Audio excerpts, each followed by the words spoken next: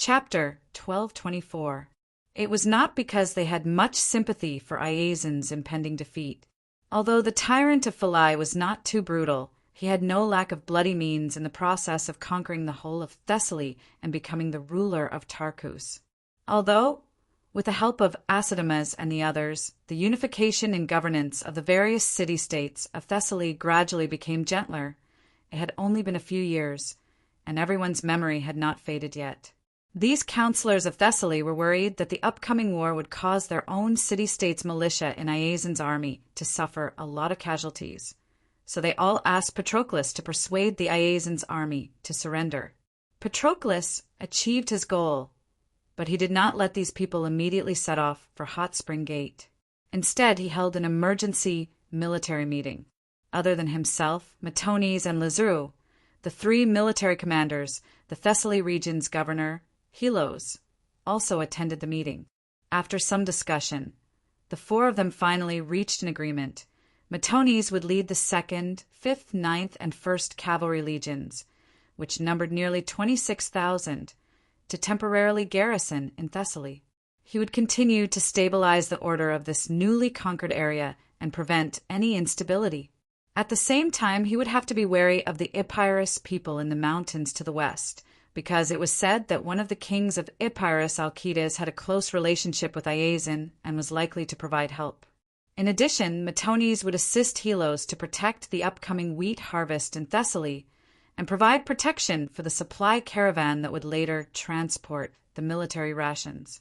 Patroclus and Lazuru would lead the rest of the troops, a total of more than 40,000 soldiers, and immediately head south.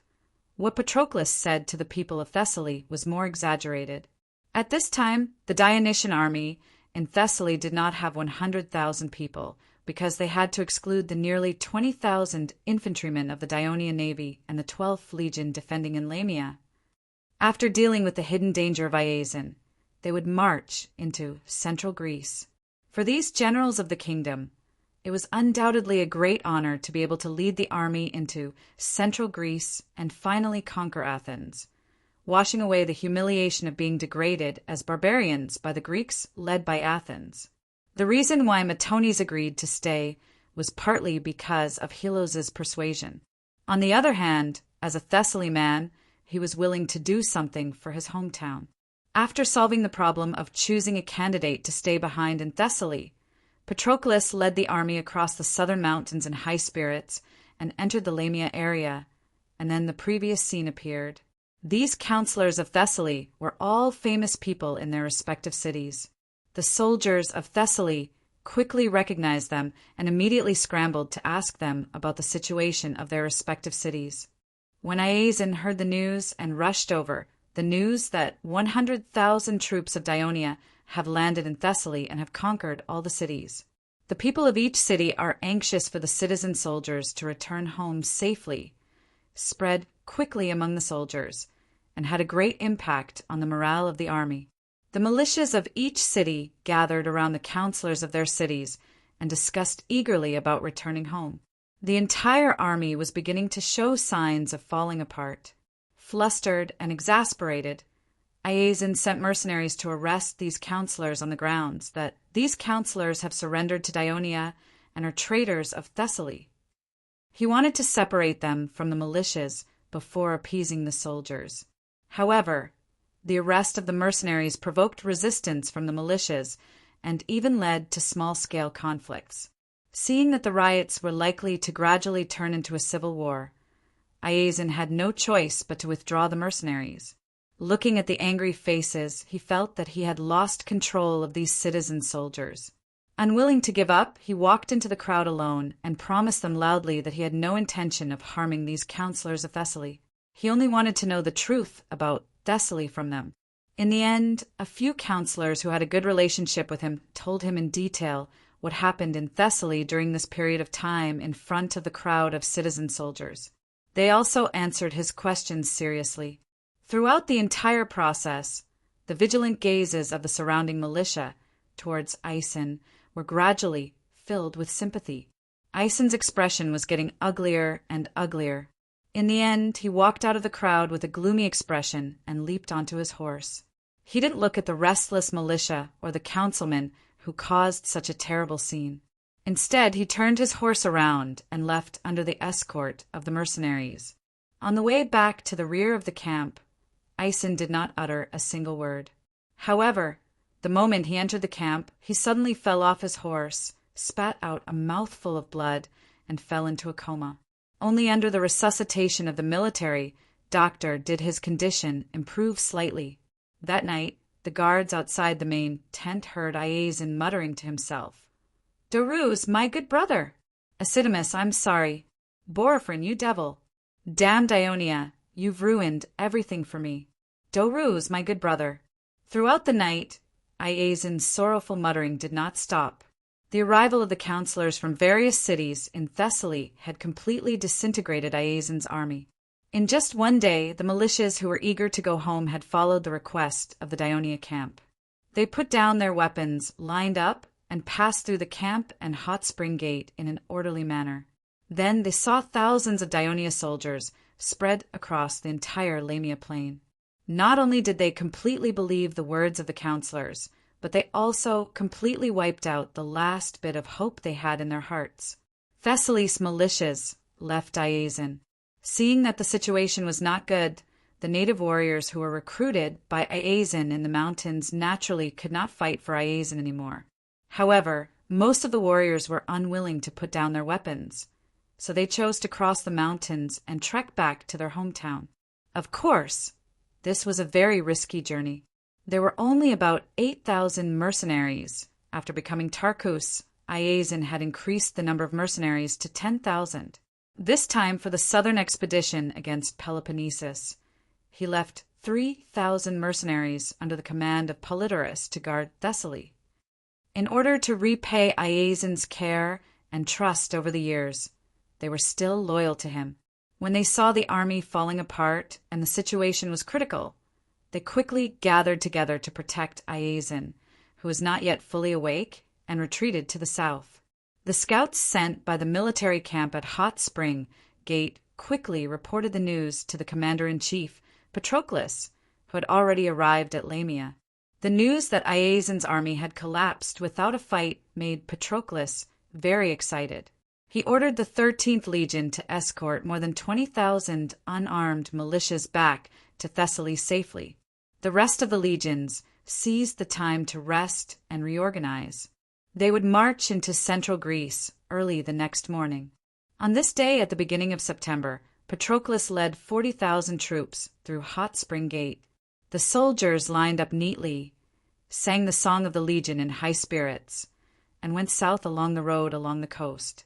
After traveling for more than 10 miles, the troops turned south and began to trek through the low mountains and hills. On the second morning, they successfully entered the plains of Phocis without any hindrance.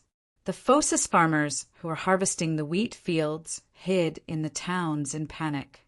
However, the Dionysian army did not attack the towns in Phocis, nor did they destroy the farmlands and villages outside the cities. The whole army continued to march south without stopping. The weak cities of Phocis thanked the gods for their escape, but they did not dare to send troops to stop the advance of the Dionia army. In the afternoon, as the vanguard, the cavalry legion had entered the Pyotia region and approached the westernmost city of Pyotia, Colonia. The people of Colonia were very nervous when they saw the dense mass of Dionia cavalry outside the city. However, the envoy of Daria who entered the city gave them a reassurance.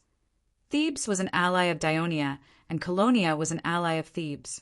As long as Colonia did not take any hostile action against the Dionysian army would not cause any harm to the Colonia region. The people of Colonia were relieved. They immediately said that Dionia was an ally of Thebes, and of course, it was an ally of Colonia. Colonia would do its best to help its ally. After the cavalry legion got a satisfactory answer, they did not stay any longer. They continued to ride south and received similar promises from the cities of Pyotia. The road from Colonia to Thebes was flat. Although the cavalry legion rested as they walked, they still arrived at the city of Thebes at noon on the second day. In the war between Dionia and the Greek alliance, the Thebes and their Pyotia alliance were basically neutral. but they had been paying attention to the battle on the Peloponnesus Peninsula. For the senior Thebes, such as Ippomelanda and Pelopidas, what they were most worried about was the victory of the Greek alliance, because it meant that the prestige of Athens and Thessaly would be greatly increased. Once the two great powers in the east and the north had time to settle old scores with the Thebes, it would be a huge problem. Therefore, although the Thebes had to provide some help at the request of the Greek alliance, such as providing the port of Cleosis, they still hoped that Dionia would win. However, judging from the current situation, the Dionysian army was at a disadvantage, which made them a little anxious. However, Ippomelanda often comforted his colleagues. He firmly believed that the advantage of the Greek alliance, which was temporarily put together by various city-states, could not last long, and the powerful kingdom of Dionia would definitely fight back. Library of Literature. Chapter 1225. Ippomelanda's words came true. If the thousands of soldiers sent by Athens did not go to reinforce the Greek coalition army in Peloponnesus, but went to Phocis instead, it only made the Thebes suspicious.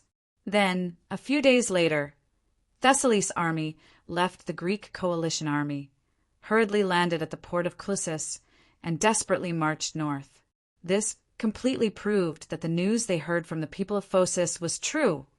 Dionia had sent troops to land in Thessaly. This was indeed beyond Ippomelanda's expectation. In his imagination, Dionia might first use the defense to tire out the Greek coalition army, and then send more troops to Peloponnesus to reverse the situation. He really did not expect that Dionia would send a huge fleet to circle around the Greek mainland and disembark tens of thousands of soldiers in Thessaly, far away from the battlefield. This was an extremely brilliant military operation. How magnificent was this! When Ippomelanda learned of this news, he could not help but exclaim in admiration. But he was also very clear that the Piotia alliance led by the Thebes would not be able to make such an extraordinary military plan and put it into action with the support of a strong national and military force. However, even if Dionia sent troops to raid Thessaly, the top Thebes did not dare to conclude that Dionia had an absolute advantage. After all, the Thessaly area was vast and had a large population. It was not so easy to conquer. Moreover, Iazon was leading the army back. If the landing troops of Dionia were even slightly careless, they would be in danger of being defeated. The top Thebes' worries about the landing troops of Dionia did not last long. Iazon's troops retreated from the north and fled into Athens. Dionia landed 100,000 troops and conquered Thessaly in less than half a month. Thessaly's army collapsed without a fight, and Iazon was seriously injured. The news from the mercenaries hit the brains of every top Thebes, leaving them stunned, including Ippomelanda. Once again, he was shocked by the courage of the king of Dionia and the strength of Dionia. At this time, every top Thebes realized that Dionia's landing troops would soon move south, and the defeat of the allied forces of Piotia was inevitable. In the face of such a general trend, the Thebes could no longer remain neutral. They had to make a decision as soon as possible in order to ensure the safety of the Piotia alliance and win benefits for the Thebes before the end of the war. Therefore, when the Dionia Cavalry Legion arrived at the city of Thebes, the Council of Thebes had already passed a resolution and agreed to all the demands of the Dionysian army without hesitation. First, the Dionysian army would be allowed to pass through the Piotia region safely and be stationed anywhere in the territory. Second, the Dionysian army would be lent some military rations urgently. The army led by Patroclus only carried 5 days' worth of rations. After entering central Greece, they moved quickly to the south, and the military rations could not be supplied for the time being. Third, the port of Delian would be open to the fleet of Dionia. Delian was a city-state on the northeast coast of the Piotia region. It was one of the few port towns in the Piotia alliance, and was not far from Oropus, which had defected to Athens. Once it was open to Dionia, the grain ships from Philai could directly pass through the sea route between Euboea and central Greece and unload at the port of Delian. Thus, the supply of grain to the Dionysian army would become extremely convenient. The Thebes even proposed that they were willing to immediately take back the port of Clissus that was occupied by the Greek alliance and hand it over to Dionia for free. Moreover, the Thebes were willing to fulfill the military alliance treaty signed with Dionia and send troops to fight side by side with the Dionysian army.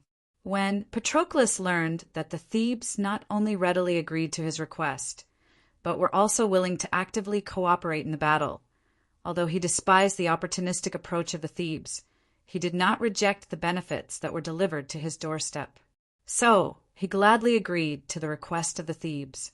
Therefore, on the 4th day after entering central Greece, the 40,000 Dionysian army met with the 5,000 hastily formed Thebes soldiers near Thebes. When Athens learned that the Dionia's landing army was about to move south, it was not the Iasian mercenaries who had fled to Athens who first informed them. Ever since they learned that the Dionysian army had landed in Thessaly, in order to be prepared, Athens had sent some merchant ships to the Mariacos Bay every day to scout the enemy's situation. Why did they only choose the Mariacos Bay? This was because the Pagasa Bay, which belonged solely to Thessaly, was too closed and could easily be discovered by the patrolling Dionia warships. There were many ships near the Mariacos Bay, mainly from the city-state of Euboea, the city-state of Phocis, the city-state of Locris, and Lamia. After Lamia surrendered to Dionia, the Dionysian army allowed it to reopen its port. Athens' merchant ships were mixed among them, which made it easier for them to conceal themselves. After Patroclus led his army into the Lamia area, the merchant ships sent by Athens discovered the situation. They quickly reported the news to the General Executive Committee. After a discussion, Callistratos and others concluded that although the Thessaly army led by Iasion was still working hard to break through the defense line at Hot Spring Gate, Dionia had increased its troops to the Lamia area. Did this mean that they had conquered Thessaly? Although the possibility was not high, Athens had to prepare in advance. Therefore, the General Executive Committee quickly sent messengers to inform Iphicrates in Peloponnesus to lead his army back to Attica as soon as possible. This action taken by Athens was 2 days earlier than the landing of Dionia's army into central Greece. After the departure of Thessaly's army, the Greek allied forces stayed in the Leprean camp for the first few days. Even when the Dionysian army, 1st Legion, rushed into the Arcadia region to rescue Mandinia, and even went north to threaten Corinth, Iphicrates remained unmoved. He had been busy in the camp, comforting the generals of the city-states and stabilizing the morale of the army. It was not until he felt that the situation had improved that he began to lead his army to the Dionia camp on the northern border of Messenia. However, he only made some tentative attacks and no longer fought fiercely. Iphicrates knew very well that the departure of Thessaly's army meant that the Greek allied forces no longer had the upper hand, and Dionia was focused on defense. There was not much meaning for the allied forces to fight here, and it would only be a waste of food. However, he could not stop fighting or lead his army away, because that would mean admitting defeat. He was afraid that it would lead to the departure of some of the disgruntled generals of the city-states, and entire Greek allied forces would face disintegration. It would undoubtedly be more difficult to regroup, not to mention that there was still the Dionysian army eyeing them covetously. Through this period of battle, Iphicrates had realized that Dionia was an extremely difficult opponent to deal with, and this powerful opponent who had always been on the defense had not yet used its full strength. He was very uneasy, but he had no choice but to do his best to maintain the integrity of the Greek allied forces. On the one hand, he hoped that Iasion could successfully drive away the Dionia army and lead his army back to Peloponnesus as soon as possible to join the allied forces. On the other hand, he hoped that the promised strong support from Persia would arrive as soon as possible to strengthen the strength of the Greek allied forces. Of course, there was also a vague idea in his mind, which was to negotiate with Dionia while the Greek allied forces still had the upper hand. However, it was not easy for Athens to walk out of the shadow of defeat in Peloponnesus, and its national power was gradually recovering. Now that Sparta had declined, many Greek city-states, including those of Peloponnesus, had joined the Greek alliance led by Athens. Athens had ushered in the best time to become the overlord of Greece again. If they negotiated peace with Dionia at this time, with the strength of Dionia, Athens would definitely lose some benefits.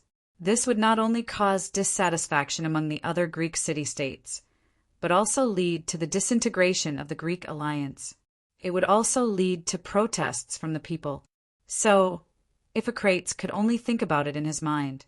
Just as he was urging to maintain the integrity of the Greek allied forces, he received news from Athens and immediately felt uneasy. Unlike Callistratus and the others who were in the rear, he had a more acute intuition about the situation on the battlefield. Although the possibility of the Dionysian army conquering Thessaly in such a short time was not high, what if they dared to send more troops to Lamia because they had really conquered Thessaly? Then Iasion's army was in danger of collapsing quickly. Without his army blocking in the north, the Dionia army would quickly move south, and Athens would be in danger. Moreover, the messenger from Athens who rushed to the barracks also brought another piece of news. When he passed through the isthmus, he saw Dionia's warships in Corinth Bay. Iphicrates was shocked again because since the Dionysian army invaded Peloponnesus, they had never sent warships into Corinth Bay. That was why Iphicrates dared to suggest that Iasion go north by ship. Now it seemed that Dionia was most likely expecting Iasion to lead the army back as soon as possible. This was a conspiracy. Thinking of this, Iphicrates broke out in a cold sweat. He immediately sent his men to convey an order to the Greek allied forces. Gather the entire army and retreat to Corinth. As soon as this order was issued, it immediately attracted many questions from the generals of the Greek city-states. No matter who asked, Iphicrates' answer was the same. The Thessaly army led by Iasion was not doing well in Lamia, and the northern troops of Dionia were likely to move south. The Greek allied forces needed to return to defend the isthmus in order to take care of the safety of central Greece. Iphicrates' words were reasonable, but many of the generals of the city-states did not think so. They repeatedly tried to persuade Iphicrates, but Iphicrates still insisted. The generals from Elis angrily said that they wanted to go their separate ways. Once the army retreated to Corinth in the northeast corner of Peloponnesus, it would be far away from Elis in the northwest corner, and there were mountains in between.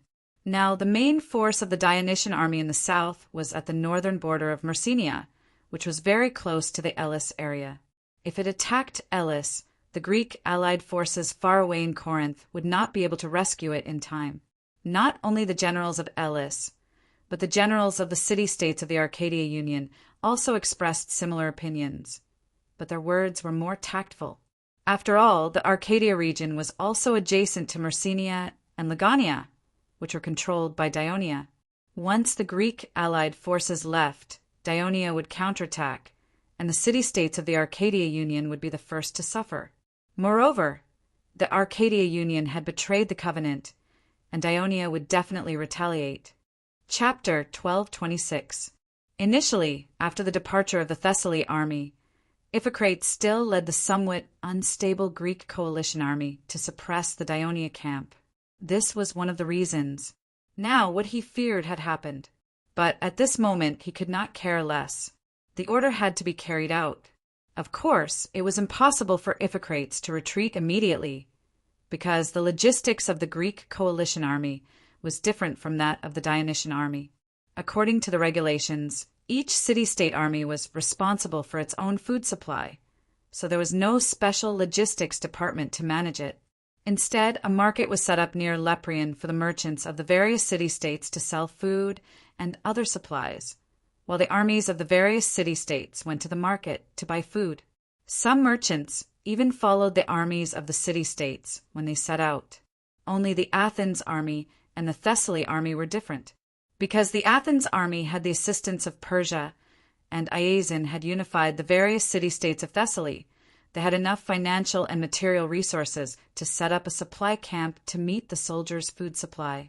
So on the morning of the day, Patroclus led his army into central Greece. The small city of Leprion in Peloponnesus was unusually lively.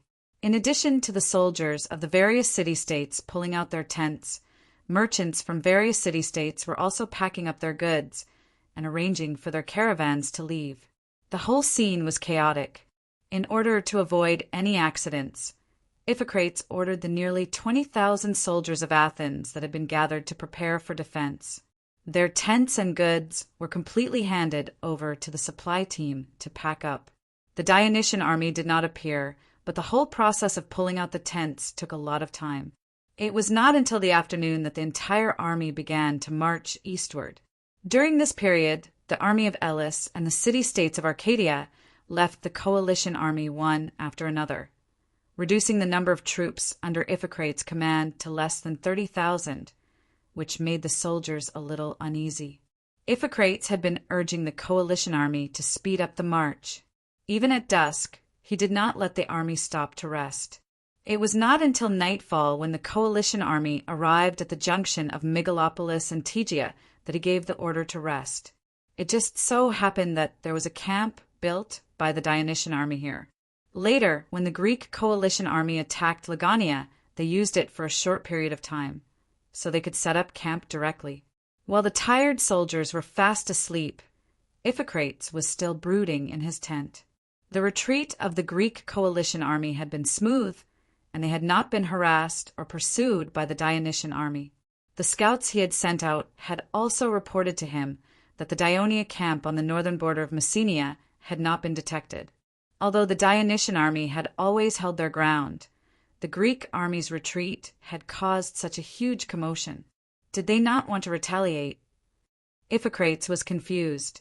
On the second day, Iphicrates suddenly asked the coalition army to change their marching route. They were to return to the city of Megalopolis and then go straight north through the mountains. This meant that they wanted to go around the Tegea-Mandinia plains and march towards Corinth. This method of marching was immediately opposed by the people of Argos, because the Tegea plains was next to Argos to the west. The Argos militia had been fighting for more than 2 months. They wanted to take this opportunity to go home, but Iphicrates' sudden change of marching route made it impossible for them to realize their wish. The people of Argos immediately rejected the idea. As the Argos were the strongest nation in the Greek alliance, they had sent 7,000 soldiers, which was second only to Thessaly and Athens. They had a considerable amount of weight in this new alliance, so Iphicrates had to persuade them. For example, he was worried that the Dionysian army might intercept them in the Tegea region. However, the people of Argos had the same stubborn and conservative character as the people of Sparta. Once they had made a decision, they would not easily change their minds. Otherwise, they would have surrendered to Sparta's dominance over the past 100 years. Seeing that he could not persuade the people of Argos, Iphicrates changed his mind and immediately proposed a plan of the Argos army and the Greek coalition army will march separately and converge at Corinth. The people of Argos agreed. Iphicrates' idea was, now that the strength of the Greek coalition army had been greatly weakened, if the Dionysian army dared to intercept them in the Tegea region, they would definitely win. There was a risk of the Greek coalition army being wiped out, so it was better to let the people of Argos test the waters. If the Dionysian army really intercepted them in the Tegea region, the people of Argos could attract the attention of the Dionysian army and buy time for the Greek coalition army, which had the majority of the soldiers of Athens, to escape. If not, the Greek coalition army would just take a longer route, and everyone would be happy. Iphicrates certainly hoped that the latter result would be the result, but unfortunately his intuition was right. When Thessaly was gathering the army to move south, Patroclus had the warships of the First Fleet deliver the news to Clotocatax in Messenia. After discussing with Printos, Clotocatax believed that the Greek coalition army would retreat soon, so they decided to quietly withdraw the troops stationed at the northern border of Messenia to Legania, and the defense of the camp would be replaced by the newly formed Messenian reserve troops. As the Greek coalition army did not launch any decent attacks on the Dionia camp, Iphicrates did not notice anything unusual. Clotocatax also sent scouts to closely monitor the movements of the Leprian camp. As soon as the Greek coalition army began to retreat, the scouts rushed back to Legania and reported the news to Clotocatax. So when the Greek coalition army entered the former Dionia camp in Megalopolis, the 1st and 7th legions of Dionia had already quietly entered the territory of Tegea. Printos's plan was, when the Greek coalition army marched to Tegea tomorrow, the 1st and 7th legions, as well as the newly formed Legania brigade, would intercept them. When the enemy had no choice but to stop and prepare for battle, Kotokatax would lead the 4th and Legio VI, as well as the 1st Cavalry Legion, which had long been hidden at the northern border of Legania, to the battlefield. They would launch a pincer attack and completely wipe out the Greek coalition army. However, to Printos's surprise, this meticulously laid out net only caught the Agos army, which was neither too big nor too small of a fish. This also delayed the Dionysian army for more than half a day. Not only did Iphicrates lead the main force of the Greek coalition army to escape from the encirclement, but he also ordered his troops to abandon the merchants and caravans that followed the army and speed up their advance. Finally, they arrived at the city of Corinth before the Dionysian army. The main force of the Greek coalition army, led by Iphicrates, met up with the army that had previously surrounded Mandinia. Their strength was once again restored to more than 30,000 soldiers. However, he soon learned that Thessaly's army had suffered a crushing defeat and that Dionia's army had already invaded Attica. He did not rest for long in Corinth. He anxiously led his army to Attica and defend Athens. However, at this time the Greek coalition army was once again divided. Corinth refused to let the civil militia of its city follow because it was also facing the threat of the Dionysian army from the south. The civil soldiers of Phocis and Locris were worried about the safety of their city. No matter how Iphicrates tried to dissuade them, they insisted on taking the risk of passing through the Piotia alliance, which had already declared war on the Greek coalition, to return to their mother city. As a result, the entire Greek coalition army was left with only about 10,000 soldiers from Athens and its maritime allies. The Greek coalition army was only a name. After the army, led by Patroclus, met up with the army of the Thebes, the first target of attack was not any town in Athens, but the city of Orops, which was the easternmost city in the Piotia region. Although Orops belonged to the Piotia region, it had always been attached to Athens and refused to join the Piotia alliance. The Thebes had long disliked it, but they were worried that Athens would interfere, so they did not attack it. Patroclus chose it as the first target to express the goodwill of Dionia to the Thebes. More than 40,000 Dionia coalition soldiers quickly surrounded Orops. Not even a shadow of the reinforcements from Athens appeared. Thousands of Thebes soldiers launched a strong attack on the city of Orops. After a day of fierce fighting, although they did not manage to capture the city, they had already caused many casualties to the people of Orops. The enemy was strong, and they had lost strong reinforcements. The desperate people of Orops had no choice but to open the city and surrender on the morning of the 4th day. The morale of the Dionia coalition soldiers was high as they approached the border of Athens. There were continuous mountains between the Attica region of Athens and the Piotia region as a natural border dividing line. After receiving the news that the Thessaly army was defeated and the Dionysian army was heading south, Athens carried out an emergency military mobilization and quickly formed an army of 10,000 people, as well as nearly 8,000 mercenaries from Iazon, and rushed to the border to defend. The north side used Mount Panissa as the center of defense, and the south side used Mount Ciceron as the center of defense. Considering that Plataea, which was controlled by the Thebes, was not far from Mount Ciceron and had a lot of convenience in attacking, Athens deployed more mercenaries in the southern mountains because they were stronger. Patroclus seemed to be preparing to break through from the southern mountains because he had brought more than half of the army to Plataea. But in fact, the north was the center of attack for the Dionia coalition soldiers. The Gaul Reserve Brigade, the 12th Legion, and Legio III were all deployed in the north, led by Lazzaro, and launched an attack on the line of defense. Chapter 1227. As there was not enough time to build a complete defensive camp, the Athens army relied more on the geographical advantage of the high ground to carry out their defense. However, the Lucanians, Simonians, and Gauls were all ferocious mountain races, and fighting in the mountains was their strength. Moreover, now that they had Dionia's high-quality armor and weapons to rely on, and they had an advantage in numbers, they broke through the defensive line after fighting for half a day. The ferocious appearance of the Gauls with their swords terrified the soldiers of Athens. While they were fleeing, they could not help but proclaim the horrors of the enemy, causing the people of Philly, a town not far from Mount Panissa, to flee with their families. This allowed the army, led by Lazaro, to successfully occupy the town, and then continue south. Soon, they surrounded another town, Megaruno. The people of this town did not have time to escape, so they had no choice but to put up a desperate fight. Megaruno's resistance was not in vain. They bought some time for the soldiers and mercenaries of Athens, especially the mercenaries of Iazon, who had rich combat experience. When they saw that the Dionysian army was powerful, they did not have any hope of Athens' plan of defending against the enemy outside the country's borders. They had long been prepared to retreat at the first sign of trouble. This caused Patroclus' plan of holding the enemy in the south and attacking from the north. Once they broke through the defensive line, the army would quickly move south and surround the enemy in the south, to not be fully realized.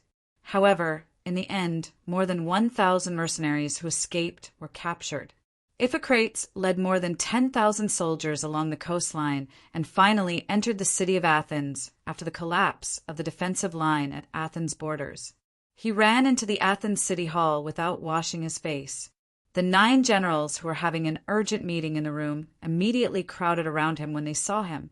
"How many soldiers did you bring back, Iphicrates?" The first thing they asked him was, "How many soldiers did you bring back, Iphicrates?" 16,000 soldiers. "Why are there so few soldiers?" Callisostratus was stunned. He thought that even if Thessaly's army left, Iphicrates would still be able to bring back at least 30,000 to 40,000 soldiers. As far as he knew, the Hellenic coalition at its peak had as many as 100,000 soldiers.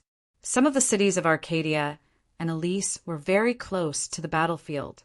They used to send a large number of citizens to assist in the battle, but in reality, they did not have much fighting power.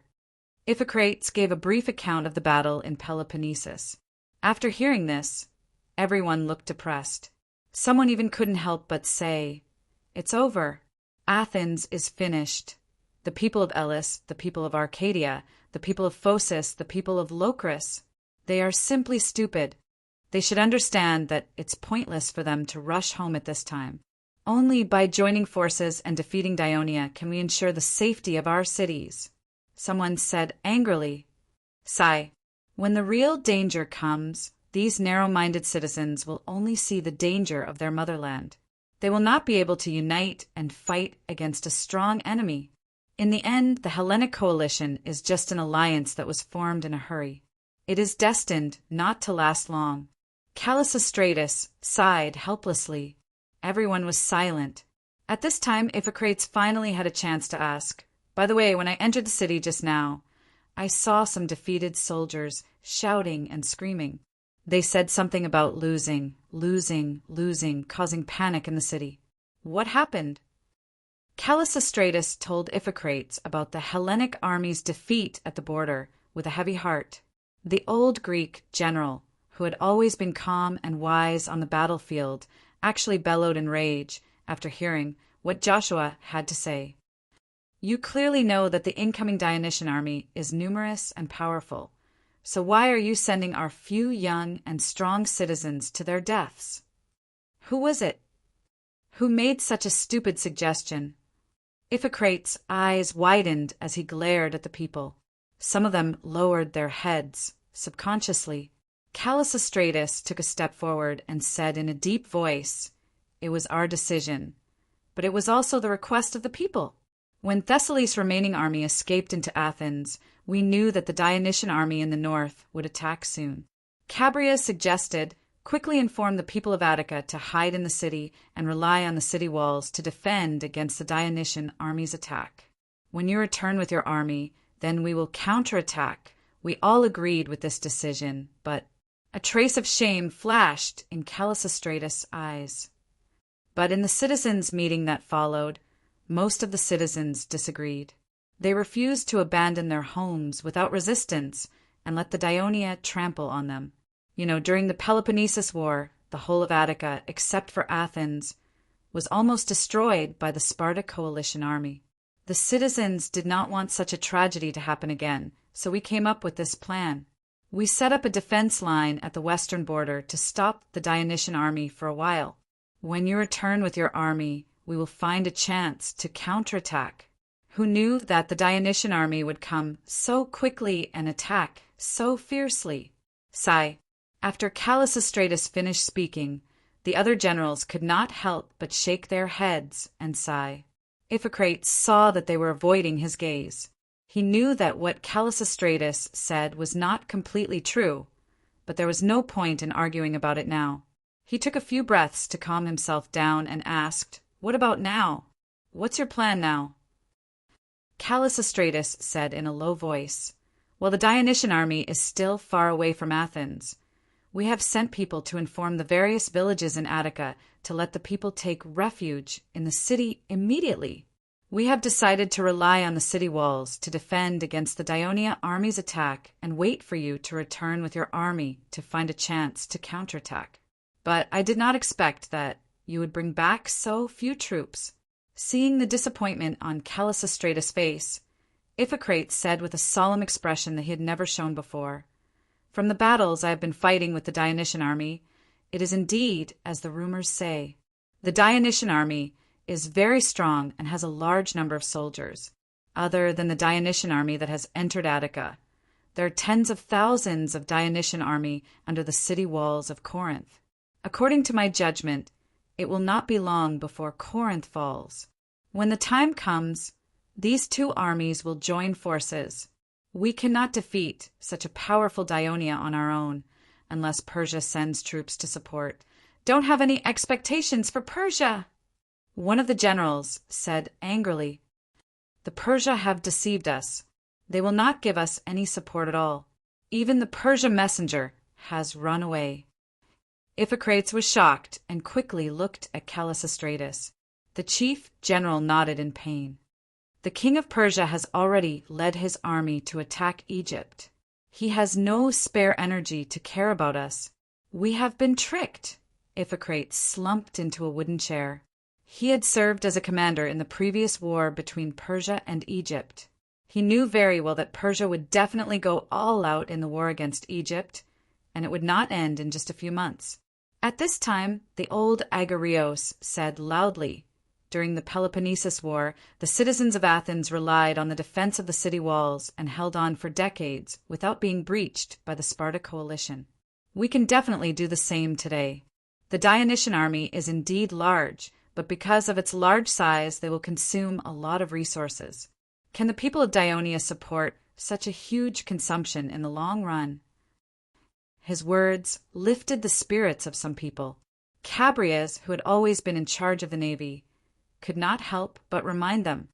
"The reason why we were not afraid of the siege of the Sparta coalition was because we controlled the sea. The goods that the people urgently needed could be transported in through merchant ships at any time, and the Sparta army could do nothing about it. But now it is different. Not only is the army of Dionia strong, but their navy is also strong. During this time, their fleet has been patrolling near Sarone's Bay every day, intercepting merchant ships that enter and leave. This has greatly affected our sea trade. Our warships have taken risks to attack many times, and both sides have suffered casualties, but we have too few warships. In the situation where we can obtain ship wood from the outside world, and we can't build new ships, there are very few forests in Attica, we will only have fewer and fewer warships. When the Dionysian fleet completely blockades our port, where will we get enough food to meet the needs of the people of Athens?" Agarios was speechless for a moment. Just then he saw someone rushing in. He quickly asked with a straight face, "What's the matter?" "General Agarios, generals, the Dionysian army has landed in Ina. Please send troops to rescue them." "What?"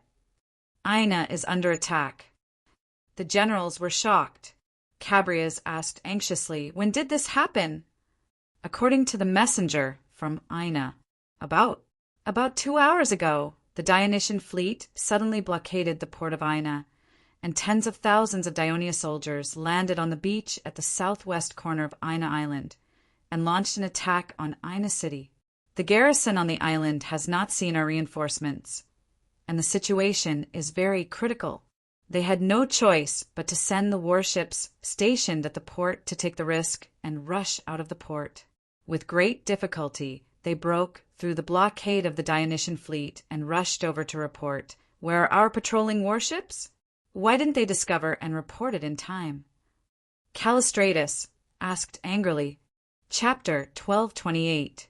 In the morning, the Dionysian fleet approached the port of Piraeus. At that time there was news that the Dionysian army had broken through the defense line at the border, and the city was in chaos. To prevent any accidents, I ordered the port to be temporarily closed. The Dionysian fleet had approached the port of Piraeus several times before, and we did the same, but I never thought that the Dionysian fleet was doing this to cover up their attempt to capture Ina Island. I remember now. You did tell us about the Dionysian fleet threatening the port of Piraeus, and to prevent losses, we also agreed to the order to close the port. Callistratus' expression became extremely ugly. But now that Ina is under attack, what should we do? Chabrias only hesitated for a moment before he decided to make up for his mistake. He said resolutely, "Ina must not be occupied by Dionia. I request to lead the fleet to attack and distract the Dionysian fleet. You will send the fleet to transport reinforcements. Take the opportunity to enter the port and defend the city of Ina." The generals knew that Chabrias' plan was very risky, but at least half of them agreed almost without thinking, because they knew very well that although the Dionysian fleet was powerful, they still could not completely seal off the sea routes to Athens. This was because they were stationed in the south of Peloponnesus and traveled back and forth every morning and evening, and there would always be a period of time when they could not patrol in Cirone's Bay. However, if Dionia were to occupy Ina Island, which was close to Athens, because of the complete military port facilities on Ina Island, they could directly dock their fleet on Ina Island. It would be like holding a dagger directly to the chest of Athens. They could threaten the port of Piraeus 24 hours a day, and it would be a huge disaster for Athens. Generals, although I have conveyed the request of the Ina crew to you according to their request, I do not want you to send your fleet out of the port. The official of the port of Piraeus said solemnly, according to the crew of Ina, Dionia sent 2 fleets. One surrounded Ina Island, and the other sealed off the port of Piraeus. There might be more than 600 of them, so the 20 warships that rushed out of Ina Island were all hit and sunk. Only this clipper managed to make it into the port under their cover. There are only 75 warships in the port of Piraeus. If they take the risk and attack, I'm afraid they will suffer the same fate. If the Athens assembly doesn't have the protection of warships, I'm afraid the punishment of the gods will come. When the generals heard this, they were greatly shocked. Before the Persia army attacked, the people of Athens sought an oracle from Delphi. The wooden wall will protect Athens. Under the bewitchment of Themistocles, the people believed that the wooden wall mentioned in the oracle was the warships, so they spent a lot of money to build warships. Thus, the naval battle of Salamega, which was led by the Athens fleet, became the turning point of the Hippocratic War. It also made the people of Athens believe in the oracle of Delphi, and it was passed down from generation to generation. Now that Athens was facing great danger, if the warships that Athens relied on were all destroyed, these generals would feel terrified and at a loss from the bottom of their hearts. At this time, even Chabrias, who had been resolute just now, became a little confused. Stop the war with Dionia and negotiate for peace. Iphicrates sighed softly. Now that things have come to this is the only way to save Athens. Iphicrates' words shocked everyone, and the room suddenly fell into silence. Before his arrival, it was not that no one thought of negotiating peace with Dionia, but no one proposed it because the executive committee of the generals had reached a consensus that the citizens of Athens were so hostile to Dionia that they finally declared war on Dionia. Now, only a few months had passed, and the generals who first proposed this resolution would undoubtedly bear more anger from the citizens of Athens. However, Iphicrates' words pierced through this layer of window paper. The Dionysian army was about to arrive, and the sea barrier of Ina Island was invaded. Athens, who was trapped in a dangerous city, actually had no other choice. At the emergency meeting of the citizens, when Callistratus put forward the proposal of negotiating peace with Dionia, he thought that he would be criticized and obstructed by the citizens. But that was not the case. Whether it was the citizens who retreated from the western border, the citizens who followed Iphicrates to fight in Peloponnesus for several months, or the citizens who dealt with the Dionysian fleet on the warships every day, all of them, without exception, had witnessed the strength of the Dionysian army. They were eager to end this terrible war, and they did not have the heart to hold the executive committee of the generals accountable. The proposal was quickly passed, and Callistratus's initiative to apply to be the envoy of the Dionysian army was also approved. The next morning, the ground outside the city of Athens shook, and dust filled the air. The Dionia allied army appeared in the field of vision of the sentries at the top of the city wall. The citizens of Athens who received the news quickly put on their armor, picked up their shields and spears, and rushed to the top of the city wall to prepare for defense. At this time, the Dionia allied army had already lined up at the bottom of the city wall. The soldiers were like a tide, the spears were like a forest, countless military flags were fluttering, and countless shining armors were shining. The citizens of Athens were dizzy when they saw this, and their hearts tightened. Hades! Hades! Hades! The Dionia soldiers shouted in unison, their voices like thunder, causing the militia of Athens to tremble. While the Dionysian army was in high spirits, Callistratus walked out of the city gate and walked straight into the Dionia army, meeting the commander-in-chief of this army, Patroclus. However, when he mentioned that Athens wants to negotiate an armistice with Dionia, Patroclus shook his head and refused, telling him that the authority to negotiate an armistice with the Greek alliance lies in the hands of Prince Clotocatax, the commander-in-chief of the other Dionysian army. Callistratus had no choice but to propose that during the negotiation between Athens and Dionia, was it possible to suspend the attack on Athens? Patroclus directly refused. Unless an armistice was signed, the Dionysian army under his command would never stop attacking the city of Athens. Hearing this, Callistratus had no choice but to rush to Peloponnesus immediately. Patroclus's formation under the city of Athens was just a demonstration of the military might of the Dionia allied army and a blow to the morale of the people of Athens. He knew very well that the city of Athens would not be easy to take, so he quickly issued an order. The army was to build a camp 2 miles away from the city of Athens. Callistratus hurried all the way south, past Megara, and entered the city of Corinth.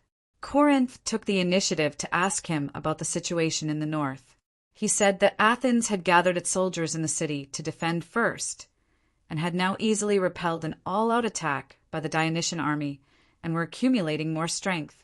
This time he came at the request of the people of Athens to negotiate with Dionia, hoping to get back the bodies of the citizens of Athens who died in the Battle of Peloponnesus. Corinth and the people were skeptical, but they were sure of one thing. The people of Athens were already defending the city, and it was impossible for them to send reinforcements. On the way to the Dionia camp, Callistratus saw the Dionysian army arrayed under the city of Corinth, and they were using a siege weapon called the ballista, which Iphicrates had specially mentioned, to bombard the city wall with stone bullets. It was indeed a shocking sight, and this made him feel even more urgent. Iphicrates had also emphasized one point. The Dionysian army was good at building camps, and had the habit of building camps everywhere they went. This time, the Dionysian army built their camp next to the port of Isthmia on the east side of the Isthmus of Corinth. He had heard from the people of Corinth that not long after the Dionysian army arrived under the city of Corinth, they launched an all-out attack on the port of Izmia. Due to their overwhelming numbers and fierce attacks, although the people of Corinth had sent reinforcements to the port of Izmia, which was poorly fortified, only lasted for half a day before it was flooded by the raging black tide. Callistratus stood at a high point on the coast, and he could even see many Dionia warships anchored in the port. He could relate that the reason why the Dionysian fleet began to attack Ina Island was because they had occupied the port of Izmia, which was not far from Ina. With a foothold, they could better seal off the port of Piraeus and provide support to the army that was landing on Ina Island. With a heavy heart, Callistratus was led by the officers of the Dionia team into the relatively simple camp of Doria and entered a military tent. There was only one person in the tent, and it was Chaereas, who had been on a diplomatic mission to Athens before. With a smile on his face, Chaereas took the initiative to welcome him. "Sir Callistratus, welcome. It must have been tiring for you to come all the way from Athens. Please take a seat and rest. I have prepared some cold honey syrup for you to quench your thirst." Chaereas was very polite, and there was not a hint of arrogance in his tone. However, the way he addressed Chaereas as Sir Callistratus still made the chief general of Athens feel the hidden sharpness in his words. He increased his vigilance, and a smile quickly appeared on his face. "Thank you very much. You are so thoughtful." As he spoke, he sat down without any hesitation, picked up the pottery bottle on the table, poured himself a cup, and drank it in one gulp. Then he said happily, "This syrup is really delicious." Chaereas also returned to his seat and said apologetically, "Sir Callistratus, you have requested to see His Highness Cloto Catax. Unfortunately, he is not in the military camp now and cannot see you." Chapter 1229. He's not here. Callistratus was a little disappointed and doubtful. "His Highness has led the army to Argos." Callistratus looked at Callistratus and said in a clear voice, "Because the people of Argos have decided to withdraw from the Greek alliance and surrender to Dionia. His Highness has decided to appease them personally." "When will Prince Cloto Catax return?" Callistratus asked without changing his expression, as if he did not care about Argos' surrender. However, his heart sank. Argos has surrendered? Is this true? As the second most powerful nation of Peloponnesus, it was reasonable for Argos to surrender. Previously, the Argosian army in the Greek alliance insisted on going east and returning to their homeland first. Thus, they were separated from the main Greek alliance, led by Iphicrates. As a result, they were surrounded by the Dionysian army in the territory of Tegea. Some of the more than 7,000 Argosian soldiers died in battle, and more than half of them surrendered. Then Printo suggested that Cloto Catax send messengers to Argos and ask them to surrender. Otherwise, all the Argosian captives would be sold to the Western Mediterranean as slaves. Even though 3/4 of the young and middle-aged citizens of Argos had fallen into the hands of the Dionysian army, the stubborn people of Argos still showed hesitation and did not agree immediately. However, it did not take long for them to learn that the Dionysian army that landed in Thessaly had invaded Attica, and that the army led by Iphicrates had escaped back to the city of Athens. The people of Argos knew that the situation was hopeless, so they decided to surrender to Dionia. "His Highness should be back tomorrow," Callistratus suddenly said in a serious tone. "However, if Lord Callistratus is here to negotiate, you don't have to meet His Highness. This is because the officials of the Kingdom of Dionia have their own duties, and the negotiations are the responsibility of the Ministry of Foreign Affairs.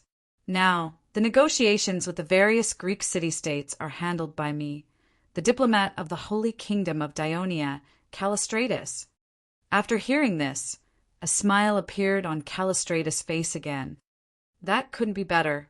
Lord Chaereas and I are already old acquaintances. It will be more convenient to negotiate." He coughed a few times, sat up straight, and said with a straight face, the war between Athens and Dionia was not actually the intention of the people of Athens. "I believe you should know that the original Thurii was a sub-state initiated by the great general Pericles and fully supported by the people of Athens. Therefore, many people of Athens have always thought that Dionia was a gradual expansion of the original Thurii, and they have a special feeling for Dionia. Even if they love the play The Dionians, it is mostly because of this feeling. Otherwise, why haven't there been any plays about other city-states being created? Although we were surprised when the Dionysian army landed in Messenia and later attacked Sparta, we did not send messengers to stop it. On the contrary, many people of Athens were happy because Sparta, which used to oppress us, was being conquered by Dionia, which had some emotional connection with Athens. This was also a kind of revenge for Athens. However, Dionia is, after all, a foreign country. Your occupation of Sparta caused the Olympia priests and the Delphi priests to feel uneasy. They went around persuading other city-states to make Dionia their enemy. This even affected many of Athens' allies. In the end, Athens had no choice but to join the Greek alliance and declare war on Dionia. Callistratus sighed. But war is cruel. A large amount of gold and silver in the treasury of Athens was rapidly consumed. The people's daily necessities were gradually depleted. Young citizens were constantly killed and injured in battle. The people of Athens had tasted the cruelty of war. I think it should be the same for the people of Dionia. So today, I have come here with the wishes of the people of Athens. I solemnly propose that Athens is willing to stop the war with Dionia and restore peace. Callistratus glanced at Callistratus. Seeing that Callistratus was listening attentively, he continued, "After the peace armistice, Athens will recognize the current arrangements of Dionia with Messenia and Sparta. It will also recognize Dionia's handling of the city-states of Thessaly. It will also persuade Delphi and Olympia to accept Dionia as a member of the Greek Holy Alliance. At the same time, Dionia should withdraw all its troops from the mainland of Greece. Dionia's fleet should no longer appear in the Aegean Sea. If Dionia agrees to the above conditions, Athens is willing to sign a long-term peace and friendship agreement with Dionia. It is also willing to open the trade market of Athens and its allies to Dionia merchants." After listening, Callistratus blinked and said slowly, "The armistice agreement proposed by Athens sounds good. It reminds me of the friendship agreement signed between Dionia and Sparta. But at that time, Dionia had no choice but to compromise with Sparta due to its strength. But now that the kingdom has developed to this day, His Majesty no longer allows us to sign such an agreement that binds our hands and feet.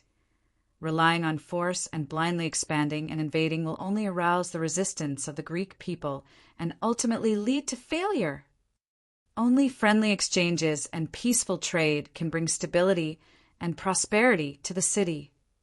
Callistratus advised with a righteous tone. Callistratus smiled. "Wasn't it because of Athens' continuous expansion of the sea that Sparta was worried and eventually led to the Peloponnesus War?" Callistratus did not argue. Instead, he said in a deep voice, "You're right. It is precisely because of the mistakes made by Athens that we should learn from them today and avoid making the same mistake again." Callistratus was speechless. He drank the water in the wooden cup in one gulp and said bluntly, "I'll tell you clearly. Dionia will never agree to the conditions you proposed. If Athens wants to make a truce with Dionia, I have a truce request, personally drafted by His Majesty the King. It was precisely because Agos agreed to this request that Dionia quickly turned from enemies to friends. Do you want to hear it?" Callistratus said with a solemn expression, "Please speak."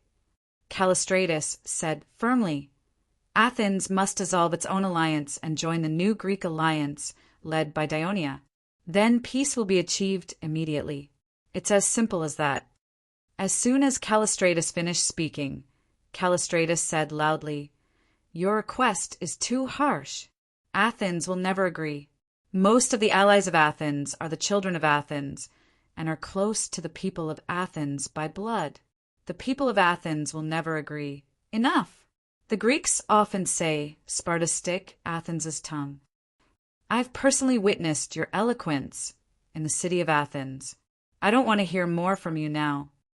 Callistratus interrupted him and said in a firm tone, "This is the request made by His Majesty. It can't be changed.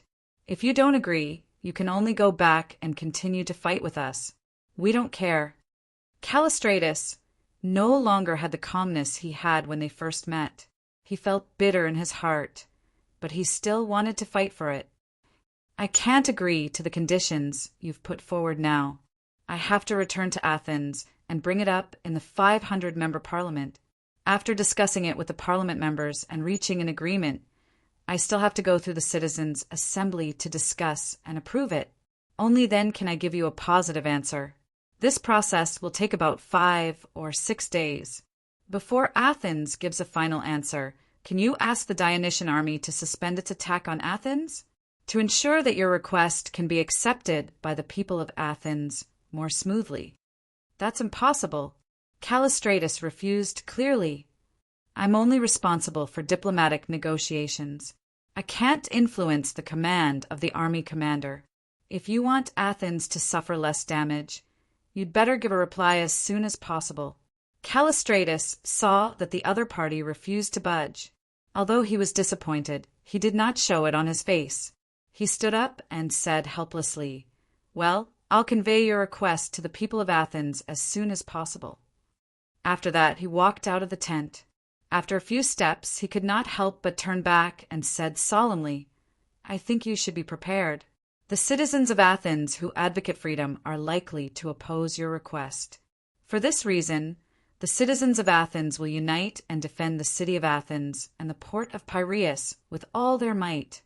During the War of Peloponnesus, Sparta's allied forces failed to break through the city of Athens for more than 10 years.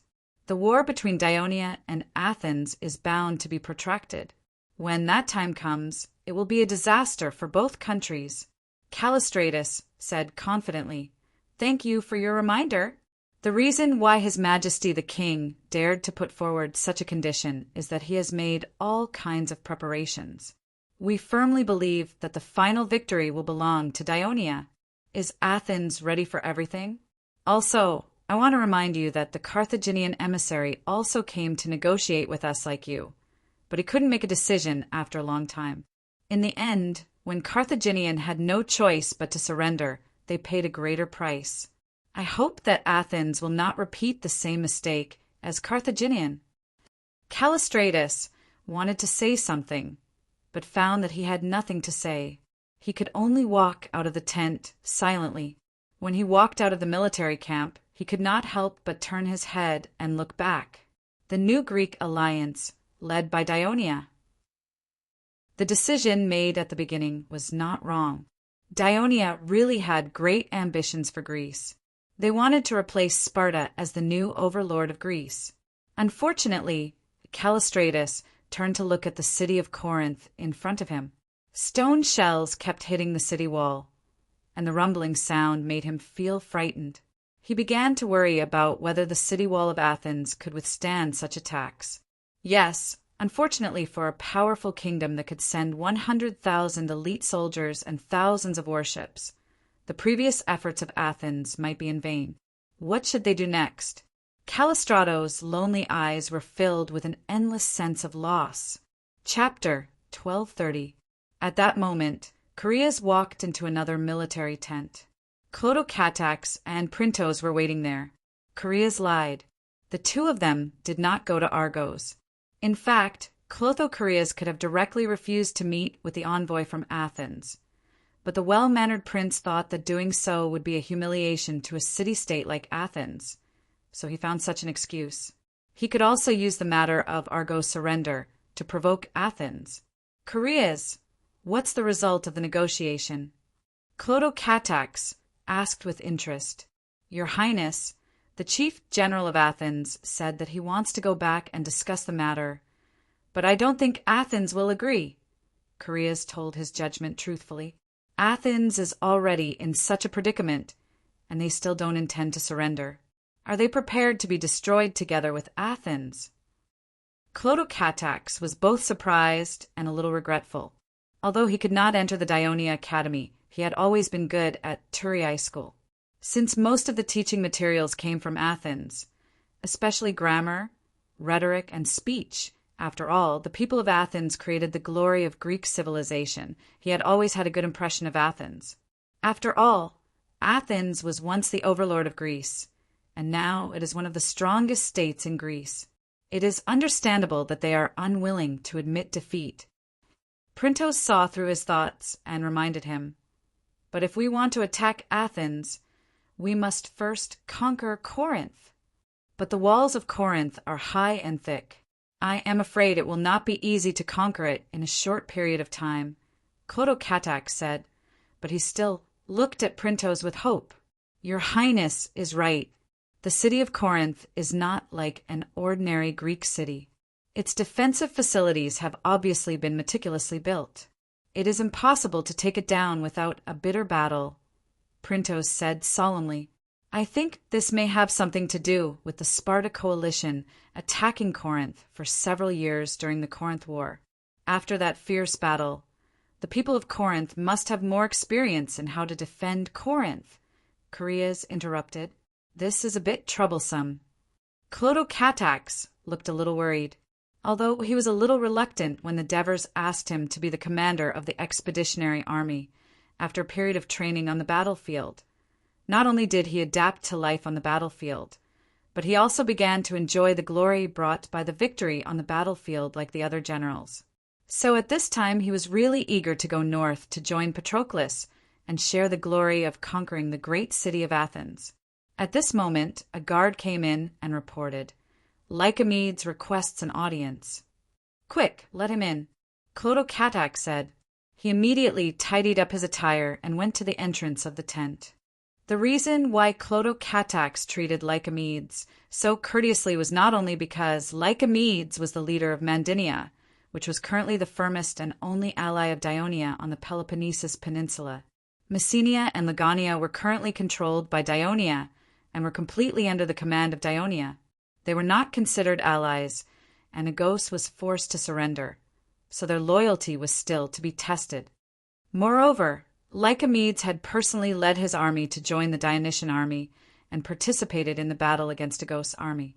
After the army of Agos was wiped out, he even took the initiative to ask Clotocatax to surrender to Agos and finally succeeded. Therefore, Clotocatax valued him so much. "Your Highness Clotocatax, I would like to ask for your permission to surrender to Corinth." Sure enough, Lycomedes never went to the temple for no reason. As soon as he opened his mouth, he gave Clotocatax a pleasant surprise. Clotocatax hurriedly asked, "Lord Lycomedes, are you sure that you can make the Corinthians open the gates and surrender?" Lycomedes said seriously, "I am not completely confident, but I can give it a try. I know the people of Corinth quite well.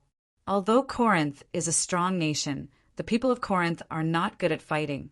They do not have fertile land for farming, and the only thing they can rely on is using the isthmus to trade on land and sea.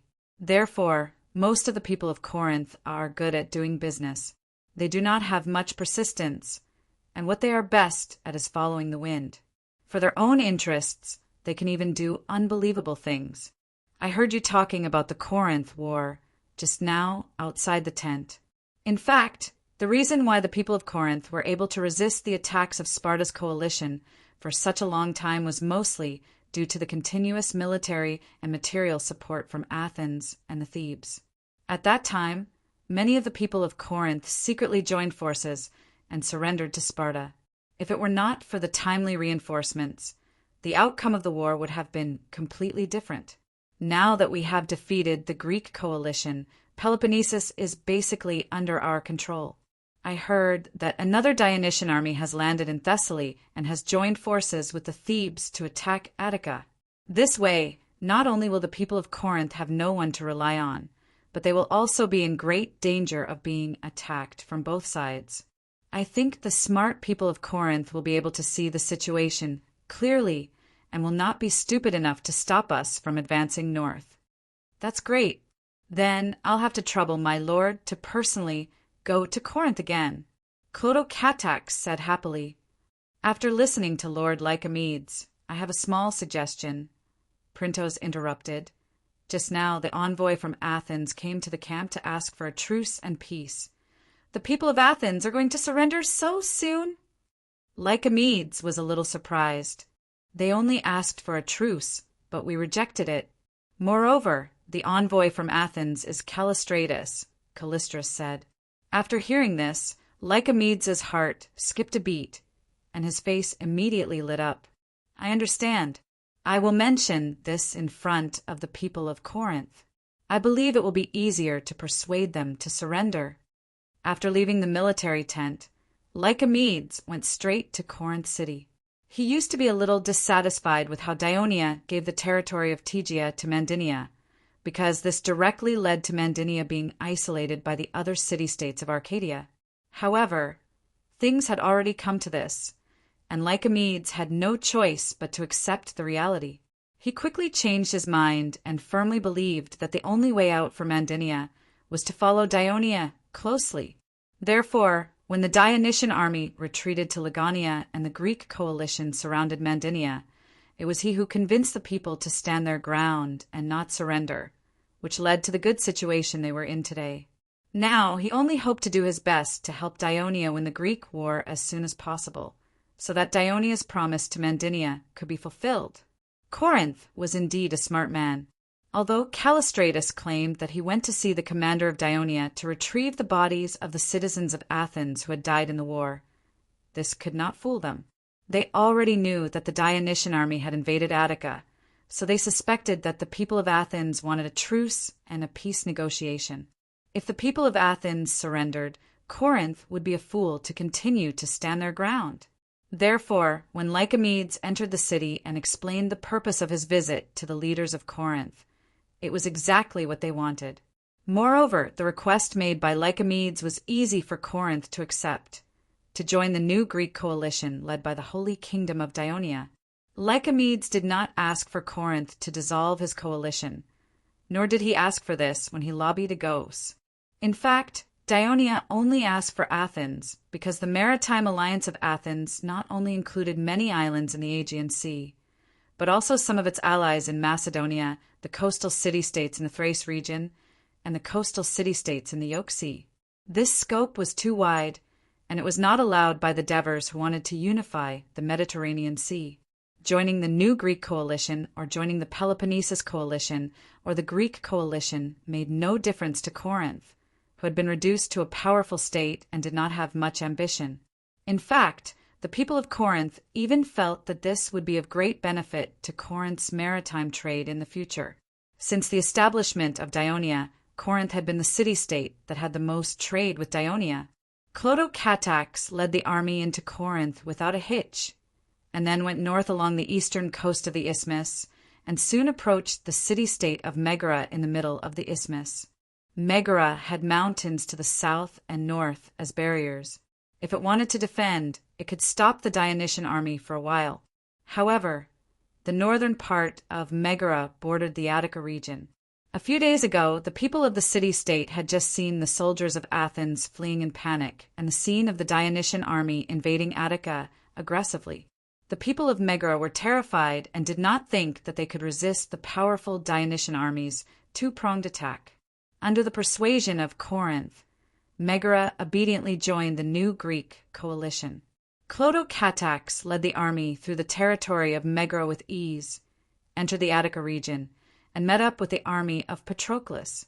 The citizens of Athens at the top of the city wall saw another mighty Dionysian army coming from the Dionia barracks outside the city, and all of them felt their hearts palpitate. In the few days that Callistratus was away, the city of Athens had been carrying out an emergency military mobilization. All the citizens and foreigners who could fight were organized. There were a large number of foreigners in Athens. They lived in Attica for a long time, paid taxes like citizens, and even took part in the military service, but they never had the citizenship of Athens and prepared to defend. Not only did they have to ensure the safety of Athens, but they also had to protect the port of Piraeus and the long wall that connected the port to the city. Several well-known orators of Athens, led by Isocrates, gave speeches at the Agora market in Athens, the theater of Dionysus, the the Nene Square in Athens, and other crowded places, encouraging citizens and foreigners to defend Athens and fight bravely against the Dionysian army. Chapter 1231. Callistratus brought back the preconditions of Dionia's agreement to the peace talks and read them out to the citizens' assembly on Mount Priscus. The citizens were immediately enraged. In the words of Esocrates, the evil Dionia wants to destroy Athens. The citizens, full of fighting spirit, unanimously agreed to fight to the death against the Dionians, who were ready to destroy Athens. The people of Athens were ready for a full defense. After the two Dionysian armies met, the self-aware Clotocatax took the initiative to hand over the unified military command to Patroclus. Patroclus did not refuse, but he did not immediately attack the city of Athens. Instead, he ordered the 100,000 troops to build a strong camp around the city of Athens. The 100,000 troops included not only the Dionysian army, led by Clotocatax and Patroclus, but also the Thebes, Mandinia, Argos, Corinth, Megara, and other allied armies. At the same time, he also sent troops to sweep through the entire Attica region. After capturing the villages and towns, he chased all the people in the villages and towns who could not escape into the city of Athens to the city of Athens. After that, the troops immediately left. These people were wailing outside the city. When the soldiers in the city saw that there was no danger, they immediately opened the city gates and let them in. Callistratus, Iphicrates, and the others could not stop them at all. Because these people were all people of Athens, they were relatives of the citizens in the city. So within a few days, the city of Athens accommodated the entire population of the Attica region, reaching nearly 300,000 people. Although Athens was the largest city in Greece, including the port of Piraeus, the entire urban area was more than 20 square kilometers. Such a large population still brought a lot of pressure to the entire city. Many of the Attica residents who escaped into the city did not have a place to live, so they slept directly in the courtyards and squares of public buildings. Even the road from Piraeus to the Acropolis of Athens was full of temporary shacks. Naturally, it was impossible to ensure that the city was clean and tidy. There was excrement everywhere, and few people cleaned it up. Moreover, it was the end of September, and the temperature was still relatively high. Flies and mosquitoes were everywhere, and the stench was overwhelming. For the generals, this was still a small problem. What gave them a headache was food. Although they had stockpiled a lot of food in the city in order to organize the allied forces to fight against Ionia, they still felt the pressure of such a large population. Callistratus and the others had no choice but to spend a lot of effort to convince the 500-member council. Then they organized manpower and strictly controlled the consumption of food. In addition, drinking water was also an issue. There were several rivers in Athens, but they were all outside the city and under the control of the Dionysian army. Therefore, the people in the city could only rely on the wells in the city. The residents and the refugees outside the city often fought over the right to use the wells. The government of Athens had to send more people to maintain the order of the wells. During this period, several Athens doctors who had participated in the Greek medical forum organized by the Academy of Dionia issued a warning to the government of Athens that they must do their best to ensure the cleanliness of the city. Otherwise, the dirty environment would lead to the outbreak of the plague. Their advice attracted the attention of the General Executive Committee. After the start of the War of Peloponnesus, the Sparta allied forces attacked Athens by land. At that time, the city of Athens was also defending itself, and the situation was not much different from today. However, it did not take long for a plague to break out in the city, and Pericles died of the disease. Although the doctors claimed that all the knowledge they had learned from the Academy of Dionia, the generals of Athens did not ignore them. After all, the medical standards of Dionia had gradually been recognized by some city-states in the eastern Mediterranean Sea. The plague had caused a terrible nightmare for the people of Athens. Therefore, even though they were enemies, Callistratus and the others decided to take their advice and sent a large number of people to clean the streets every day to ensure the cleanliness of the city. Before the official war, the leaders of Athens, led by Callistratus, were already mentally and physically exhausted by the sudden increase in administrative affairs in the city. The people were also struggling to get through the day in a state of anxiety, panic, and busyness. However, the army of Dionia still did not launch an attack. Under the orders of Patroclus, the ballista teams of the various legions were evenly distributed around the city of Athens and began to fire a large number of small stone bombs into the city of Athens. These stone bombs constantly flew over the city wall and smashed the houses nearby, causing panic among the people of Athens, forcing them to stay away from the city wall and causing crowding in the center of the city. In order to ensure that the soldiers could go up and down the city wall without hindrance, the officials of Athens had to arrange for slaves to clean up the ruins near the city wall. It did not take long for people to report to the city hall that the slaves in the house have secretly gone out many times to meet with other slaves in secret. Their whereabouts are unknown. The city hall immediately sent out patrols to arrest some slaves for interrogation. The result was shocking.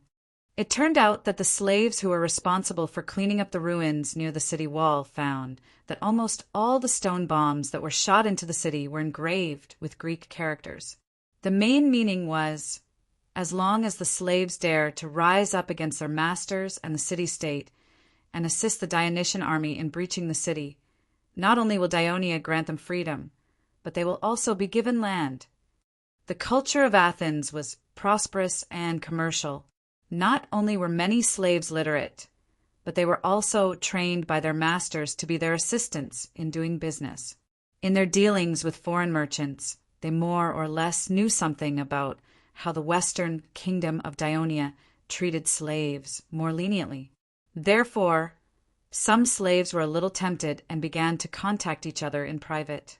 As a result, the news quickly spread among the slaves of Athens. When the General Executive Committee learned about this, they broke out in a cold sweat.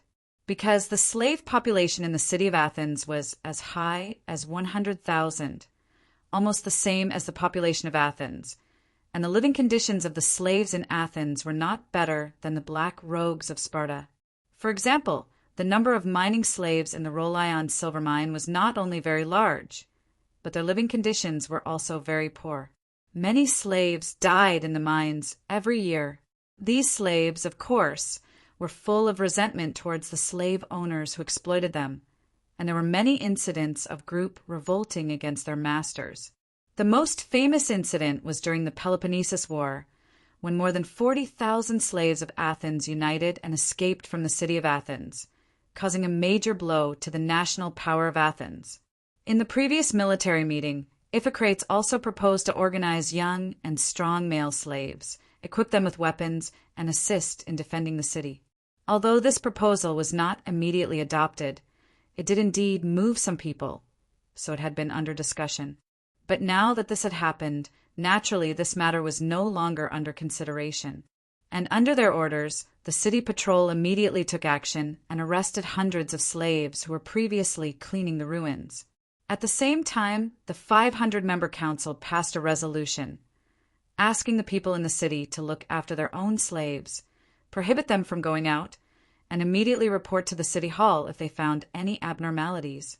The city hall also organized a group of soldiers to be responsible for looking after the slaves in the city. Just when the General Executive Committee was busy, another bad news came. The main city built on the high ground of Ina Island, after tenaciously defending against several strong attacks by the Dionysian army, finally fell. Since then, the warships of the First and Third Fleets of Dionia were stationed at the port of Ina, the port of Ismia in Corinth, and the port of Megara, respectively, so that the port of Piraeus in Athens could be sealed off 24 hours a day.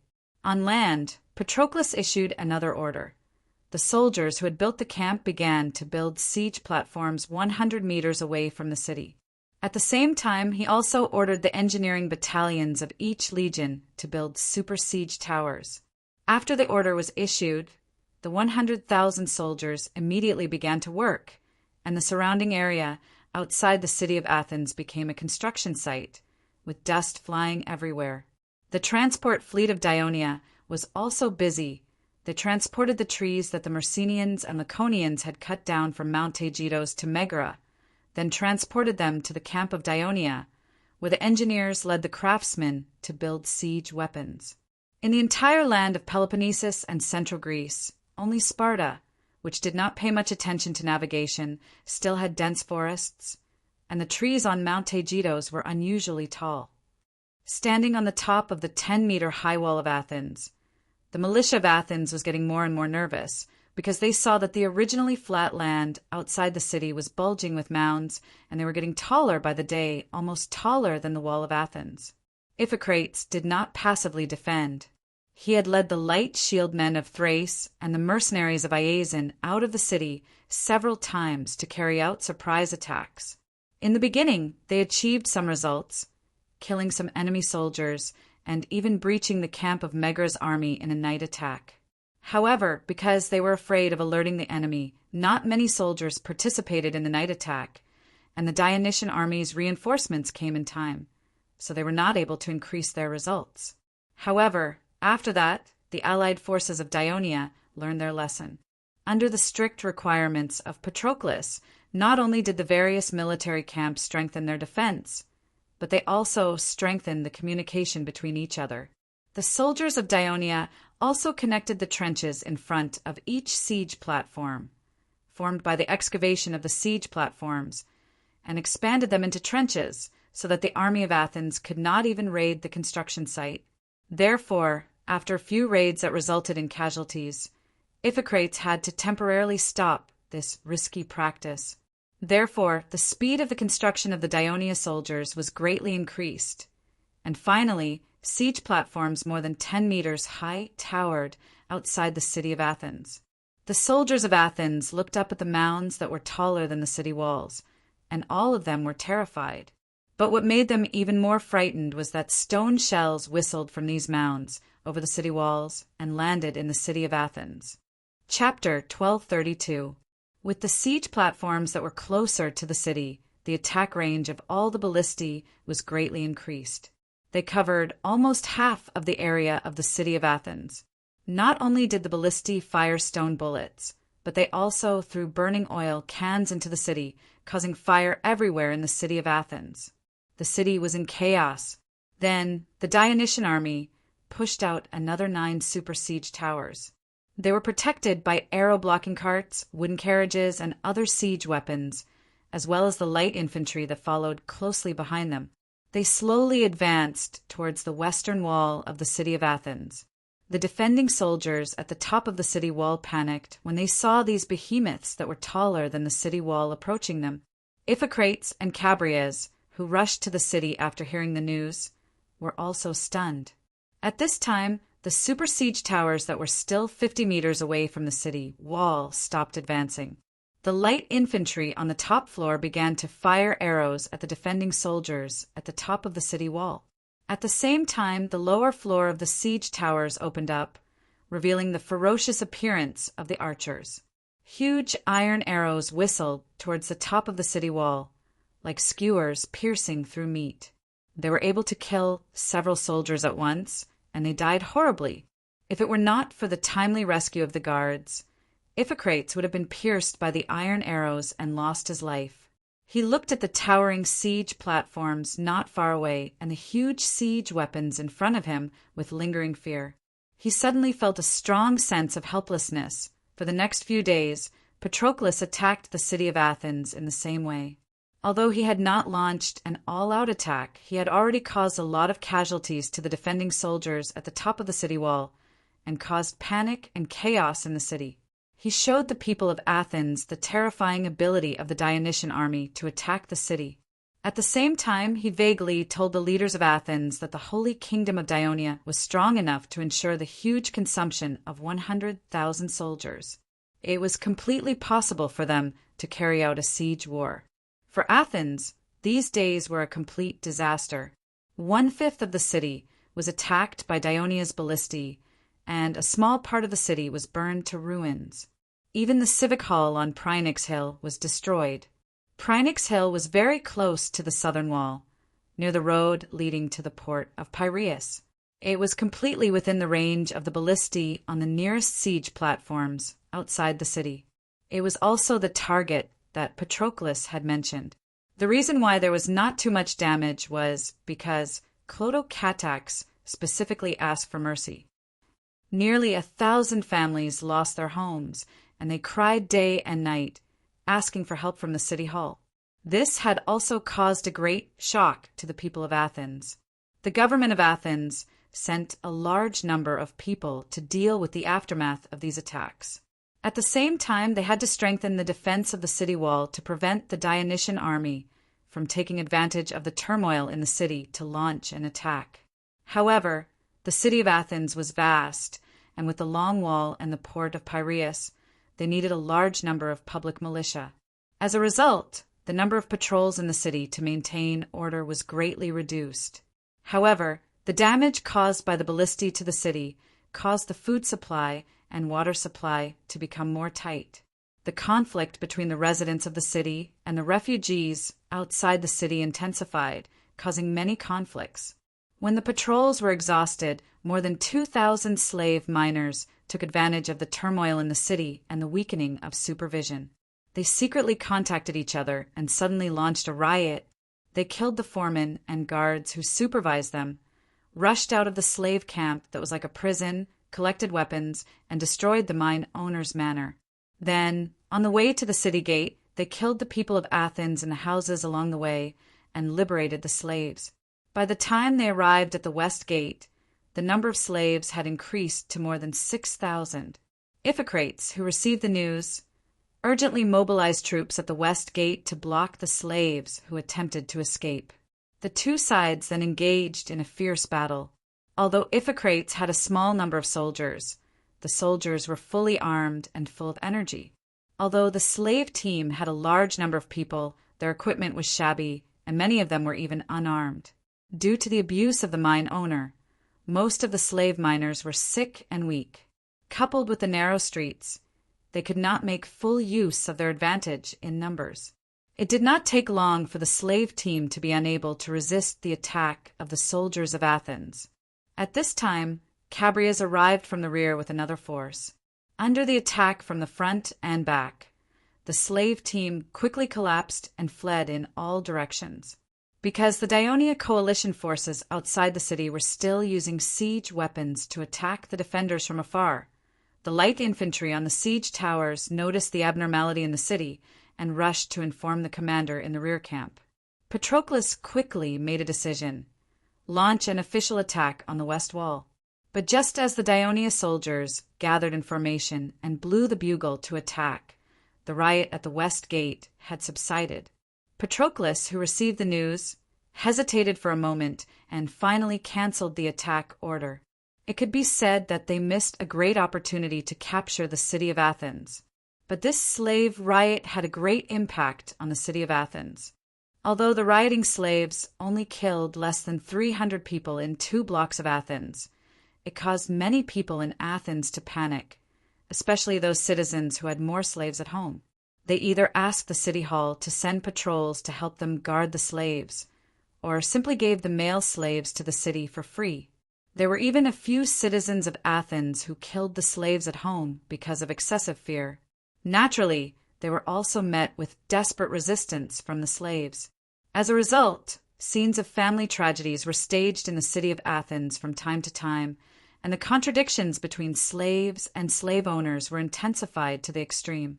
Besieged by the enemy outside and full of internal contradictions, the city of Athens was like sitting on a crater that was about to erupt, and there was a possibility of it being destroyed at any time. Finally, at the emergency meeting of 500 people in the city hall, most of the members rushed to propose that they accept the request of Dionia and negotiate a truce and peace with it. The citizens of Athens had to temporarily move to the theater of Dionysus due to the threat of Dionia's ballistae at Nyx Mountain. The citizens of Athens, who had once expressed indignation that they would rather die with the city than surrender to Dionia, had suffered from lack of food and water, their compatriots becoming enemies, slave riots, fires, daily threats of arrows and stone bombs from Dionia, and great mental pressure. When most of them heard the proposal of the 500-member council announced by Callistratus, they were relieved as if they had been granted amnesty. Only a few citizens, led by Esocrates, expressed their firm opposition. Esocrates even made an impassioned speech on the rostrum. He shouted in his hoarse voice, "Descendants of Theseus, your ancestors were once the best and bravest citizens in the world. When Persia's army of hundreds of thousands invaded Greece, and when the other city-states retreated in fear, your ancestors bravely stood up and defeated Persia's powerful navy at Salamis, and finally won the Persian War. Through this great victory, the other city-states saw the greatness of Athens, and thus saw Athens as their savior. Since then, Athens has created great glory. Do you still remember the words of Pericles? Athens is the school of all Greeks." Yes, that was the golden age that all of us here yearned for. And today, history is repeating itself. Another powerful invader has invaded Greece, and they have even killed their way to the city of Athens. Citizens, it's time. It's time to be like our ancestors. When the other Greek city-states were afraid to surrender, we should bravely stand up and fight against the Dionysian army for your freedom and dignity. Athens favors heroes, and she will only bless us who fight unyieldingly. In the end, we will defeat the Dionysian army, and by then, we will be the savior of all Greece. Without Sparta restraining us, we will create a future even more glorious than the previous golden age. But if you choose to surrender to these barbarians who can't even speak Greek fluently, you will have to abandon the democracy that once made us proud and submit to a king. The wise and humorous plays that you loved will be replaced by their seemingly grand but actually ridiculous dances in the square. The athletic sports that you worshipped with the beauty of strength and skill will be replaced by the terrible games of brutal collisions. Most importantly, we will not be able to worship the beautiful and wise Athena and the other Greek gods as before, but will have to worship the heresy of their faith. In the end, the glorious culture and history of Athens will be forcibly erased, and the only thing left for posterity will be the history of their conquest. Citizens, when that time comes, the great Athens will be gone. It will be gone. At the end of his speech, Esocrates' tears flowed down his cheeks. The theater was dead silent, and gradually, sounds of sobbing and crying could be heard. However, ideals are beautiful, but reality is cruel. When it came time to vote, the resolution was passed by an absolute majority. Athens has surrendered. When the envoy from Athens walked into the camp of the Dionysian army with a dejected look, the good news quickly spread throughout the Ionia army, and everyone was cheering. Patroclus repeatedly asked Clotocatax to preside over the surrender ceremony of Athens, and Clotocatax had no choice but to accept it. The two military commanders cooperated and humbled each other throughout the war in Greece, and became a legend for a time. When the envoy from Athens signed the armistice agreement in agony, a fishing boat quietly sailed out of the port while the people of Ionia were celebrating, and the blockade outside the port was loosened. It turned nimbly west into Salamiga Bay. At that moment, a tall and burly man came out of the shabby shed. "Hey, what are you doing out here? Hurry up and hide inside. It'll be troublesome if the patrolling ships of Ionia bump into you." The owner of the boat shouted anxiously, "Don't worry, Athens has already surrendered. I'm afraid the people of Ionia are celebrating. Who would care about a small fishing boat like yours?" The man said indifferently. Chapter 1233. I've promised those big shots that I'll send you safely to Delos. Although I, Storus, always keep my word, don't give me any trouble. Otherwise, if you piss me off, I'll send you into the sea to feed the fishes. The owner of the boat said fiercely as he rowed, "I don't like it when people order me around." The man suddenly said sternly, "I'm telling you, I'm not going back to that smelly boat to lie down. If you're not happy, you can push me into the sea right now." The man's words carried a sense of authority, and the owner of the boat did not dare to meet his sharp gaze. He muttered a few words in a low voice, then lowered his head and rowed with all his might. After a while he saw that the man was staring at the shore without moving. He could not suppress his curiosity and asked, "Hey, who are you? Why did Callistratus, Iphicrates, all these generals come to the dock to send you off?" "Because I'm their creditor," the man said angrily. Then he added meaningfully, "It's also because I'm Dionia's sworn enemy." That was the truth, because this man was Iasion. After he escaped to the city of Athens, the generals of Athens treated him with great courtesy. They hired the best doctors to treat him, and even set up a luxurious mansion for him to recuperate. However, they hoped that he could temporarily hand over the command of the mercenaries to the executive committee of the generals. Like a stray dog, Iasion had no choice but to agree. As a result, these nearly 8,000 mercenaries became the main force against the attack of the Dionysian army, and they suffered heavy losses.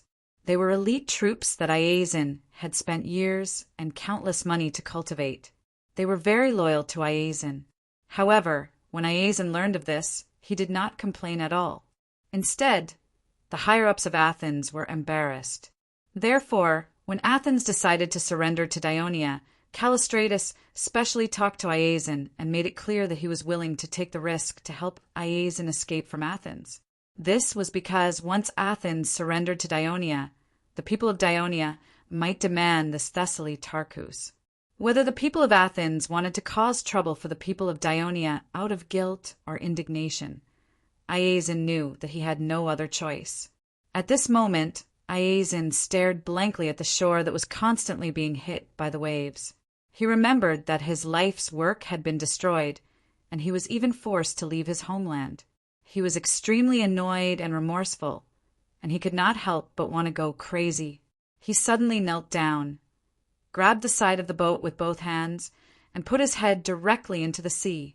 The owner of the boat was shocked. He hurriedly dropped the oars and ran over to pull him up, shouting, "Get up quickly! Don't be stupid! Don't jump into the sea!" Iasion pushed himself up with both hands and suddenly stood up. The cold sea water temporarily extinguished the anxiety in his heart.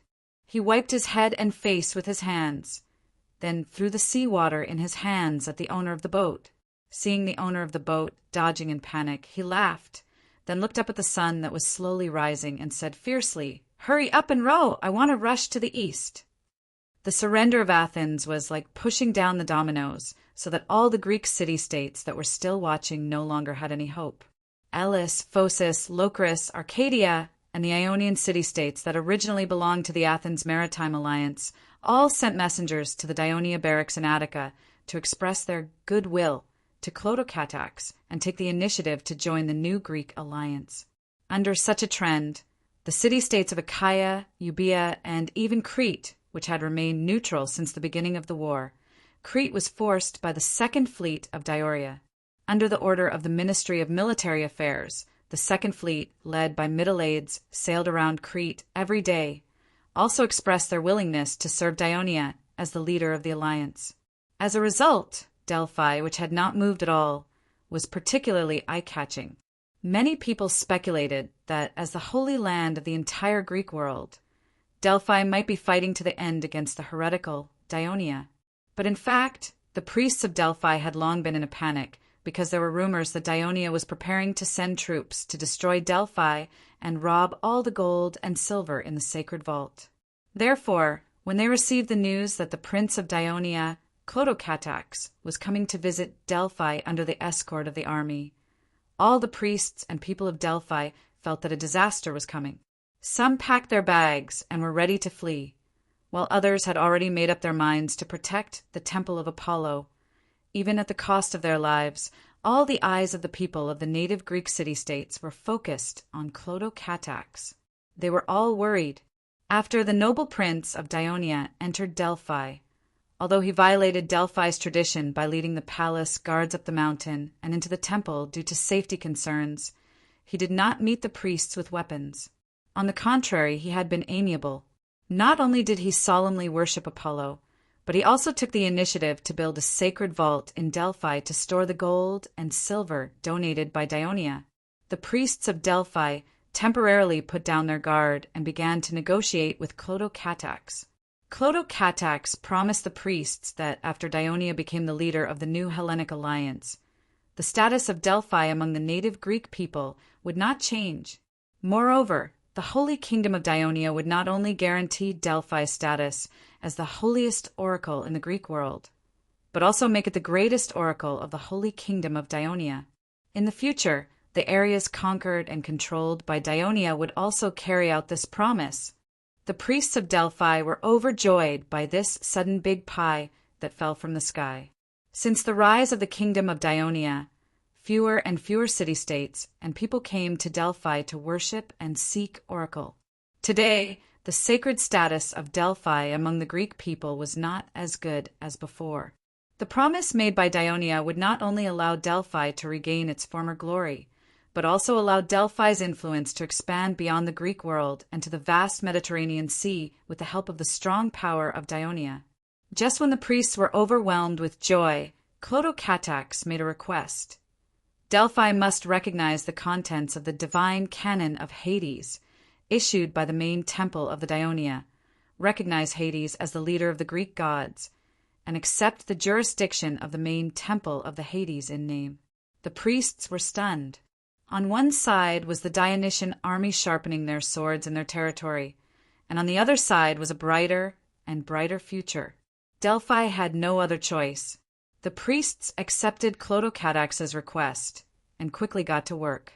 They held a grand sacrificial ceremony in which all the people of Delphi were asked to participate. Then, in front of everyone, Clodocatax sought oracle from the temple of Apollo. The old Pythia danced around in the sulfur-smelling oracle for a long time and almost fainted. When she came out, she announced that she saw the great Apollo driving the golden chariot, leaping out of the mountains in the west. The black-haired Hades was sitting in the chariot, and he was talking to another young man wearing a crown. The golden chariot rose high into the sky and turned into a dazzling white light, illuminating the land and the sea. Everyone immediately came up with their own interpretation of the oracle. Not long after, a version of the oracle that everyone agreed with began to spread in Greece. The mountains in the west referred to the Italian peninsula and the kingdom of Dionia, because Italy to the west of the Adriatic Sea was indeed a peninsula traversed by the majestic Apennines mountain range. Furthermore, the native Greeks often ridiculed the people of Dionia as barbarians, and barbarians were often a mountainous race. The golden chariot leaping out of Italy meant that Apollo had acknowledged the kingdom of Dionia. Moreover, he was driving the chariot for Hades, implying that Apollo had changed his allegiance to Hades. As for the young man in the chariot, there was no doubt that he was the king of Dionia, because it was widely known in the western Mediterranean that the king of the Devers was a descendant of Hades, and Delphi had publicly acknowledged the statement on behalf of Greece. The final scene implied that the kingdom of Dionia would achieve unprecedented glory, and that Hades and Apollo would share the glory. It could be said that the Pythia's oracle was very thoughtful, but it set off a spiritual storm in the minds of the native Greeks. In contrast, what Delphi announced next was more acceptable to the people. Delphi acknowledged the sacred name of the kingdom of Dionia, and that it was undoubtedly the kingdom of Greece. It would become an important member of the sacred alliance, and it was fully qualified to participate in the Pythian Games. In any case, Delphi was saved, and it was a happy ending. The Greeks breathed a sigh of relief. Of course, some city-states were disappointed and annoyed, but it was to no avail. Clodocatax achieved a satisfactory result in Delphi. He did not rest for long, and immediately announced that he would be visiting the Olympia. It was the Olympia's turn to feel nervous. Unlike Delphi, the Olympia had never been an independent holy land. For centuries, it had been back and forth between Elis and Pisa, and Argos, Sparta, and Athens had often criticized it. It also did not have the great influence that Delphi had among the people. Perhaps it was because the Greek people did not like the temperamental, lustful king of gods. Chapter 1234. However, the Temple of Zeus at the Olympia was one of the oldest and most magnificent temples in the Mediterranean Sea. The Olympia was the oldest Greek games. Since its inception, the Greek world had its own calendar, based on the number of Olympia Games. The Games were also the largest number of participants and the widest range of city-states. The Olympia and Delphi had always been the Greek cultural symbols that connected the Greek city-states all over the Mediterranean Sea. Logically speaking, Clotocatax would use the same method as Delphi to appease the Olympia, but the Olympia worshipped Zeus, the king of gods, while the people of Dionia firmly believed that Hades was the king of the gods. The two were fundamentally opposed, which determined that this would not be a peaceful visit. As for how to deal with the Olympia, the Devers had personally sent instructions. Clotocatax found it difficult to accept after reading it. Patroclus had expressed his willingness to carry out the plan on his behalf. After 2 days of painful thinking, the Prince of Dionia finally decided to go in person because he remembered the words written in his father's letter. As a king, he should not only enjoy flowers and wine, but also bear the blame and criticism when necessary. The road to prosperity of the kingdom is never smooth. Iron and blood are indispensable. The Olympia was located in the southern part of the Elis region, at the confluence of the Alpheos River and the Clades River. In addition to the Temple of Zeus, the Temple of Hera, the residence of the priests, and a meeting hall for the representatives of the city-states and the winners to gather and celebrate. The rest were places for competitions. There were no villages inhabited by civilians. Sycamore trees, olive trees, willow trees, and pine trees grew luxuriantly in the open space between the buildings, making it full of the atmosphere of the mountains.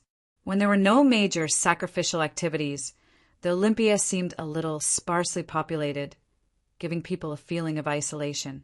The army that followed Clotocatax to the Olympia was more than twice as large as the one in Delphi. More than half of them were former helots from the Messenia and Ligonia region. They surrounded the Olympia, looking murderous. Clotocatax forcibly summoned the priests of Zeus, put on a fierce look, and threatened them. The other city-states had confessed that the war between them and Dionia was deliberately instigated by the priests of the Olympia, so Dionia had come to investigate the priests of the Olympia for the war. Unless they were willing to promise that from now on they would no longer claim Zeus as the king of the gods, and were willing to accept the supervision of the main temple of the holy kingdom of Dionia in name of Hades, then they would be absolved of their crimes, and could continue to serve Zeus as noble priests and continue to host the Olympia. Otherwise, they would bear the crime of war criminals, be deprived of their priest status, and be expelled from the Olympia. No city-state of the new Hellenic Union could take them in. Originally, the Devers asked Clotocatax to execute the priests of the Olympia who refused to cooperate as a warning to others, but the kind-hearted Clotocatax changed it to expulsion. Zeus was the king of the gods, but the priests of Zeus in the Olympia were not only not strong, they were often bullied. In order to gain control of the Olympia, Alice and Pisa often fought, and from time to time they also asked the priests of the Olympia to express their stance. They were like grass on the fence, supporting whichever side was strong, and once the situation changed, they would immediately change their stance. It was the same when the Olympia was held. In the past, when Alice and Sparta had a conflict, Alice used her status as the owner of the Olympia to expel the Sparta athletes, not allowing them to participate in the competition, and the priests did not dare to oppose. Soon after, Sparta led the army to the Olympia and expelled the Alice people, and then announced that all the results of the competition will be invalid until the Olympia is reheld. The priests also said yes. Such ridiculous things had happened many times in the past. It was precisely because of this situation that Clotocatax dared to accept this task, because he felt that in such an environment, the priests of the Olympia who had been subservient for a long time should not have many tough bones. His judgment was not wrong. Except for a few young priests who were expelled because of their firm opposition, the other priests chose to submit. Since then, the two holy lands of the Greek mainland, Delphi and Olympia, like the other Greek mainland city-states, had also submitted to the holy kingdom of Dionia. On this day, after Timotheus led the fleet to patrol the Near East coast and returned to Tyre, he found the messenger of the king of Persia waiting at the dock as soon as he disembarked. "The king wants to see me?" "Yes, the king has something important to discuss with you," the messenger said with a solemn expression. "May I ask what is the important matter?" Timotheus could not help but ask again. "Don't ask too much. Hurry up and follow us to see the king," the messenger urged impatiently. Timotheus looked at the arrogant messenger and the team of Persia royal guards in gorgeous armor behind him. He could not help but curse in his heart. The pure Persian nobles are all so annoying, treating the Greeks like barbarians. Timotheus had lived in Persia for many years, so he was already used to it. Even though he had some doubts, he did not hesitate to follow the messenger to the camp of the king of Persia. The king of Persia's camp was located in Damascus, east of Phoenicia. However, it was not in a town, but in a camp. However, the bustling scene of thousands of soldiers gathered here was no longer there, as the main force of Persia had been fighting in Egypt for nearly 2 months. Only the king of Persia and his family, attendants, and ministers were still here.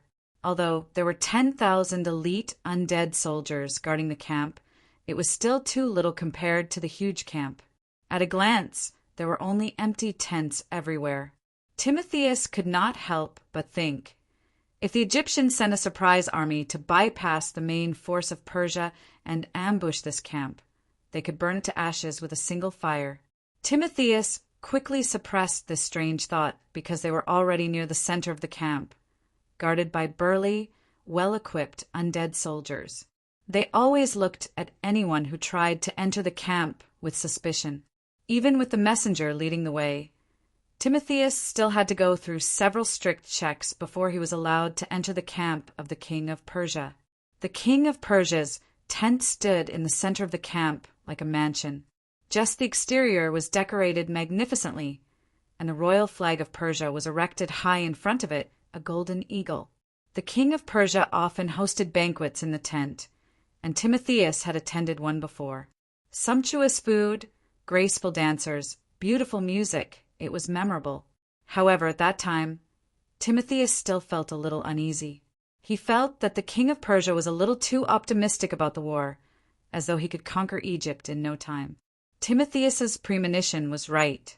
The war had been going on for nearly 2 months, and the huge army had been blocked at the east bank of the Nile River. The warships of the Navy had not found the opportunity to break through the forts and water gates at the mouth of the Nile River and enter the core area of the Nile Delta. At that moment, he heard a roar coming from the tent, and he immediately felt uneasy. Could it be that the king of Persia had called him here because he had been the commander of the fleet for 2 months and had not achieved any great results? Was he going to reprimand him? The more Timotheus thought about it, the more guilty he felt. He even felt that the royal guards outside the tent were looking at him strangely. "Your Majesty, I have brought the Navy commander, Timotheus." "Tie up this Greek, who is trying to rebel," Artaxerxes roared. The well-prepared guards immediately pressed Timotheus to the ground, tied him up, and dragged him in front of Artaxerxes. Trying to rebel. Timotheus was dumbfounded as he became a prisoner, and he could only scream in panic. "Accused!" Artaxerxes roared angrily. "Aeliobazenes has rebelled. He had planned this long ago, so he had you bring so few troops here to deceive me. I was really blind to have appointed you as the commander of the Persia fleet. In the end, you deliberately delayed the war and wasted 2 months of my time, giving that rebel enough time to prepare. Damn Greek barbarians, and I trusted you so much." The more Artaxerxes spoke, the angrier he became. He stepped forward and kicked Timotheus to the ground. "Drag him out and behead him." The guard stepped forward and dragged Timotheus out by his hair. Timotheus endured the pain and cried out in sorrow, "Aeliobazenes framed me." He knew that he had no chance of survival, so he simply shouted, "Artaxerxes, you are a stupid and incompetent king. No wonder your brother wants to usurp the throne, and your ministers want to rebel. As long as you are on the throne, Persia will never be at peace. Kill him! Kill him!" Artaxerxes flew into a rage. A moment later, the head of Timotheus was presented to Artaxerxes. Artaxerxes was still angry and said with hatred, "Cut off his hands and send them to Aeliobazines together with his head." This was because Artaxerxes remembered that this was how he dealt with his brother Cyrus the Younger's body. He was so angry that his mother, who loved Cyrus the Younger, fell seriously ill. He even believed that the rebellion in Asia Minor was caused by his brother. Back then, his father appointed Cyrus the Younger as the military governor of Western Persia. As a result, Cyrus the Younger, who was good at winning people's support, not only used the financial resources of Asia Minor to hire a group of Greeks to fight for him, but he also obtained the support of almost all the governors and nobles in Asia Minor. That was why he had the confidence to compete with him for the throne. Chapter 1235. After the death of Cyrus the Younger, due to the turbulent situation in the kingdom, Artaxerxes did not severely punish the officials and nobles of Asia Minor who had supported Cyrus the Younger. However, he had always been wary of Asia Minor. He originally hoped that Tissaphernes, whom he trusted, could bring Asia Minor back under his complete control. However, he did not expect that Agesilaus, the king of Sparta, would invade Asia Minor. Tissaphernes was defeated in every battle. The queen mother of Persia, who hated Tissaphernes for killing Cyrus the Younger, took the opportunity to execute Tissaphernes. Artaxerxes deliberately refused to help Asia Minor because he was secretly hoping that after Sparta completely destroyed Asia Minor, he would clean up the mess. However, when the Corinth War broke out, Agesilaus had to return to Greece in advance, and the nobles and people of Asia Minor who had their homes destroyed had a lot of complaints because of the inaction of the king of Persia.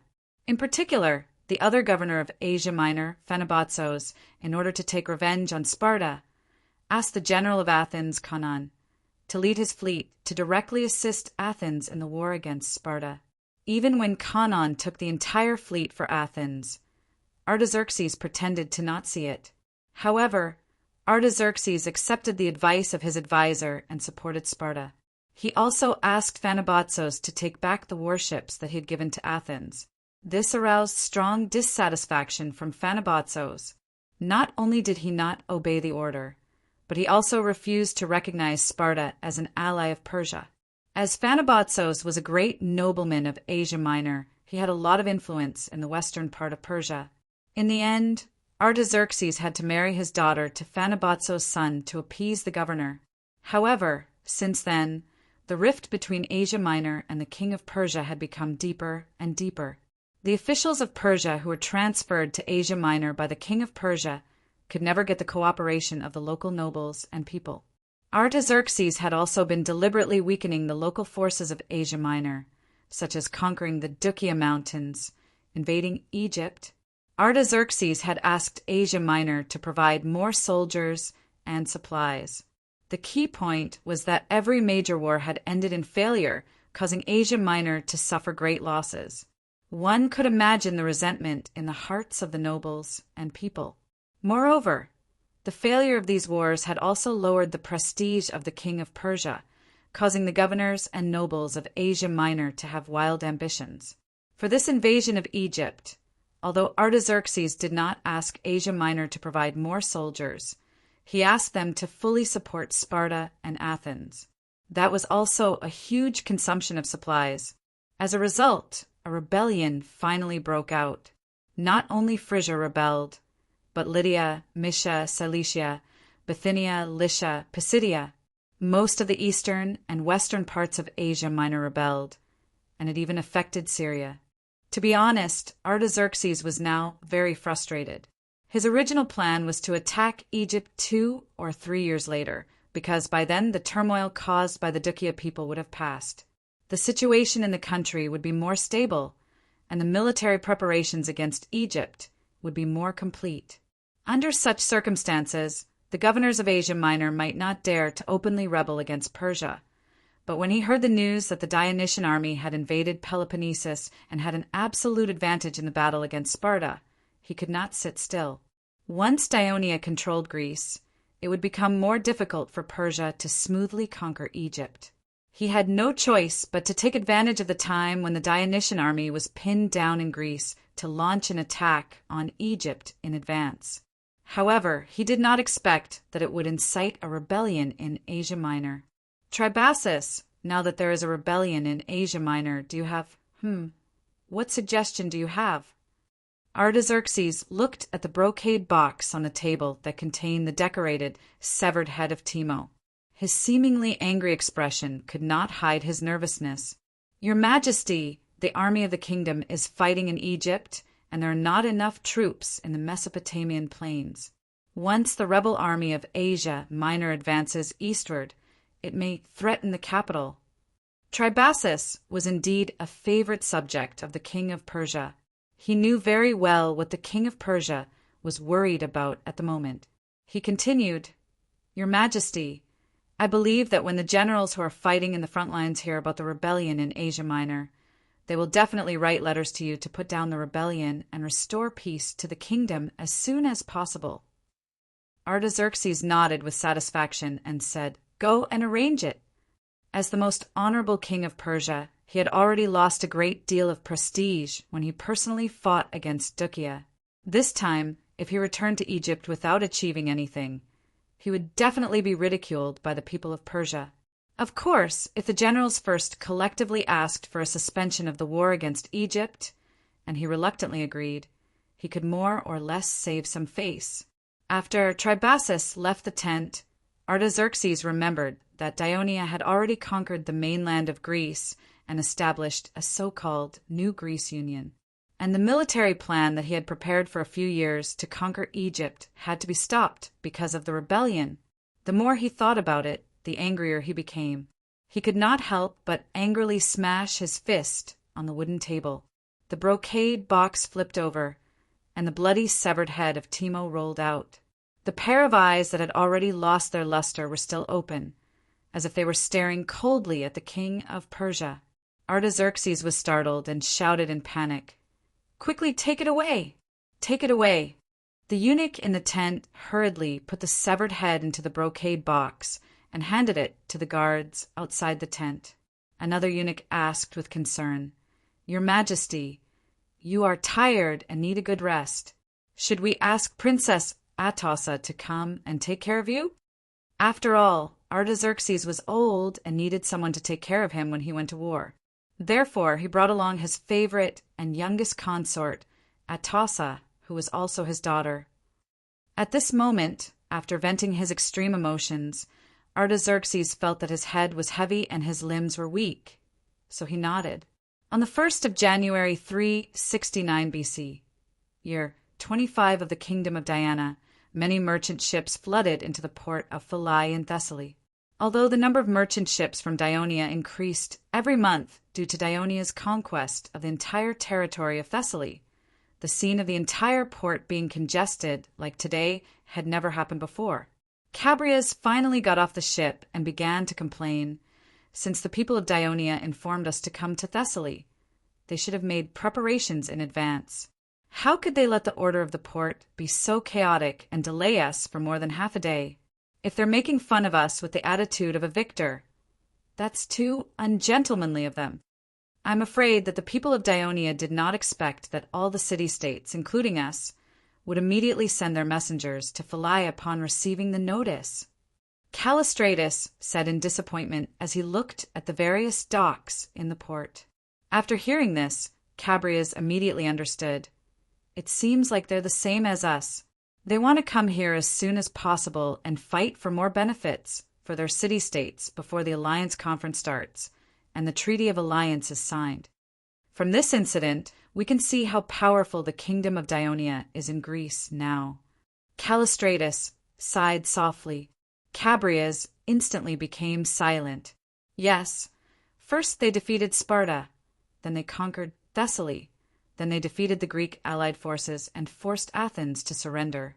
Moreover, the people of Greece already knew that in order to make Greece surrender, Dionia had sent more than 100,000 troops and thousands of warships.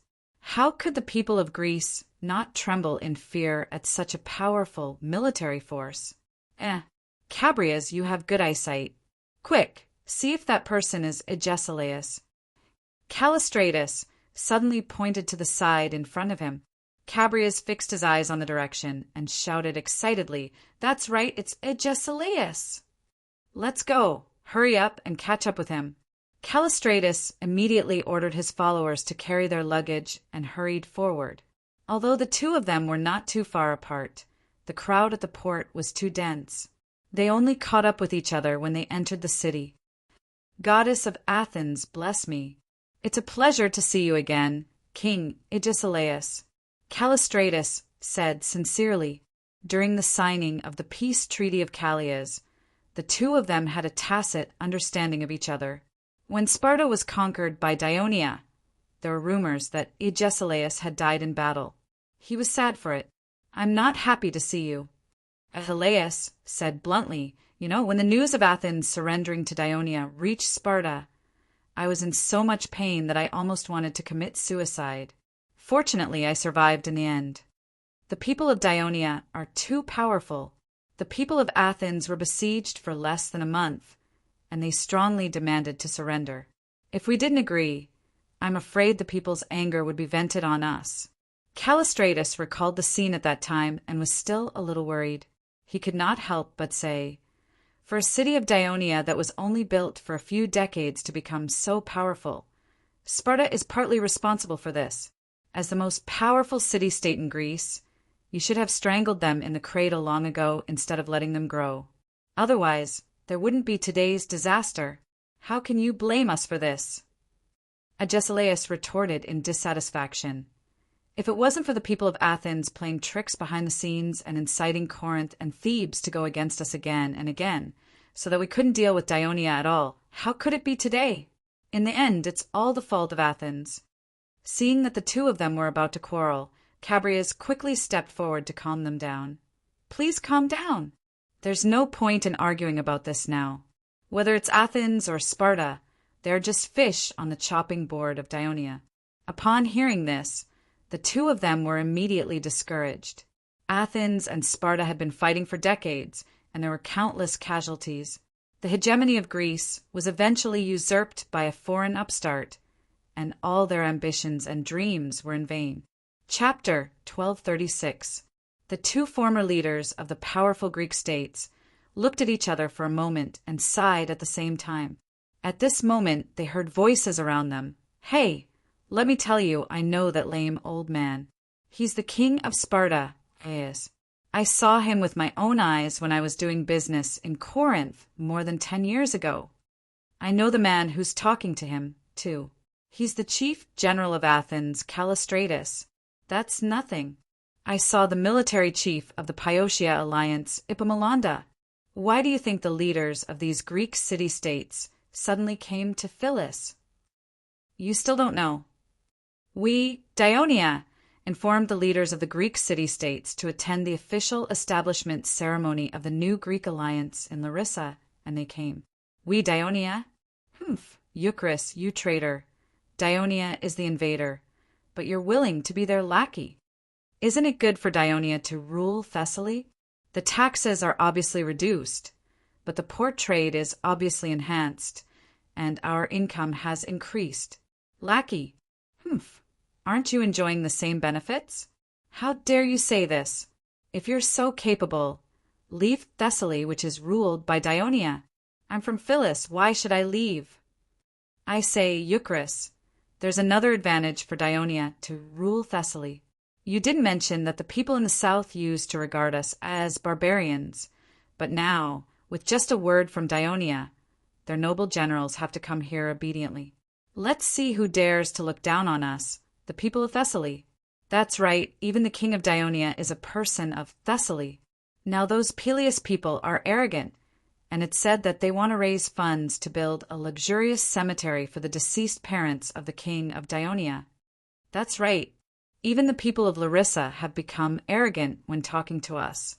Who asked the governor of Thessaly appointed by Dionia to be from Larissa? How dare they change the center of Thessaly to Larissa? That's not Governor Thessaly, but Regional Administrator Thessaly. I don't think there's any difference. It's not much different from our Tarkus, except that there's a king on top of it. Sigh. Why isn't there anyone from Philai among the ministers of the kingdom of Dionia? Otherwise, they could have taken more care of us.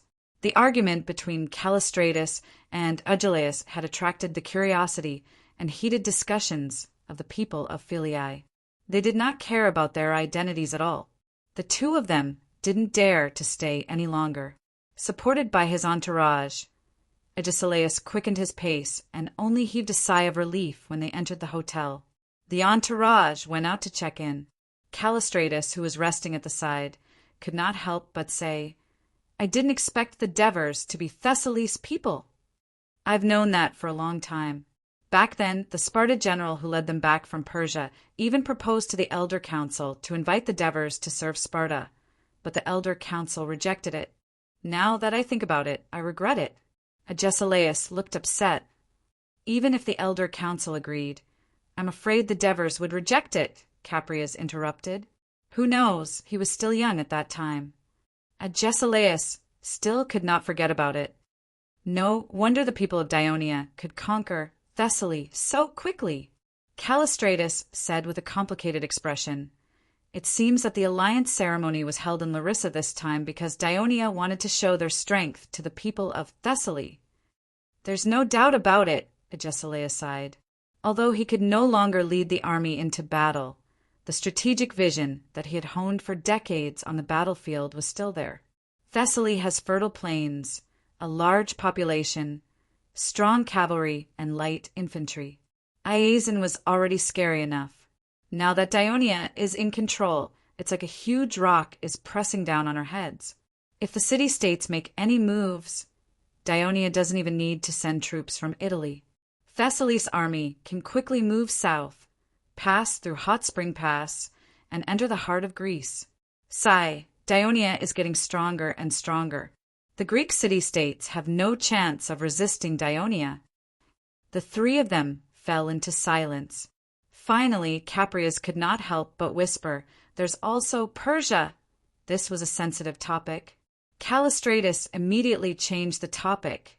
"King Agesilaus," interrupted him, "I forgot to remind you just now. Sparta no longer has a king.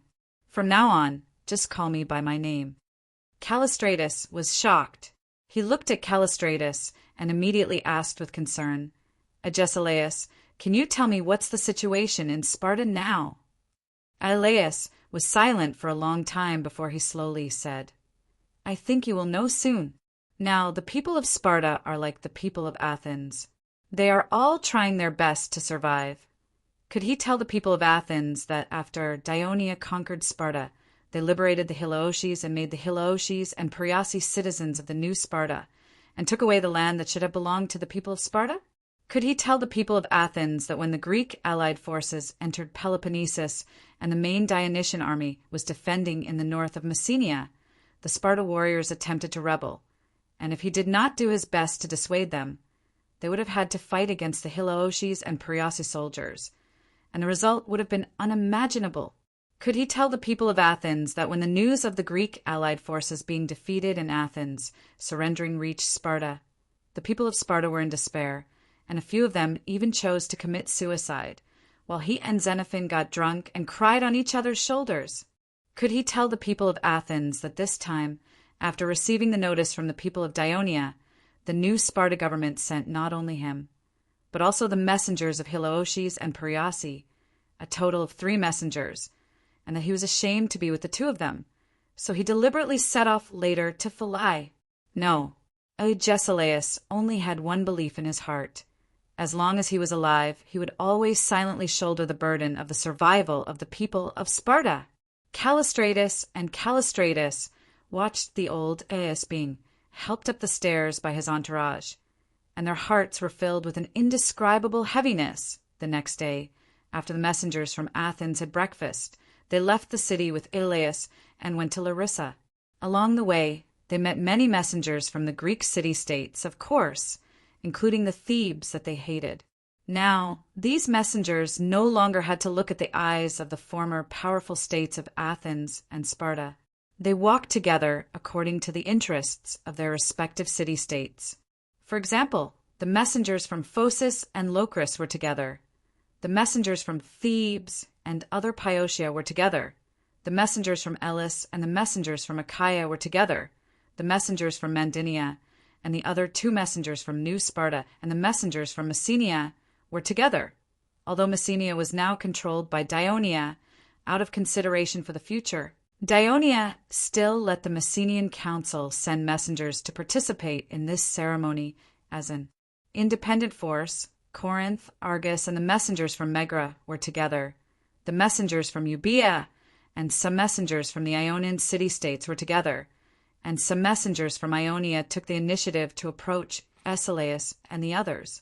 The messengers from the Crete city-states also took the initiative to approach Escalaus. Some of them were happy, some were excited, some were silent, and some were worried. However, the ones who were most worried were the messengers from the Arcadia Union.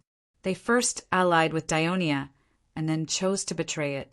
It was rumored that Dionia hates betrayers the most and will punish them severely, so no messengers from the other city-states were willing to get close to these unlucky fellows.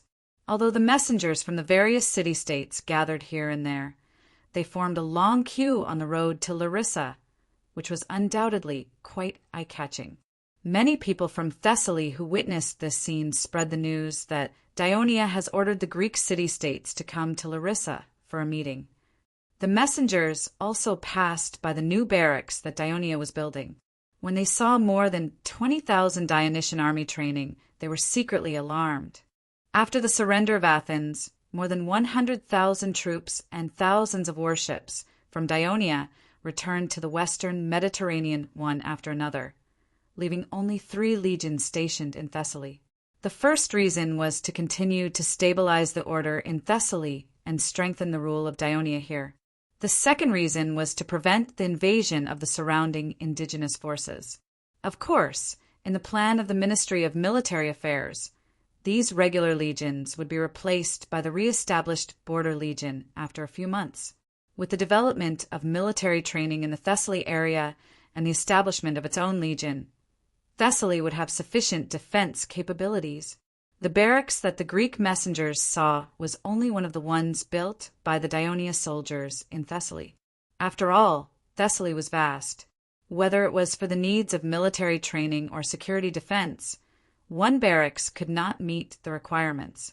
Therefore, another barracks was also being built in the southern plains of Thessaly near the edge of the mountains.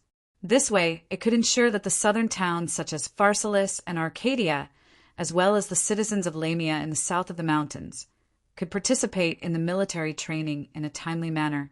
The barracks that Iason originally built outside the city of Philae was located in the northeast corner of Thessaly's territory. Its location was too remote, so it was abandoned. The messengers entered the city of Larissa one after another, each carrying out their own diplomatic mediation. The ones in charge of this alliance ceremony were the prince of Dionia, Clodocatax, and the regional governor of Thessaly, Helos. Both of them showed a positive attitude, received the messengers, and listened carefully to their opinions. Note: in history, the rebellion in Asia Minor was a major event in the later period of Artaxerxes' reign. The rebellion lasted for several years, greatly weakening the national strength of Persia. At the time of the rebellion, the army of Persia was attacking Egypt, which caused Artaxerxes' plan to recover Egypt to fall short of success. At that time, in order to resist the attack of the army of Persia, the pharaoh of Egypt hired many Greek soldiers. After the defeat in the battle of Leuctra at Agesilaus, in order to raise funds and build an army to fight against the Thebes, which had become stronger, accepted the invitation of Egypt at the age of 70 and became the main leader of the Greek mercenaries. However, because he was not put in an important position, he turned to support the rebels in Egypt and drove out the original pharaoh. Due to the internal struggle in Egypt, the plan of Egypt to counterattack Persia and support the rebellion in Asia Minor was cancelled. This gave Artaxerxes a buffer, and finally, the rebellion in Asia Minor was quelled. Chapter 1237. On the 5th of January, the new Hellenic Alliance Conference was held. It was chaired by Clotocatax and assisted by Helos. Nearly 200 city ambassadors attended the conference. Even though the framework of the alliance had been established, the ambassadors still had a heated debate over some of the smaller details. On the 11th of January, the final agreement was finalized. The main contents of the agreement were as follows. First of all, the first clause was that Dionia, Athens, Sparta, Thebes, Argos, all the Greek cities voluntarily formed the new Hellenic alliance and voluntarily elected Dionia as the permanent leader of the alliance. After the establishment of the new Hellenic Alliance Conference, each city would recommend one of its citizens to become a member of the alliance. The change would take place every 3 years, but the member of Dionia would always be the chairman of the alliance. Members of the alliance were not allowed to wage war against each other. Otherwise, the alliance would form an army under the leadership of Dionia to suppress the initiator of the war. Any conflict between members of the alliance would be reported to the alliance conference. Dionia would form an investigation team to discuss and resolve the conflict. If a member of the alliance was invaded by an enemy, the alliance would form an army under the leadership of Dionia to repel the enemy and ensure the safety of the members of the alliance. If a member of the alliance wanted to wage war against an enemy, they could make a request to the alliance conference. If the alliance passed the request, help would be provided.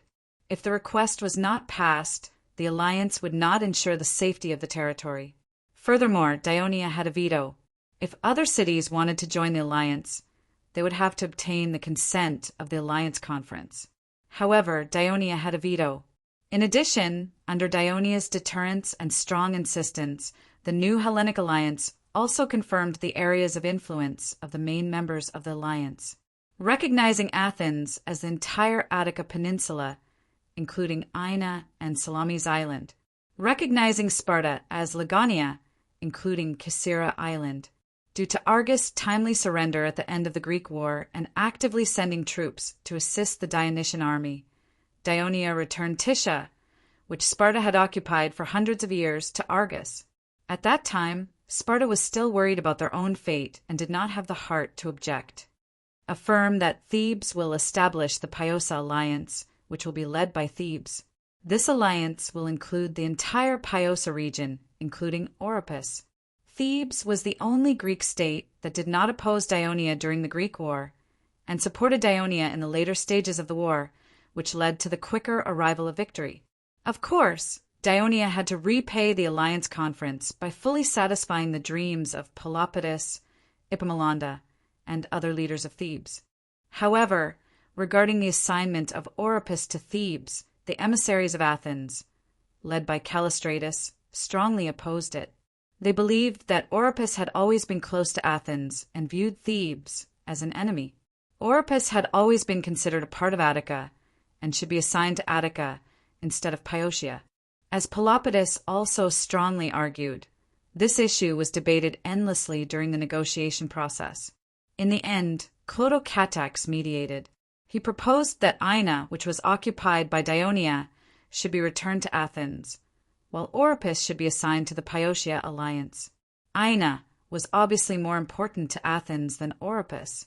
Callistratus finally agreed, and Pelopidas' wish was fulfilled. For Dionia, since Athens had become an ally, it was natural for Ina to be returned to Athens. This was killing 2 birds with 1 stone. Mandinia established the Arcadia Union with Mandinia as the leader, and the former territory of Tegea belonging to Mandinia. This was the biggest reward that Clotocatax gave to Mandinia, who had always firmly supported Dionia in the war and also fulfilled his previous promise. Helos even threatened the other Arcadia states that opposed this issue, saying, if they don't agree, then Dionia will come and settle the score with them for betraying Dionia in the war. Tegea will be their example. The emissaries of the Arcadia states did not dare to oppose in the end, confirming that Olympia was under the jurisdiction of Ares, but Ares had no right to stop the people of the Arcadia Union from worshipping Zeus, or to cancel their right to participate in the games. It could be said that Ares was able to regain control of Olympia in the end thanks to the pleading of Ionicus and other former Ares citizens who had joined Messenia.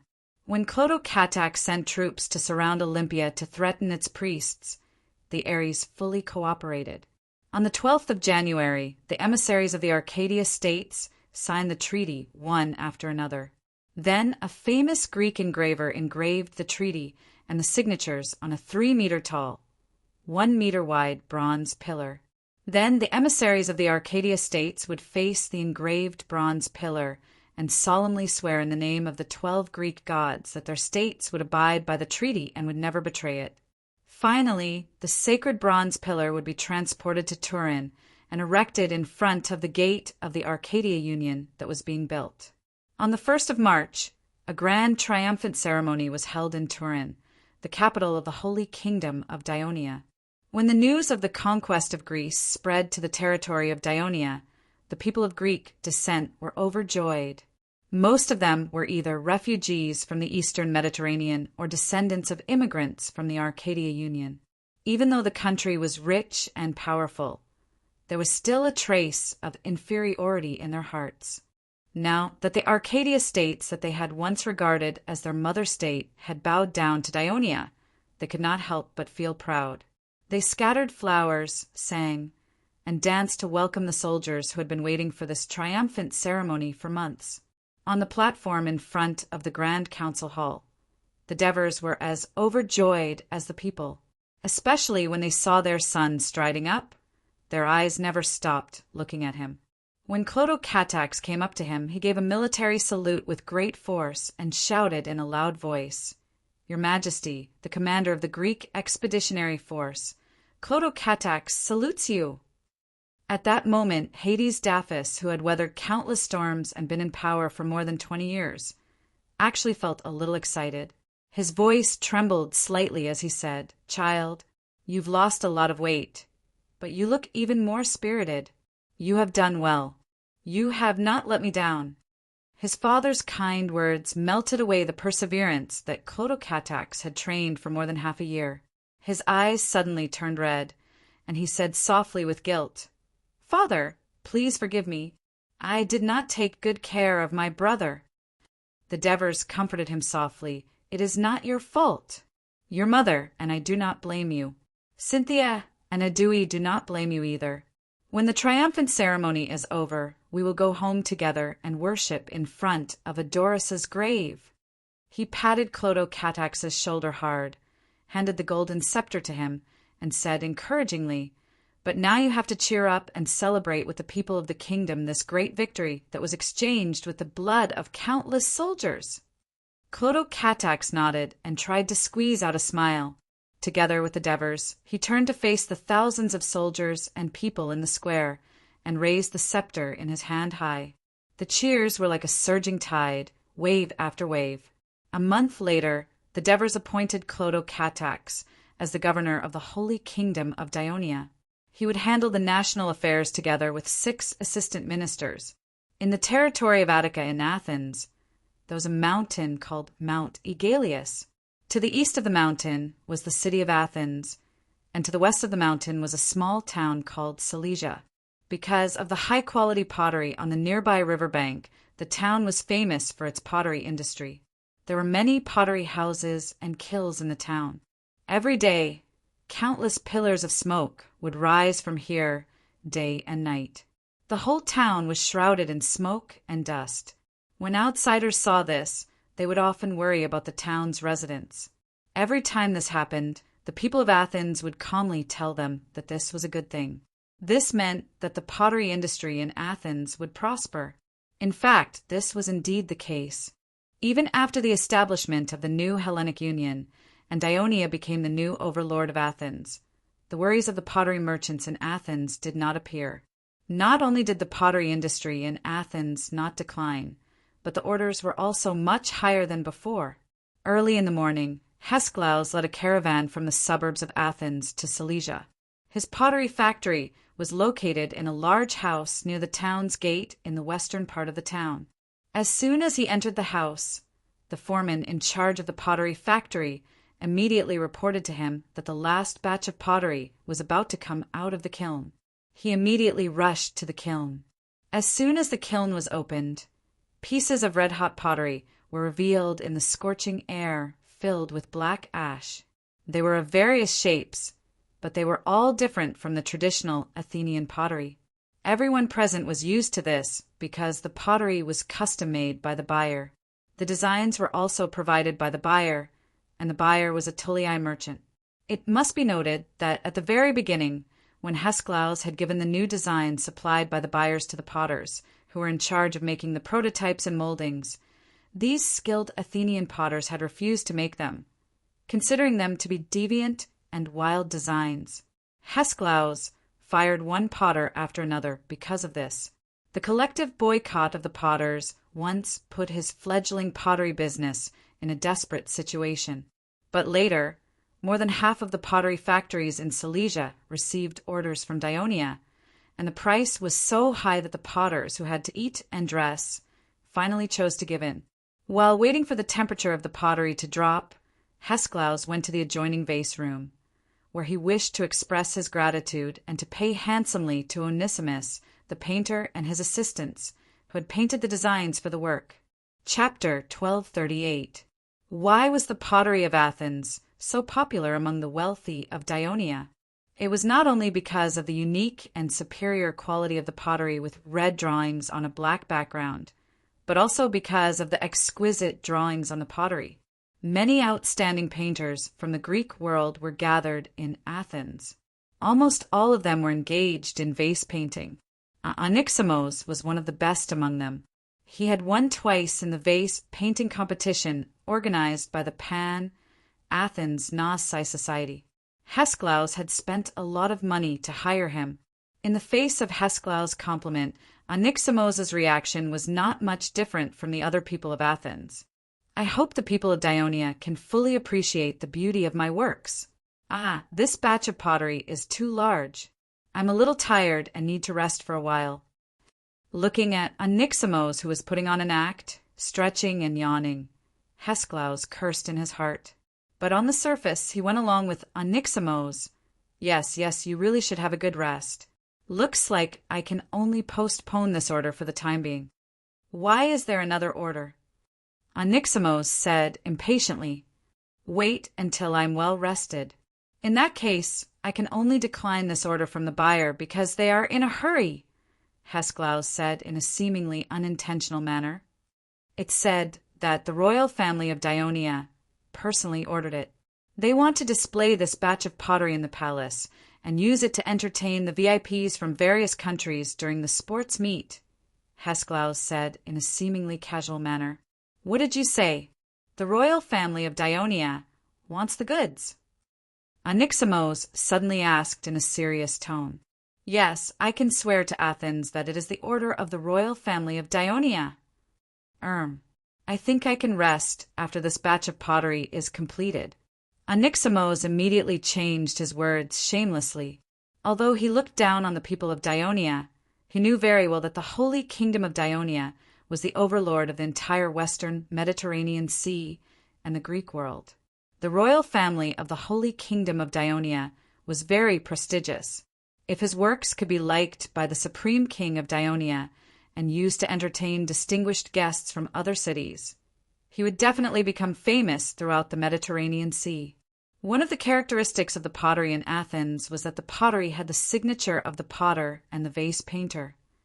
Hesklaus's lips curled into a mocking smile. All right, I'll arrange it now. Wait. What are the requirements for the vase paintings? It must be related to the divine codex of Hades. After all, the Dionia royal family are descendants of Hades. I understand. Get me a copy of the Hades codex as soon as possible, Onyximos said without hesitation. There was another reason why the people of Dionia liked the pottery in Athens. It was because the vase paintings in Athens were not like those in other cities, which mostly depicted still life. Their vase paintings were narratives, wars, legends of heroes, gods, and so on. They often had a solemn and stirring sense of epic. This might have something to do with the people of Athens' fondness for drama. Most of the requests that the people of Dionia made to the potters in Athens were related to the wars during the rise of the kingdom of Dionia, the miracles of the Hades, and the great deeds of the king of the Devers. The vase painters could only comply with the demands of their parents. Later on, a clever person even opened a bookstore in the town of Phaeacia, which specialized in selling books related to the Holy Kingdom of Dionia, The Long March by Xenophon, The History of Magna Graecia by Ansitanos, The War of the Western Mediterranean by Hippolytus, The Chronicle of Northern Italy, adapted from the information Ansitanos found in the forbidden area of the Turiae Library by Maximus, The Clerk of the Kingdom's Ministry of Intelligence, and the Etruscan Codex, and, of course, the Hades Codex.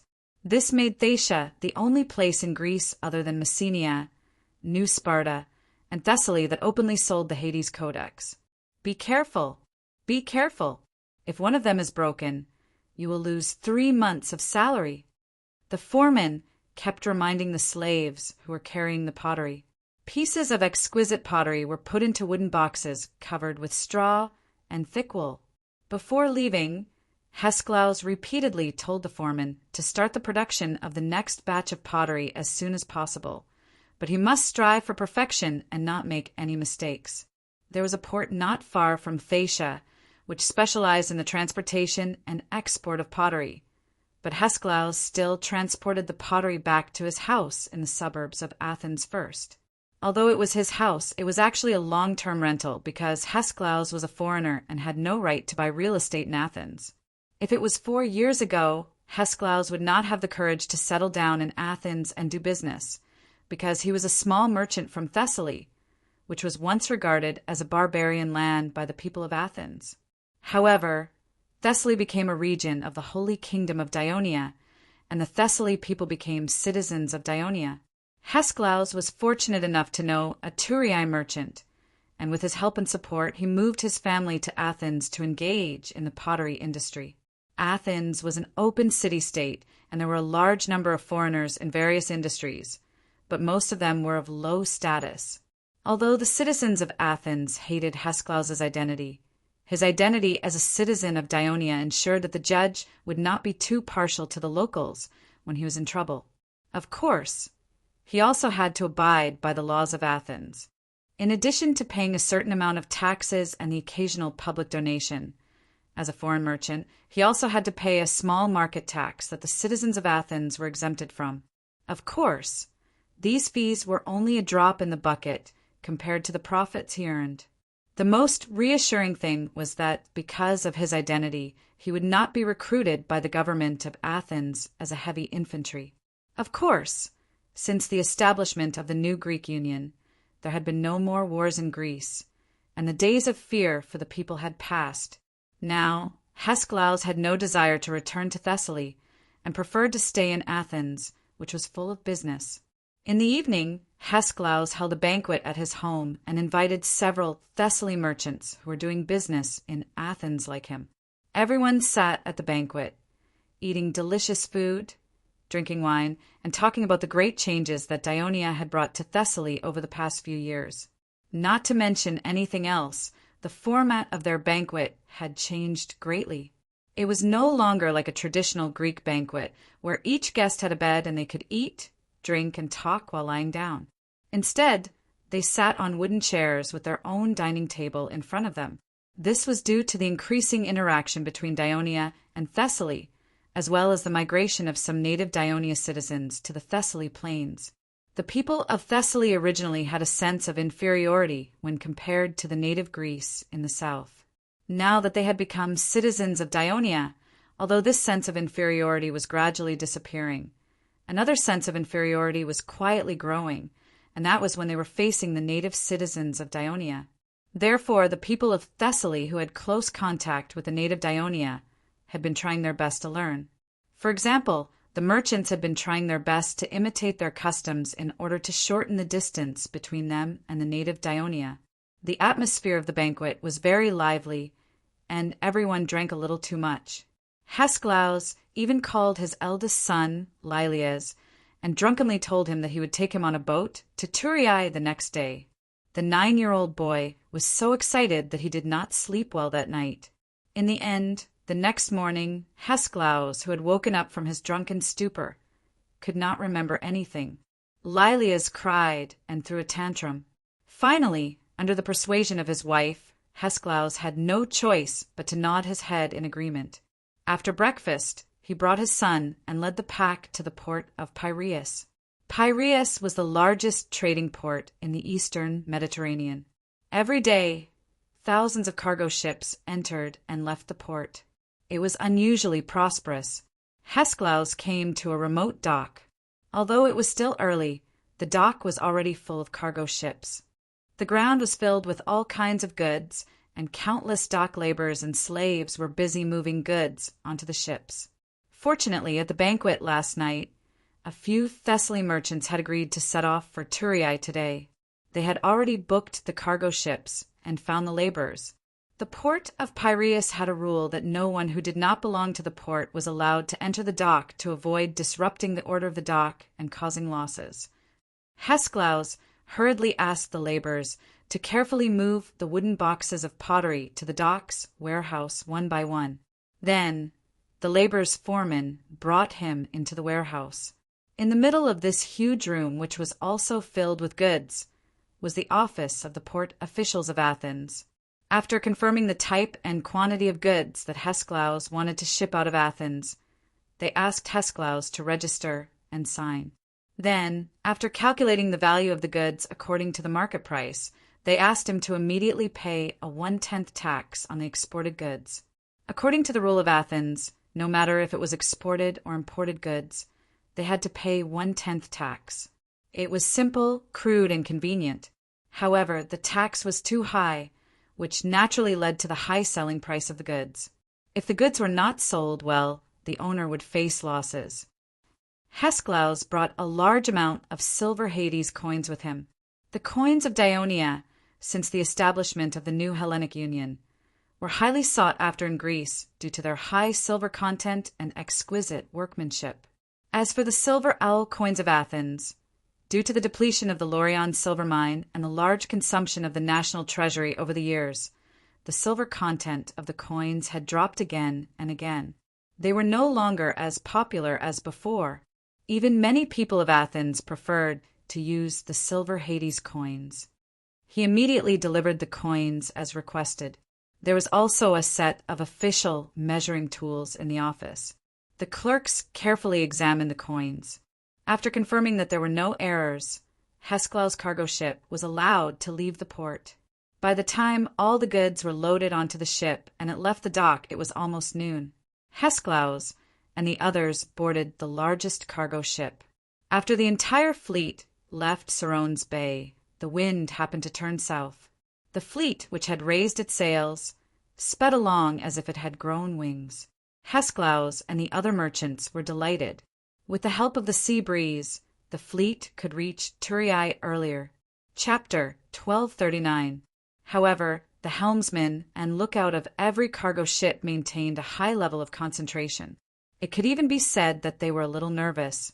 This was because ever since the establishment of the new Hellenic Union, the route from Sarone's Bay to Thurii had become much busier and more lively than before. With such a fast speed, they had to be extra careful to prevent collisions. Similar accidents happened on this route every year. Just as Hesklaus and the rest were enjoying the sea breeze and the view of the sea, there was a sudden sound of quack, quack, quack. That sounds like a duck quacking. Someone looked around, puzzled. Hesklaus suddenly understood and shouted, "Lilias, did you bring your duck to the ship?" After a while, Lilias crawled out of the cabin, hugging a white duck tightly with both hands. He said timidly, "Daddy, I want Quack to accompany me to Thurii." Hesklaus roared angrily. "Why didn't you tell me in advance?" All right. His good friend beside him advised, "It's just a duck. If the child likes it, let him bring it along. Who knows, when we've finished all our food, this duck might even help us catch fish in the sea to eat." Ha ha ha. Amidst the laughter, Lilias escaped a round of beating and scolding. The little white duck had instead become a source of entertainment for the crew during the voyage. Even when night fell, the fleet was still sailing. This was because they had brought along enough food and water and were not in a hurry to go ashore to replenish their supplies. Moreover, ever since Ionia had taken control of the Greek mainland, they had taken many measures to strengthen the trade between the mainland of Greece and Ionia. One of the most important measures was to ensure the convenience of the sea route. For example, the entire route was subdivided into more than 10 regions, with supply points set up at regular intervals along the coast of each region. In each region, there must be warships patrolling day and night to combat pirates or search for shipwrecked crew members. In each region, the coastal towns or city-states must expand and improve their own ports, especially the construction of lighthouses. Therefore, even when sailing at night, the safety was greatly improved. Even a novice sailor would not be too nervous, because they would be greeted by patrol ships from time to time and would see lighthouses on the distant coast. Then, according to the Ionia, Greece nautical chart in their hands, the Ministry of Commerce of Ionia, under the instructions of the Devers, hired some crew members who traveled between the eastern and western Mediterranean, and at the same time invited the Ministry of Military Affairs to send cartographic experts. After countless explorations and corrections, they finally drew a relatively detailed nautical chart, which was then sold to the public. It was very popular among merchants and crew members, and the supply could not meet the demand, and they could roughly determine their location and whether there were any hidden reefs around them. Even if the ship was suddenly damaged or there was a lack of food and water, they could follow the instructions of the lighthouse and the map to try their best to reach the nearest supply point or port. Therefore, Hesklaus's fleet sailed day and night, bypassing the entire Peloponnesus Peninsula without stopping to rest. It only took them 2 days to reach Kerkyra Island. After the Greek War, Ionia withdrew from some islands, such as Zacynthus, Kephallonia, Kazira, Ina, and so on. However, there was only one island that they did not give up, and that was Kerkyra Island.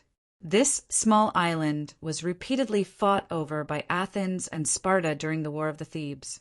Its people were already extremely afraid of war. Under the temptation of some people, they volunteered to join Ionia. Of course, the Devers were more than happy to do so. Today, Kerkyra Island not only had a number of well-equipped ports, but also a military port belonging to the First Fleet. Hundreds of warships were permanently docked there, and there were 2,000 fleet infantrymen stationed there. Kerkyra Island had become the first bridge for the Kingdom of Ionia to control the mainland of Greece. For the Greek merchants, it was the last rest stop to the mainland of Ionia. The people living on Kerkyra Island also benefited a lot from this. The crew took a short rest on Kerkyra Island, then continued to sail westward, across the Adriatic Sea, and into the Gulf of Turiae. A few years ago, someone in the Senate suggested, how can this bay in southern Italy be named after a municipality under the kingdom? This often puzzles foreigners who come to the kingdom for the first time. This bay must be named after the capital of the kingdom, Turiae, in order to show its importance and the majesty of the kingdom. The proposal was quickly passed, and the Gulf of Taranto was renamed. In the early morning of the 4th day after departing from the port of Piraeus, the fleet of Hesklaus had arrived at the coast of Turiae. Lirias had lived in Athens for several years, and he had always thought that the bustling port of Piraeus was the largest port in the world. But when he looked at the coast of Turiae from the ship, he was stunned because he could not see the coast at all. From the south to the north, all he could see were ships. The densely packed masts had turned the coast of Turiae into a lush forest. It turned out that after Ionia conquered Greece, although Greece was small and had a small population, most of these cities, large and small, relied on sea trade for a living. Therefore, the sea trade of the Holy Kingdom of Ionia suddenly increased several times. This was especially true for the capital of Turiae. The capacity of the port was already a little tight, and now it was even more inadequate. After obtaining the consent of the king's Devers, the Ministry of Commerce seized every opportunity to build new ports in the entire Turiae region, from the coast of Amendolara to the coast of Castellan. Then, the Ministry of Commerce named all the ports in the Turiai region with serial numbers and categorized all the goods imported and exported. Each category of goods corresponded to a port number. This greatly improved the efficiency of management and avoided confusion. At the same time, the Ministry of Construction Supervision also seized the time to gather a large number of laborers and craftsmen to build 2 stone bridges across the Krati River to ensure smooth traffic between the north and the south. Because Hesklaus and the other merchants of Thessaly were selling different goods, they waved goodbye, and each took their merchant ships loaded with goods to the corresponding port. Port number 5, where the potteries were loaded and unloaded, was not far north of the Krati River. The reason for this arrangement was because the Ministry of Commerce considered that potteries were an indispensable commodity in the people's daily life. There was a high demand for potteries, and potteries were easily damaged. Therefore, the port was closer to the city to facilitate transportation. The cargo ship entered the port and docked at the dock. The laborers at the dock unloaded the goods and transported them to the warehouse. The foreman accompanied Hesklaus to the office in the warehouse. The process was similar to the one at the port of Piraeus, but what happened next was different. "Are you a citizen of Dionia or a foreigner?" the clerk asked. "A citizen of Dionia, from Thessaly, Peleus." Hesklaus answered as he showed the iron token of Dionia that he carried with him to the clerk. The clerk looked at it carefully and asked, "Have you registered with the Ministry of Commerce to have the right to do business?" "Yes, this is my merchant certificate."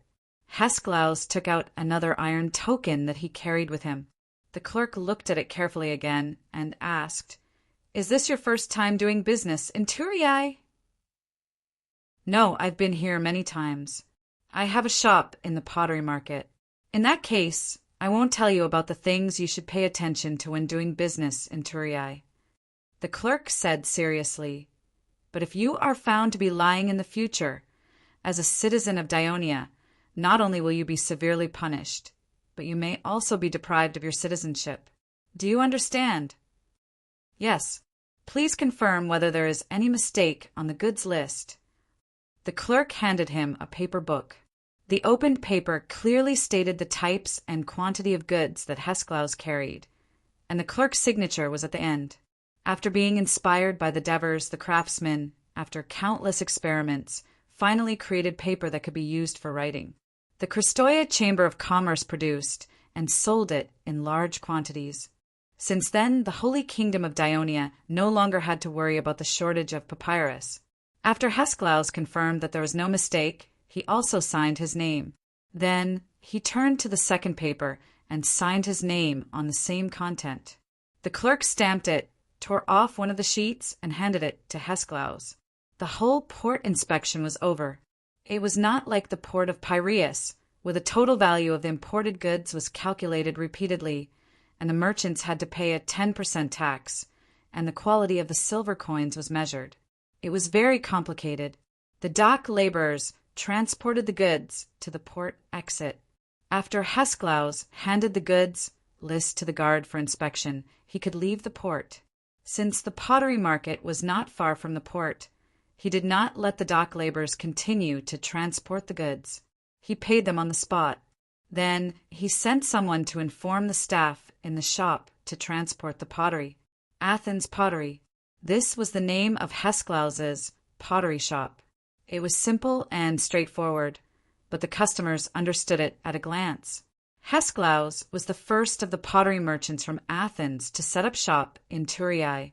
Before the Greek War, because of the trade boycott against Ionia by Athens and its maritime allies, no one from Athens did business in Dionia, and it was almost impossible for Dionia merchants to directly buy pottery from Athens. It was impossible for the later Athens merchants to set up shop in Turiai with similar shop names, because the law of Dionia stipulated that the same kind of goods were not allowed to have duplicate shop names.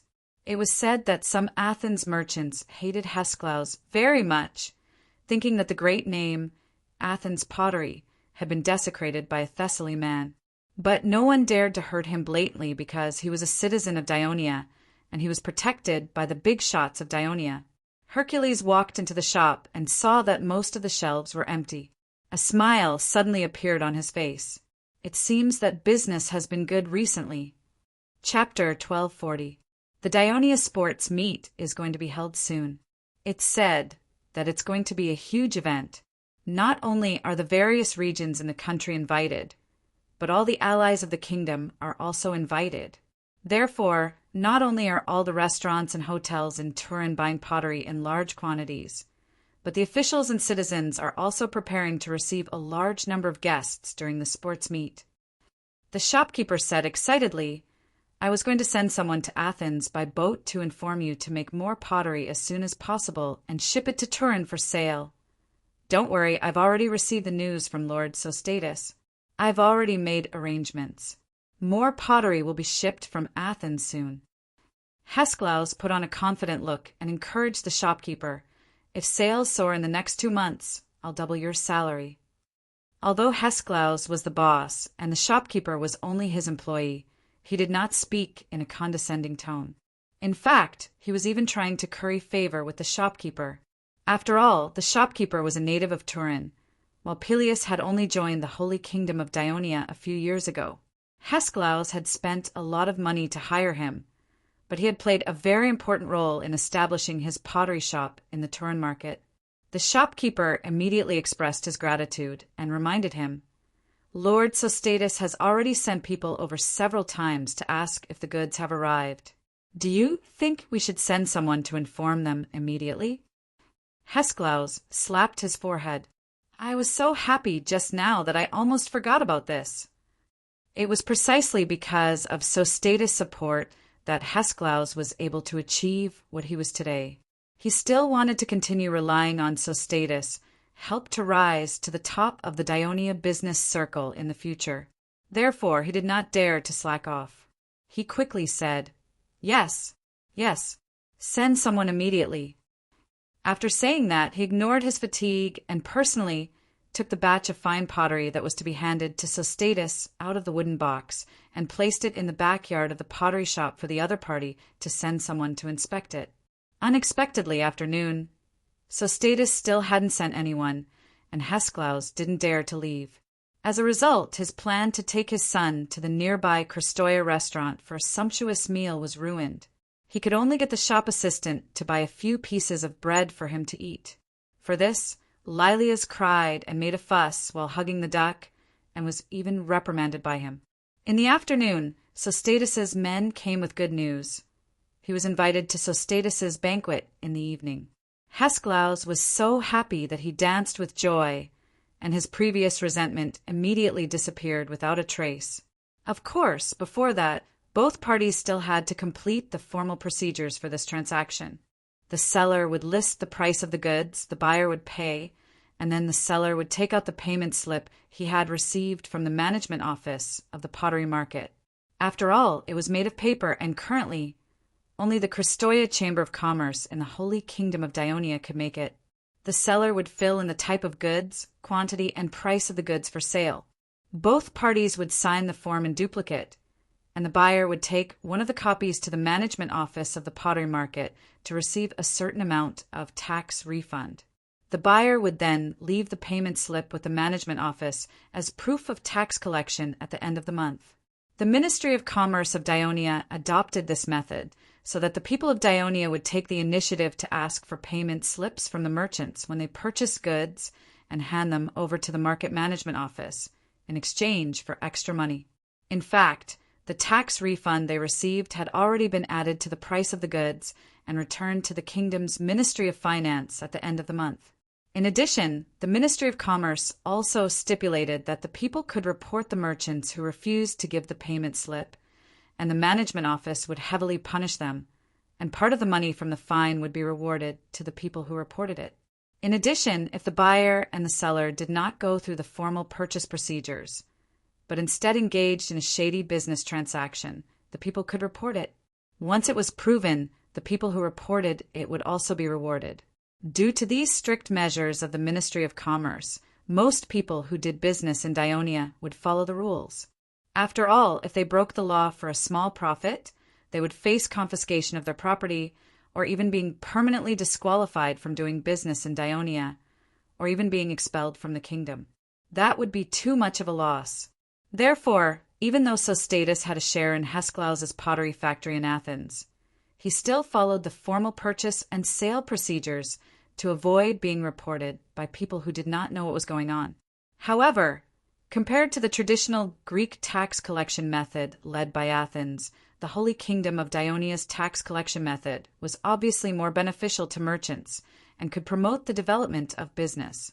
Therefore, when the trade between Dionia and Greece was fully launched, many Greek merchants were more willing to settle down in Dionia and do business. Of course, there were also Greek city-states that tried to use this better method to collect taxes, but due to the limited power of the country, they eventually gave up. Although Hesklaus had opened his shop in Thurii for more than 2 years with the support of Sostatus, it was the first time he was invited to his house. To be cautious, he decided to prepare in advance and arrive early to show his respect. After dressing up meticulously, he put on brand new clothes and bought gifts. Of course, he left the duck in the shop with Lyrias and was ready to set off. As the pottery market was a little far from Sostatus, and there was a lot of people on the way, and it was early June, the weather was hot. By the time he arrived at his house, he would be drenched in sweat and covered in dirt. Therefore, Hesklaus took the shopkeeper's suggestion and hired a sedan chair. Sostatus's mansion was in the eastern outer city, very close to the inner city of Thurii. Back then, he took the initiative to hand over the mansion left by his father, Kunigarata, to the kingdom so that the kingdom could settle the hacker brothers who came to Thurii. Therefore, the Devers were very grateful and specifically instructed the Thurii city hall to not let Kunigarata's son suffer losses. Based on the difference in land prices between the inner and outer city at that time, Sostatus finally exchanged for a large piece of land in the outer city. He built the entire piece of land into houses and divided it into 2 mansions, one for himself and the other for his brother. Both mansions were twice the size of the senator's mansion. Welcome, welcome. When Sostatus heard the servants report, he personally came to the door to welcome them. Lord Sostatus, this is my first time attending a banquet in your mansion. I was afraid that I might be late because I don't know the way, so I came a little early. Please forgive me. Hesklaus said respectfully. In fact, Sostatus was only the president of the Thurii Chamber of Commerce and a member of the Thurii City Council. He did not hold any official position. Strictly speaking, the title Lord was not appropriate for him. However, in recent years, the people of Dionia had gradually used this title on some of the more respectable celebrities in society, causing the term to become more common. It's fine. There are a few guests who came earlier than you. Sostatus waved his hand. Then, when he saw Lyrias behind Hesklaus, he immediately bent down and asked with a smile, "Little friend, what's your name?" Lyrias shyly hid behind Hesklaus. Hesklaus quickly explained, "Lord, this is my son, Lyrias." This time, he insisted on coming to Thurii with me. I did not dare to leave him alone. It's fine. I already said that he could bring his family, Sostatus said disapprovingly. He then lowered his head and teased Lyrias. "Hey, little fellow, if you call me uncle, I'll give you something good." When Lyrias heard this, he mustered up the courage to call out, "Hello, uncle." "Not bad." Sostatus nodded in satisfaction. He quickly took out something from his pocket. He had heard from the servant that Hesklaus had brought a child, so he had made preparations beforehand. "Look, what's this?" Lyria's eyes widened as he looked at the item in Sostatus' hand. It was a gold-plated statue the size of a palm. He had handsome features and a determined expression. He held a rugby ball in one hand and swung his arm with the other, as if he was charging forward.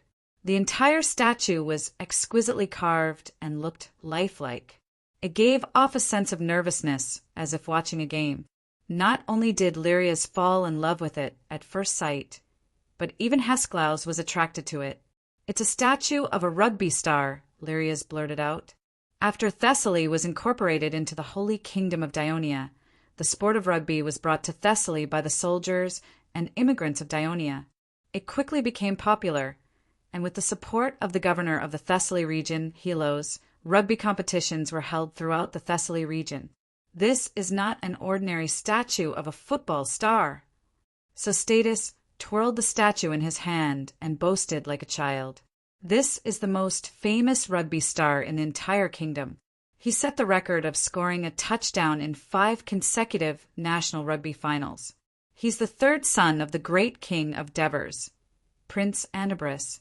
He's also the most popular football star among the children. Furthermore, this statue was personally carved by the best sculptor in the kingdom, Erex. He's also the son-in-law of the king of Devers. Due to the complicated manufacturing process, the production of this statue is very low. It's very difficult to buy it on the market. After saying that, Sostatus stuffed the statue into Lirias's small hands. Now it's yours. Thank you, uncle. Lirias's thanks came from the bottom of his heart. He couldn't wait to start fiddling with it. This is too expensive. Hesklaus instinctively wanted to decline. It's just a small toy. Sostatus didn't seem to care at that moment. He turned around and said to his servant, "Call Sosicles over." Then he led the father and son into the courtyard as he said, "The quality of the pottery you brought over this time is very high. It'll definitely be liked by the nobles in the inner city. Thanks to you, my pottery shops in the inner city are now very famous. Many merchants are asking about the source of my pottery." Chapter 1241. If it wasn't for your help, I wouldn't be who I am today. Hesklaus quickly expressed, "I'm willing to serve you forever." Hey, we're helping each other out. No one has to serve anyone. Sostatus said straightforwardly, "If one day you want to develop independently, no problem. Just tell me. My father once told me, the more friends, the wider the road. I've always kept that in mind and followed it. That's why I'm where I am today. Even if you want to be independent in the future, I'll still support you. We're still friends and can still help each other." I wouldn't dare, Hesklaus quickly said, but he kept Sostatus' words in mind. Let's get down to business. Sostatus' expression suddenly became serious. My pottery shop in the inner city is very famous. Even His Majesty the Devers knows about it. That's why he ordered a batch of pottery for me. The order I sent you 7 days ago was for the goods he wanted. You must use the best clay, the best potter, and the best vase painter according to my requirements. Make the most exquisite pottery in the shortest time possible and send it to Turris. If His Majesty is satisfied, think about it, we might become a pottery merchant specializing in supplying the royal family. By then, the whole kingdom and its allies will be proud to own our pottery. More importantly, if His Majesty is satisfied, I'll mention that you're from Peleus and from his hometown. He'll definitely look at you differently. Don't you think so? Hesklaus' jaw dropped. He was stunned. He didn't expect the order to be so important to him. He had already paid enough attention to it, but it seemed like it was far from enough. He immediately said, "I'll rush back to Athens tomorrow and personally supervise the workers to make the best of the best." Sostatus nodded and comforted him. "You don't have to worry. The sports meet will only be held a month later. There's still time. I've already bought the tickets for the opening ceremony and some important competitions. You don't have to worry about it. Just focus on this matter. Oh, and this little guy," Sostatus patted Lilia's head. "Don't let him go back and forth. Just stay at my house. I'll get someone to take care of him." "Okay." Hesklaus agreed without hesitation. Lirias raised his head and looked at the two blankly. He had only been playing with the statue and did not know what had happened. At this moment, a youth ran over. "Father, why did you call me here? You came just in time." Sostatus waved his hand. "This is Uncle Hesklaus, my partner." "Hello, Uncle Hesklaus." The young man immediately greeted him politely. At the same time, Sostatus pointed at him and introduced, "This is my second son, Sosicles." Hesklaus was a little embarrassed because he hadn't prepared a special gift for the children of Sostatos. He pointed at Hesklaus's son and said, "This is your uncle's son, Lilias. He will be staying at home for a while. As the young master, you are responsible for taking good care of him. Make sure he has a good time in Turiai, understand?" "Understood, father." Sosicles stepped forward and quickly pulled Lilias into the inner courtyard. "Sir, I'm sorry to trouble you," Hesklaus said, a little touched. "I have 3 children. One of them died of illness when he was young." Sostatus casually began to talk about his family matters. "I only have 2 left. The eldest was influenced by his uncle and doesn't want to be a merchant. He wants to be a soldier and is now an officer in the border army stationed in Thessaly. There was a riot at the border army in the Periva region.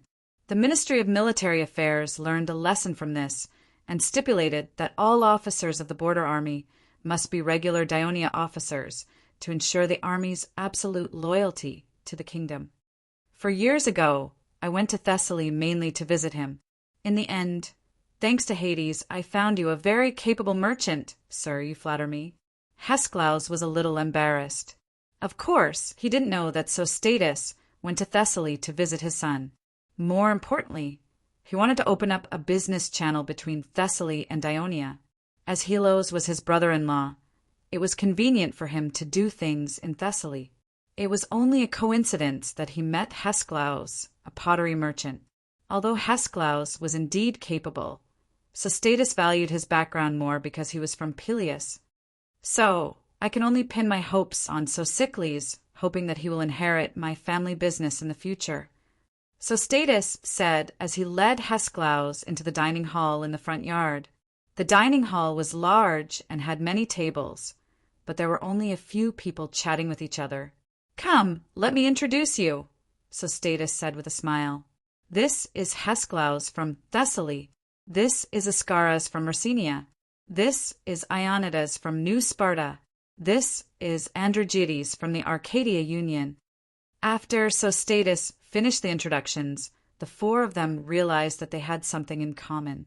All of them came from regions and alliances that joined Daionia after the Greek War. They were all newcomers to the huge business network established by Sostatus. No wonder they came so early. They immediately felt a sense of familiarity with each other, just as everyone was shaking hands and greeting each other. Sostatus's trusted servant hurried in and whispered a few words in his master's ear. Sostatus immediately took his leave and strode towards the courtyard gate. At this time, his butler had already respectfully welcomed a skinny, spirited old man. "Sir Dios, I didn't expect you to be the first guest to arrive." Sostatus's chubby face was like a blossoming flower. "Welcome, welcome. Your presence brings light to my humble dwelling. As a businessman, the most important thing is to be punctual and trustworthy," Dios said seriously. "We've agreed to arrive at dusk, so it should be. Anyone who's late tonight will be punished with drinking." "I'll definitely carry out Sir Dios's orders," Sostatus said with a grin. "The banquet won't end until the latecomers are all drunk. But, Sir Laus, shouldn't you be punished with drinking as well? I came so early. Why should I be punished with drinking?" Dios pretended to be confused. "Your son Axicus has married Princess Avia. This is a joyous occasion," Sostatus said angrily. "You actually held the wedding in secret and didn't invite us for a banquet to celebrate. You've even been hiding all this time. Is it because you've become a relative of His Majesty that you think you have a higher status and look down on us old brothers? Don't spout nonsense. I've already made it clear to you last time. It's not that I don't want to celebrate. It's because Princess Agnes and Princess Avia don't want the wedding to cause a commotion, so His Majesty specially instructed me to do so." I was also very depressed. After they attended the wedding ceremony, they directly hid in the palace. When the wedding was held on the Hill of Kings, only my family was allowed to go. Even now, many of my relatives are still complaining about me. Ha ha ha. Sostatus laughed heartily. "I heard that Princess Agnes and Princess Avia are people who love peace and quiet, so it's not strange that they would make such arrangements. However, Princess Avia is beautiful and virtuous. Many young elites in the kingdom want to marry her, but your son succeeded in the end. This is sufficient proof that Axicus is very outstanding. Dios was very pleased inside, but he spoke modestly. I can't say that he's outstanding. He just happened to be shot by Eros Goldenero. Princess Avria is the director of the zoo, and Akescus also likes animals. You know that the cages used to keep the animals in the zoo are all made by my ironware workshop. Every time the cages are made, Akescus will personally bring people to the site to survey and make the cages. After a long time, when Akescus suddenly told me that he was going to marry Avria, I was shocked.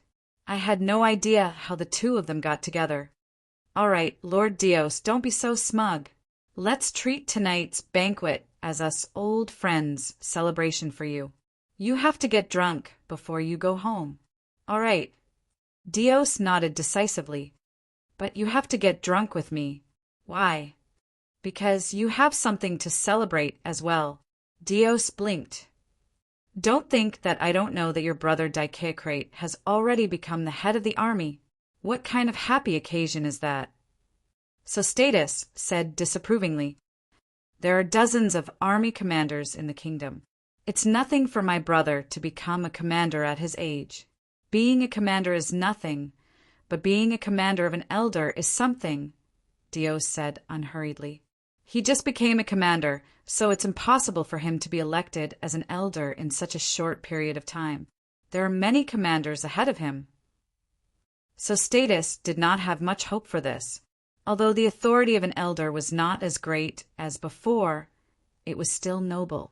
It also had the power to elect assistant ministers, regional governors, and listen to and evaluate the work of local officials. It was also the main force for the kingdom's General Assembly at the beginning of every year to amend and enact laws.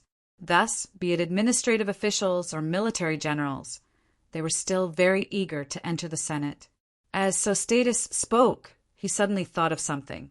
He looked at Dios, who had a mysterious smile on his face, and asked softly, "Do you have any inside information?" Chapter 1242. Among the merchants in Turin, Theos had the closest relationship with the officials, especially the Ministry of Military Affairs. Now he was a relative of the king. I don't have any inside information, Theos said seriously. I'll be honest with you, Dios said seriously. Your brother doesn't have any amazing achievements. Based on his seniority, it's usually very difficult for him to become an elder. But because of you, he has a very high chance of becoming an elder. Me? Sostatus was confused. Theos reminded him softly, You've been a great help to the expansion of the kingdom.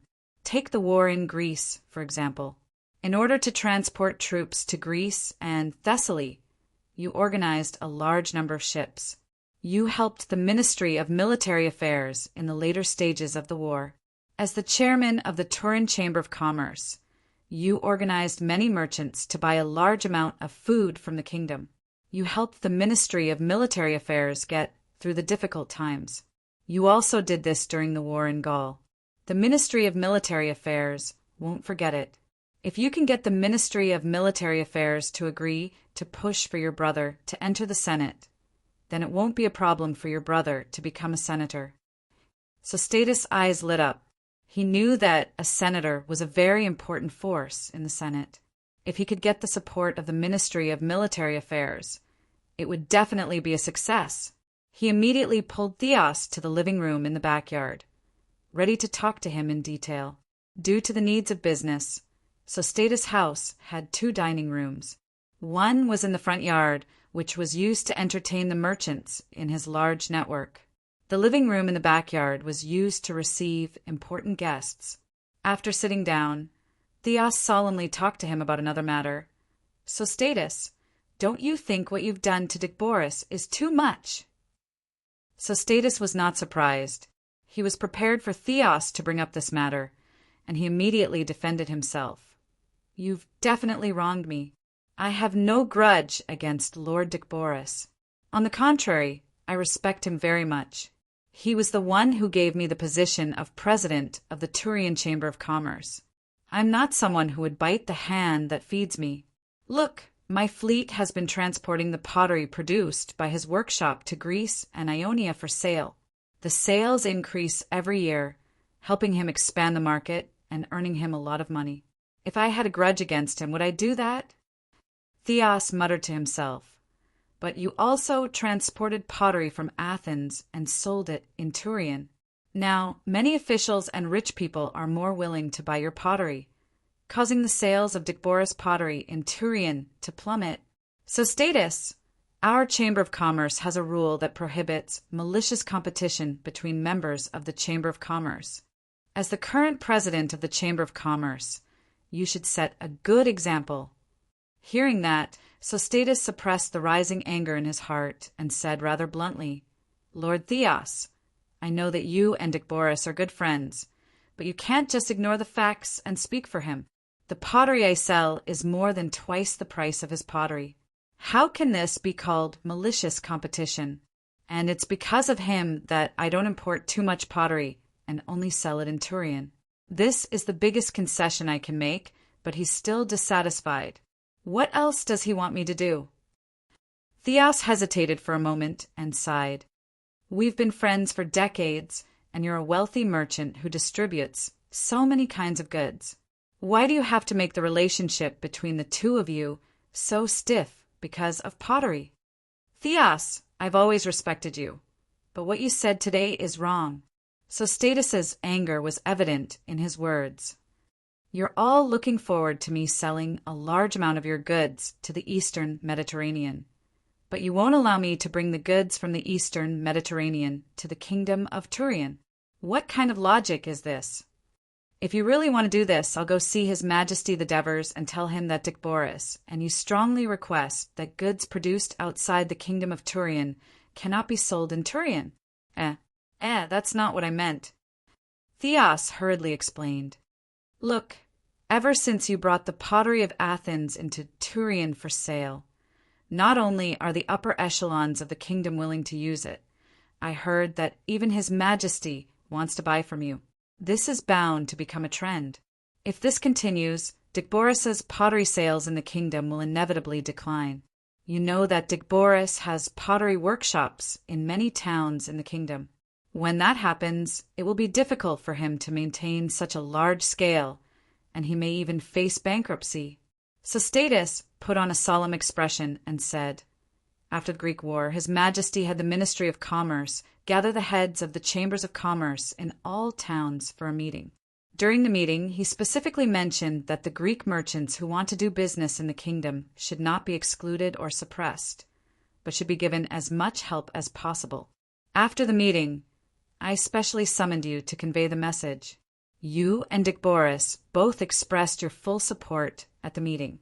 Do you still remember this? Theos nodded helplessly. I'm also carrying out His Majesty's order, Sostatus said confidently.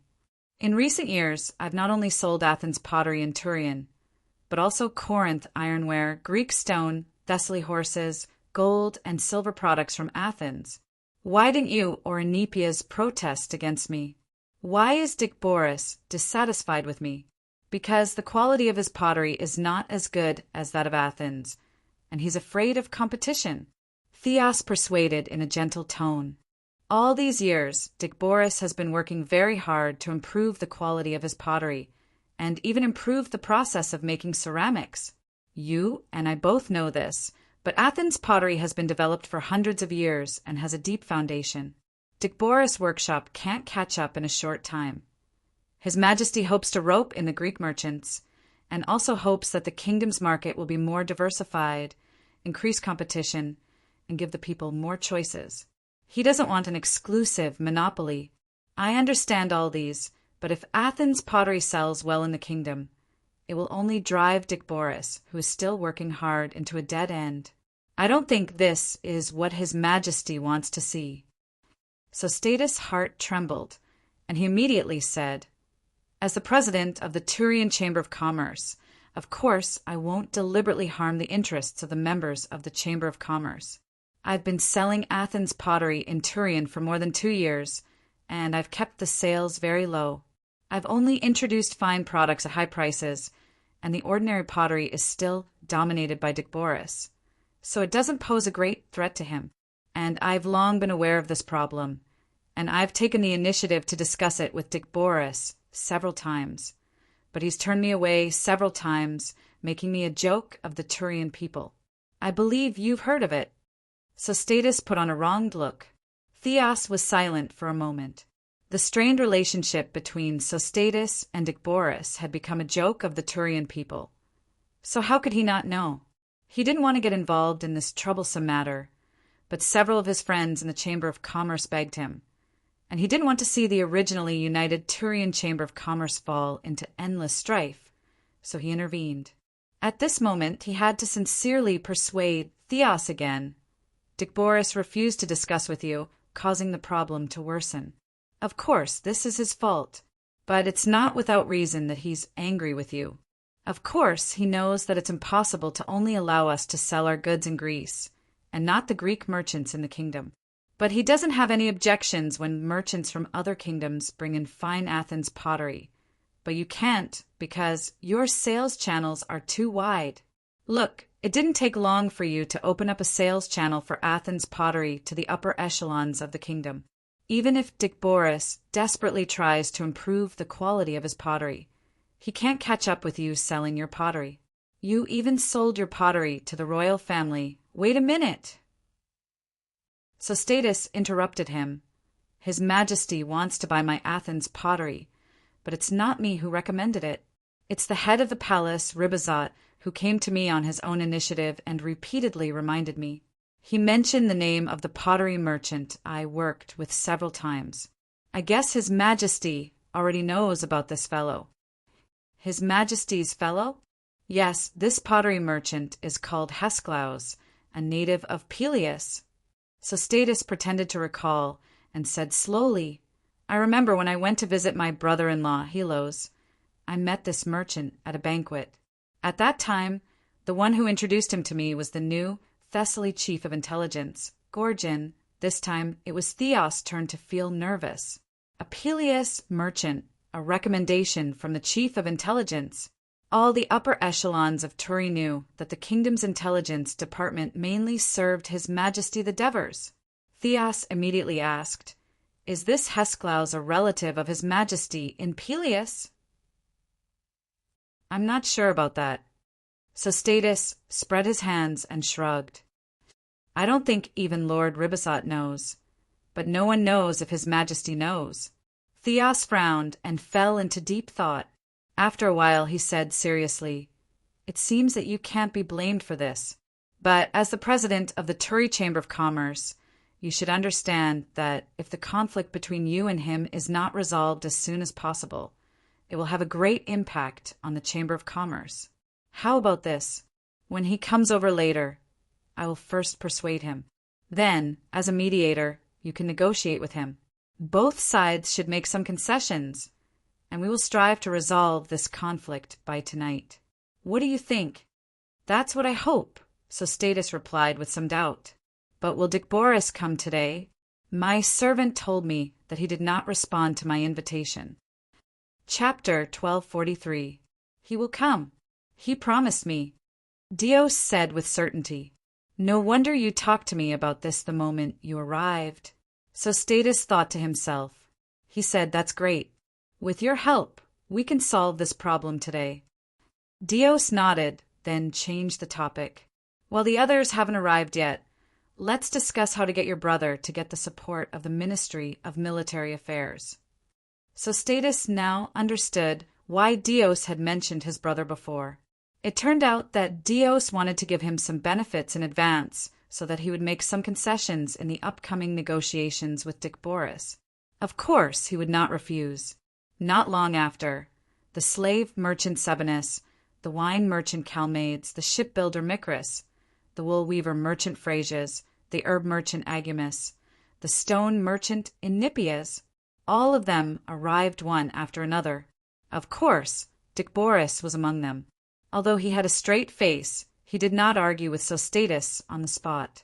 Moreover, Dios quickly pulled him to sit at the table very close to him. After whispering to him for a while, Dios' expression became better. He looked at Sostatus, who was greeting the guests at the entrance of the hall, with a complicated expression. No one knew what he was thinking. After all the invited guests arrived, Sostatus immediately ordered the servants to bring the prepared dishes to the table. He also asked the maids to pour wine for each guest. Then he raised his glass and said loudly, "Everyone, it's been a long time since our Chamber of Commerce has gathered together like today. Thank you all for taking the time to attend the banquet tonight. Let me toast to all of you." After saying that, he drained his glass in one gulp. That's because you don't host many banquets as the president. Otherwise, if you say so, how could we not attend? Calmaids joked as he raised his glass. In any case, I thank the president for hosting this banquet for us. Let me toast in return. After saying that, he also drained his glass. With him taking the lead, the others followed suit, and the atmosphere of the banquet began to liven up. Dick Boris saw this and took a sip of wine. He understood why Calmans was so tactful as to help Sostatus liven up the atmosphere of the banquet. It was because Sostatus had helped Calmans to open up a market for his wine in Greece and the Aegean Sea, greatly increasing his income. The goods of the other merchants at the banquet had more or less received Sostatus' help and entered the Greek market, including Dick Boris himself. It was only because of the pottery incident in Athens that the relationship between the two became strained. But if the root cause of this incident was from His Majesty the King, it was indeed very troublesome. It seemed that he had to have a good talk with Sostatus. Thinking of this, he stood up. "Sostatus, let me give you a toast as well. Thank you for helping us in the Chamber of Commerce in the past few years." As soon as he said that, the hall suddenly quieted down. Everyone's eyes were focused on the two of them. Sostatus raised his glass without hesitation and calmly said with a smile, "If it wasn't for you, the former president, supporting me, I wouldn't be where I am today. For the better development of the Chamber of Commerce, and for the prosperity of everyone here, let's have a toast." The two drank their glasses in one gulp. "Great, that's great." The others cheered in unison. Dios also showed a gratified smile. They could all see that the two of them had buried the hatchet, so they all drank to liven up the atmosphere. "Everyone, don't just drink. Hurry up and eat." "Let's talk while we eat," Sostatus, who had temporarily resolved the conflict, said in a good mood. "President, the Ministry of Commerce gathered the presidents of the Chamber of Commerce from all the towns for a meeting yesterday. Today, you invited everyone to the banquet. Is there something important that you want to tell us? Why don't you tell us first? Otherwise, we won't be able to drink and eat happily if we keep thinking about it." Sabanus said straightforwardly. The others followed suit. Sostatus pointed at him, pretending to be helpless. "You're such an impatient person. You can't even wait this little bit of time. All right, I'll tell you first." He stood up, looked around at the crowd, and said loudly, "I believe you all should have guessed that the Ministry of Commerce gathered all the Chamber of Commerce to discuss the upcoming Dionia Games. That's right, it's true. Ever since His Majesty announced that the Dionia Games would be held in Turin 2 years ago, the Ministry of Finance has spent a lot of money to prepare for the Games. They have also set up high bonuses for the various competitive sports in the Games. This has caused a sensation among the people of the kingdom and its affiliated states. Athletes from all regions of the kingdom and its allied states have actively signed up, and a large number of spectators are constantly pouring into Turin to watch the Games. We all know that the Games are not only a festival for the gods, athletes, and spectators, but also a festival for us merchants. The 103rd Olympia Games 2 years ago was the first time the kingdom sent athletes to participate in the Games. We also went to join in the fun. During the Games, the Olympia gathered tens of thousands of spectators from all over the world. The shops set up in the Olympia and the surrounding towns all made a lot of profits. However, Although the kingdom has become the leader of the Greek alliance, the traditional ideas of the native Greek people are still deeply rooted. The Dionia athletes are discriminated against and ridiculed in the Olympia, and we, the Dionia merchants, are also excluded. We can't even buy a shop for us to set up a stall no matter how much money we spend. President is right. Those damn Greek merchants dare to use those despicable means against us. This time, during the Dionia Games, I'll let them know the power of the Dionia merchants. Sabanas shouted angrily. That's right, President. We should take advantage of this games to show these ignorant Greek merchants the power of the Turiai Chamber of Commerce. Sabanas' words immediately resonated with some people. Sostatus smiled and did not respond directly. Instead, he continued, "Perhaps it is because of our encounter in the Olympia that His Majesty the Devers decided to hold the grandest games. While showing the power of the kingdom, it also contrasted the narrow-mindedness and selfishness of the Greeks, showing the tolerance and generosity of the kingdom. Therefore, the Minister of Commerce, Marigi, told us that the kingdom not only sent an invitation to the allies, but also informed all the countries in the Mediterranean Sea, including the enemy of the kingdom, Persia. There was a commotion in the hall. The reason why the Ministry of Commerce held this meeting is to request the merchants of the kingdom not to participate in the games with a mentality of revenge. Instead, we should welcome the merchants from other countries with a tolerant attitude. Only in this way, the trade of the Dionia Games will become more prosperous, and we will earn more gold and silver.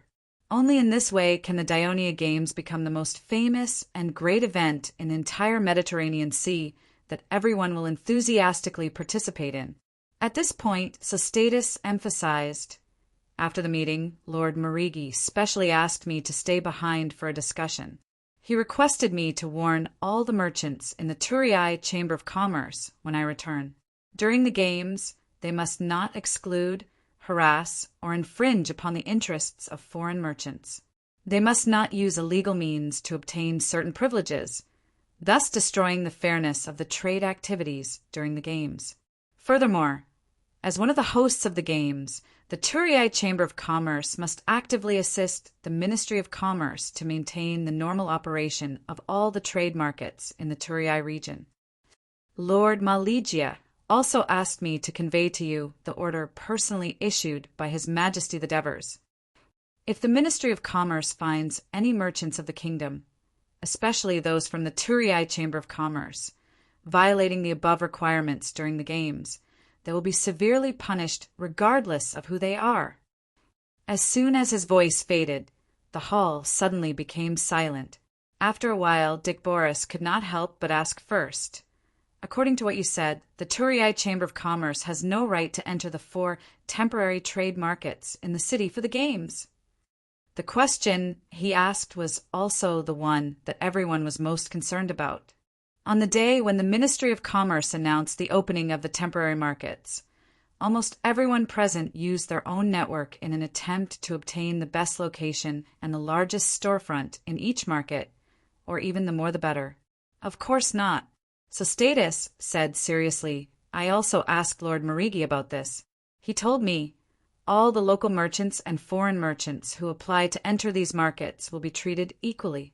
He will personally be responsible for the distribution so that every merchant participating in the games can get a better storefront. The distribution plan will be submitted to His Majesty for review. Lord Marigi also told me secretly that His Majesty has appointed the Intelligence Department to investigate illegal activities during the games. Once they are found, both parties involved will be severely punished. Therefore, don't take any chances, or else you'll harm yourself and others." Sostatus' words made everyone's heart tighten. They looked at each other and silently calculated. Dios could not help but say, "Isn't it just a fair competition? What's there to worry about? Our Turiai Chamber of Commerce is the largest chamber of commerce in the kingdom. All of you are also the top merchants in a certain industry in the kingdom, be it financial resources, manpower, quality, and quantity of goods.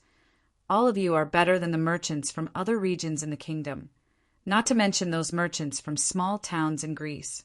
Besides, you have the geographical advantage. In a fair competition, Don't tell me you can't beat them. Chapter 1244. As soon as Dios finished speaking, Dicboris continued, His Majesty and the Ministry of Commerce may be a little harsh on the Turkish Chamber of Commerce, but the fundamental purpose is to show the kingdom and Turin to the people of other countries in the Mediterranean, and to promote the prosperity of Turin's trade. In the long run, the prosperity of Turin's trade will be beneficial to the development of Turin's merchants. This is great news. I think we should be happy and do our best to assist the Ministry of Commerce in this sports event. Sostatus looked at Dicboris. Dicboris had taken the initiative to speak up for him, indicating that he was willing to restore his friendship with him. The others at the banquet were deep in thought after listening to Dios and Dicboris's words. Sostatus laughed and said loudly, Everyone, we're done with business. Let's not just stand there. Come, come. Hurry up and eat. These are the dishes I've carefully made under my supervision. They're getting cold. Don't waste them. The banquet in the hall in the backyard had just begun. The banquet in the living room in the front courtyard was already very lively under the leadership of Sostatus. Hesklaus's face was a little red from drinking. A businessman from Carthage, who was a stranger to him, was now holding his hand and talking to him warmly.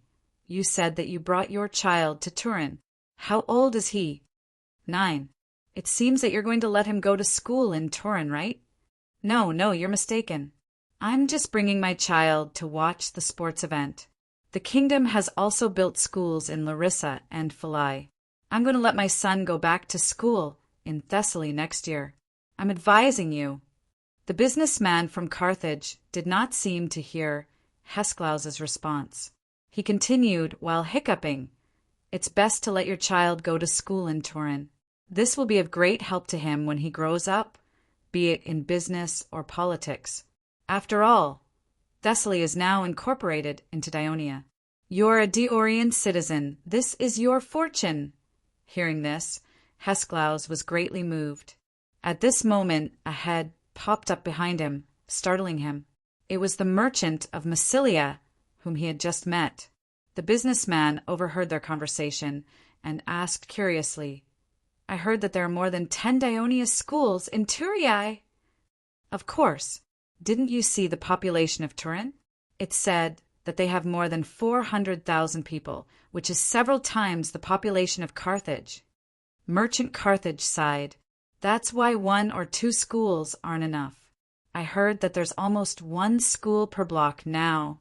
The merchant from Massilia excitedly continued. I heard that the school in the inner city of Tilly is the best. Moreover, the children of the king, the children of the senators, and the children of the ministers of the kingdom are all studying there. I heard that they are also recruiting students. If our children can study in this school, it will definitely be of great help to their future development. Stop dreaming. Merchant Carthage spat the grape seeds on the table and sneered. The school in the inner city has the children of the royal family and ministers studying there. How can it not be heavily guarded? It's true that they are recruiting students from the outside, but they only recruit 2 types of people. One is the children of the soldiers who died in the war in Turin, and the other is the children of the leaders of the races and the leaders of the city-states that are dependent on the kingdom of Dionia. It's impossible for people like you and me to enter that school. However, it doesn't matter if we can't enter the school in the inner city. The schools in the outer city are not bad either.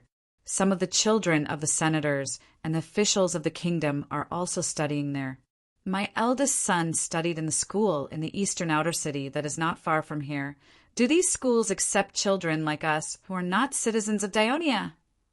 Merchant Massilian asked in surprise. Of course not, but there are other ways. Merchant Carthage revealed a strange smile and pointed at the wine on the table. I'll tell you after you finish 3 glasses. Merchant Massilian did not say a word. He raised his glass and drank 3 glasses in a row. Massilia was the only Greek city-state that was built within the sphere of influence of the Gauls. In the early days of colonization, it accepted the invitation of Cumae and other Greek city-states in Campania to resist the expansion of the Carthage at sea.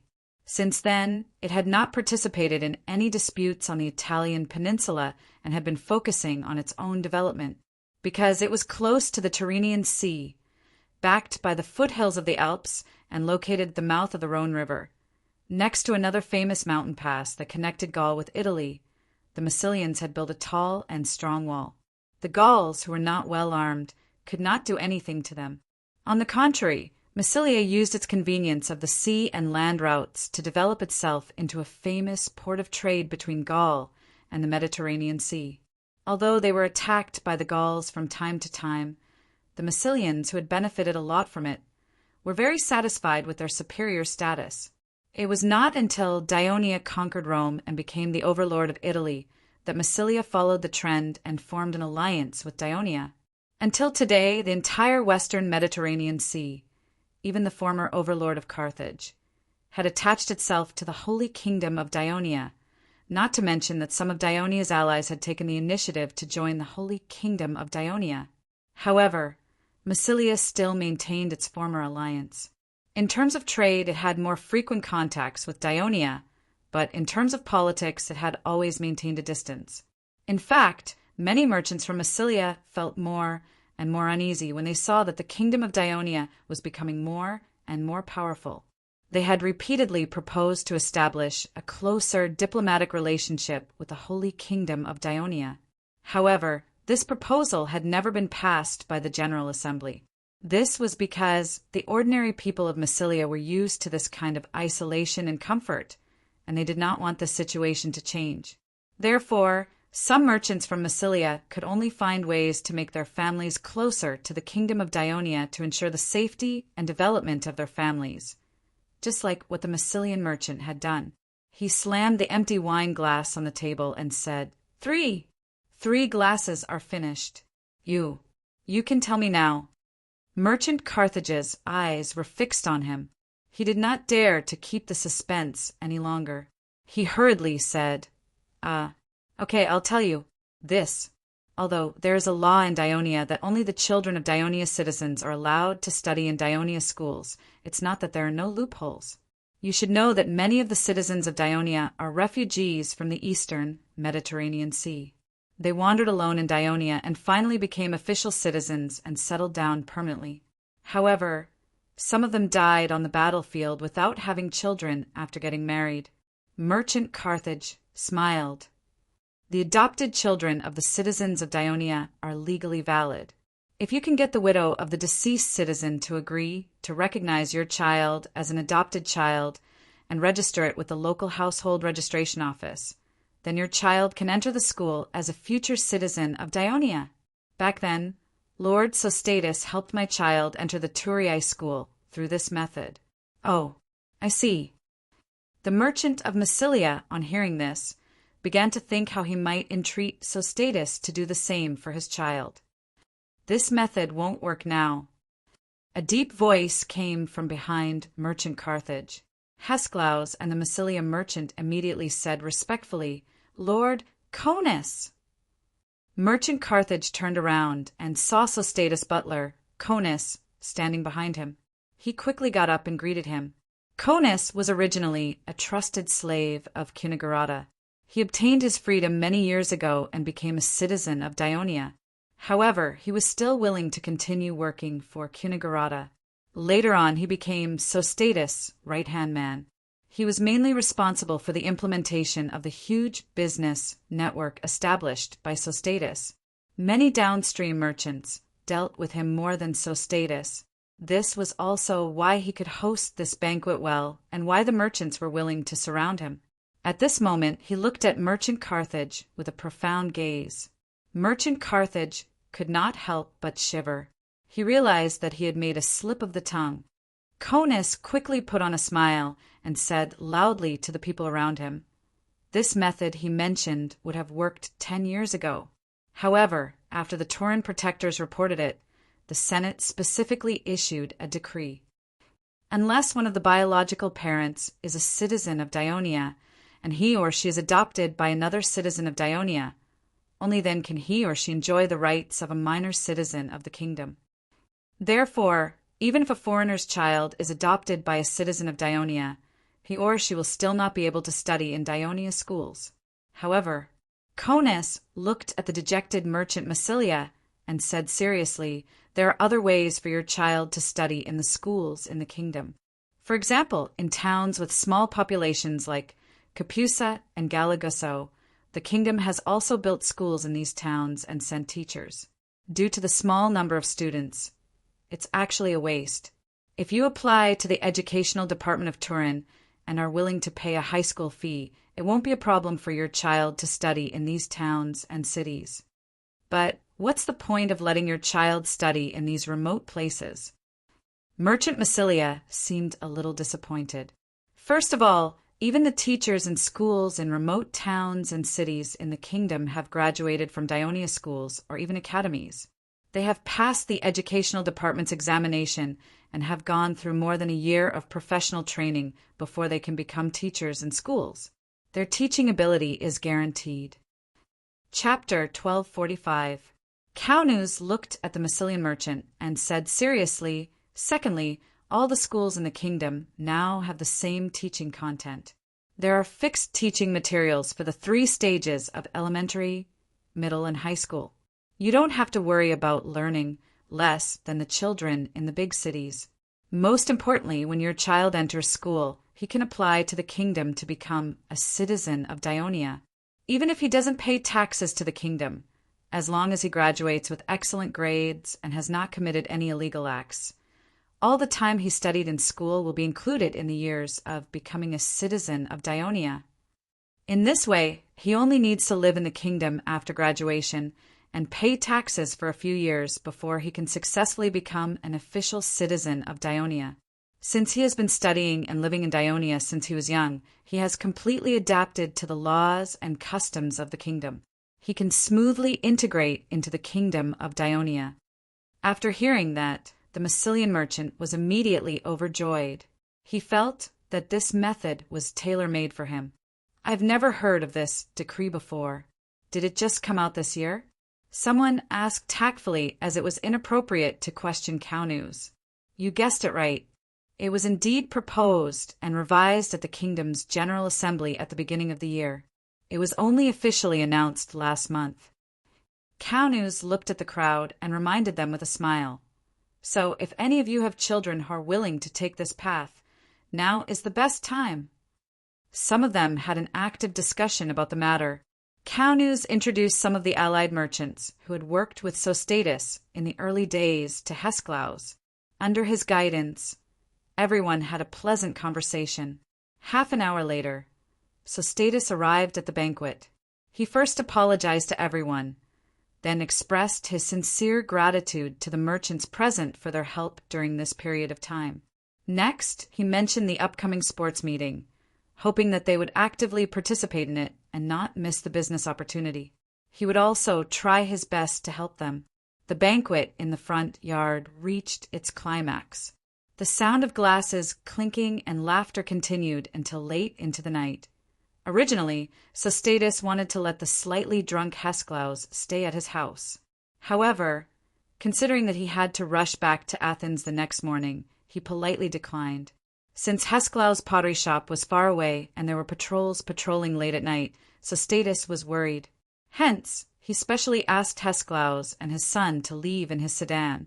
Lirias, who had originally been unwilling to attend the banquet, was now extremely unwilling to leave with his father. Thus, he kept grumbling in the sedan chair. Hesclaus leaned on the couch and looked at his son, who was throwing a tantrum. He thought of the merchants from the Dionia alliance he met at the banquet. They had been working with Sostatus for far longer than he had. They were rich and more familiar with the market of the kingdom of Dionia. However, they envied him because he came from Thessaly and was lucky enough to become a citizen of Dionia. Thinking of all the hard work they had done for their child, Hesclaus deeply felt that it was time for him to start planning for Lilia's future. He said softly, "Son, I have to rush back to Athens tomorrow for something urgent. I'll only be back here in about 20 days to watch the games. During this time, I'd like you to temporarily stay at Uncle Sostatus' house. What do you think?" Lirias was instantly overjoyed. "Great. Great. Dad, you know what? Brother Chris said he would take me to the Turiai Zoo. He said that there are terrifying beasts and strange animals in there. Hesklaus listened to his son with a smile, but in his mind he was thinking of the suggestion Kauneus gave him at the banquet. Galagusso was a small mountain town not far from the Turiai region. However, due to its small population, it was once home to the most conservative and traditional tribes of Lucania. However, due to its location in the most prosperous region of the kingdom centered around the Gulf of Turiai, many Galagussos were no longer willing to live in poverty and had migrated to other places for a better life. It was easy for the Ministry of Education to allow their children to study there. When their children graduated in the future, whether it was in business or politics, they would have an advantage over their peers in Thessaly. Hesklaus made up his mind. After the games, he would ask Kauneus to help him with this matter. The next morning, Lilias was sent to Sostatus' house. As it turned out, Sostatus was not joking last night. He really brought Lilias to the zoo. Of course, there were also a few other merchants' children and the servants of Sostatus' house. Considering the constant influx of tourists into Turiai during this period of time, the population of Turiai and its surrounding areas was getting denser. In order to reach their destination faster, Sostatus chose to take the waterway.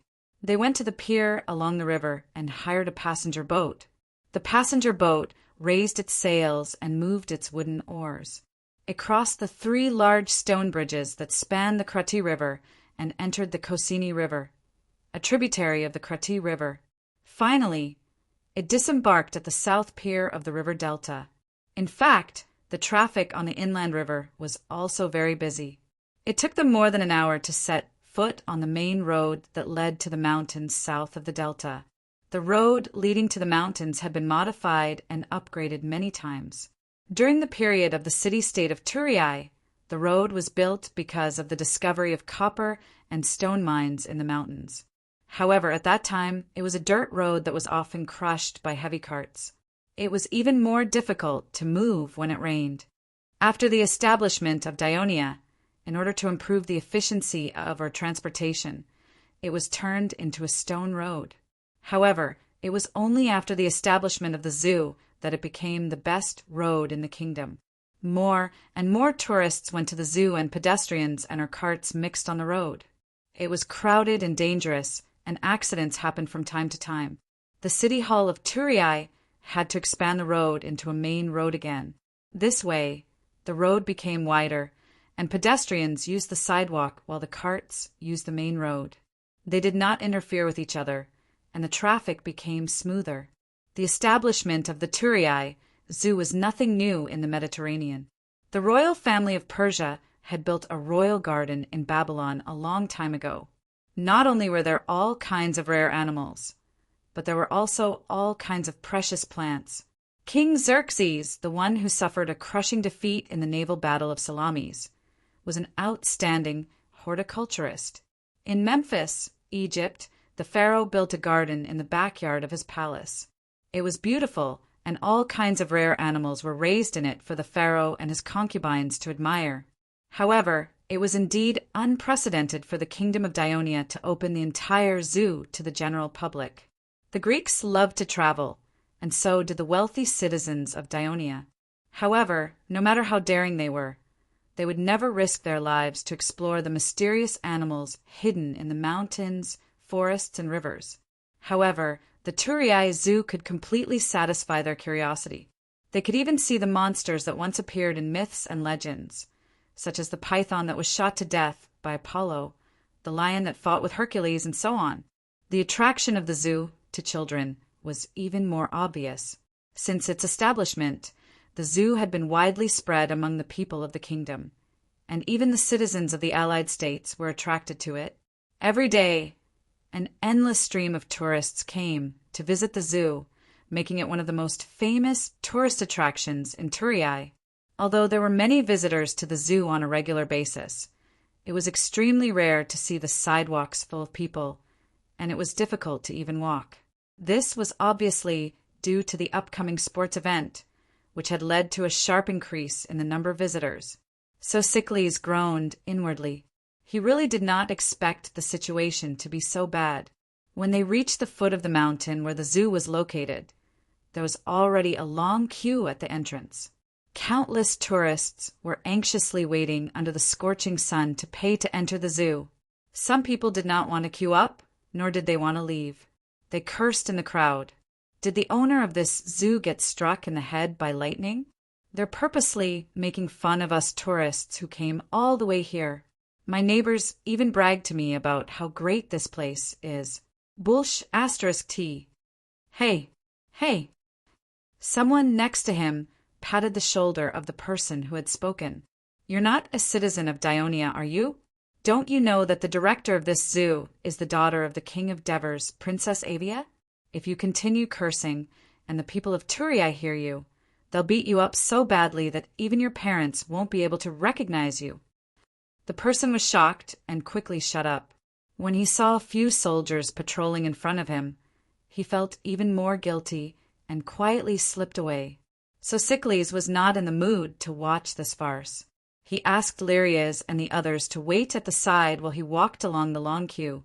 He actually saw a familiar person at the front of the line. Brother Pekestes! Brother Pekestes! He waved his hands happily and shouted. The young man named Pekestes heard the shout and quickly turned around. He then said in surprise, Claes, why are you here? My father asked me to bring a few of his business partners' children to the zoo. What about you? About the same as you. A few Thessaly officials brought their families to Turii to watch the sports. My father arranged for them to stay at my house and asked me to be in charge of receiving them. I brought them to the zoo today, but I didn't expect there to be so many people. If I had known this would happen, I would have asked you to help me take care of these children. You can't slack off, kid. Be careful, or I'll go back and tell Uncle. Pekestes first joked, then said in a low voice, The situation today isn't too good. Maybe Princess Avia saw that there were too many visitors and was afraid that they would scare the animals. So she specially put up a notice at the door. Only 1,000 people are allowed to enter at one time. Wait until some of them leave the park before letting the rest in. A group of people has already gone in just now. I reckon we'll only be able to enter in the afternoon. We have to wait so long. How can those children stand it? Sophocles turned around and looked at Lirias and the others who were standing at the side and looking around. He rolled his eyes and whispered, Brother, we can't just wait here. I'll think of a way. When Pekestes heard that, he knew what he wanted to do. He immediately pulled him back and whispered, Don't go. I know Avia. She won't agree. Chapter 1246. How do you know if you don't try? Sophocles broke free from his hand. After a few steps, he muttered in a low voice, Brother Stas is too honest. Pekestes was Helos' second son. Helos married Sostas' eldest sister, so they were cousins. Although Pekestes was older, he was influenced by his family and did things by the rules. Sophocles was younger, but Sostas intended to train him to be the successor of his business, so he was more tactful and flexible. Sophocles went back and told the servants to take care of the children. Then he walked slowly south along the fence of the zoo. The Turii Zoo, whose full name was Turii Kingdom Zoo, was built on a hill near the Kratai River. The whole hill belonged to the zoo. It had been built for 7 years, but construction had never stopped. Because the east side of the hill was flat, the west and north sides were steep, and the south side was close to the river, so only the east side of the hill was built with a fence. Originally, there was only one door, but because there were more and more tourists, it was not safe or convenient for Avia, who often went in and out of the zoo. So a side door was built at the foot of the hill in the south for Avia, the palace guards, and the staff. Sophocles saw some people standing at the side door from a distance. Obviously, they had the same purpose as him, but they did not succeed. He walked over with his head held high and said to the guard at the door, I am Axicus's brother. I have something important to see him. The guard quickly called the team leader and whispered a few words to him. The team leader looked at Sophocles and said, Wait a moment. There was a huge water wheel and a long stone trough by the river near the side door. It was embedded in the fence and led the Kratai River into the zoo, which finally flowed into an artificial lake not far from the main entrance. Around the artificial lake were large cages and small houses next to the cages. In front of each cage, there were some people gathered, exclaiming and screaming from time to time. There were also some places where spectators were gathered, but there were no cages.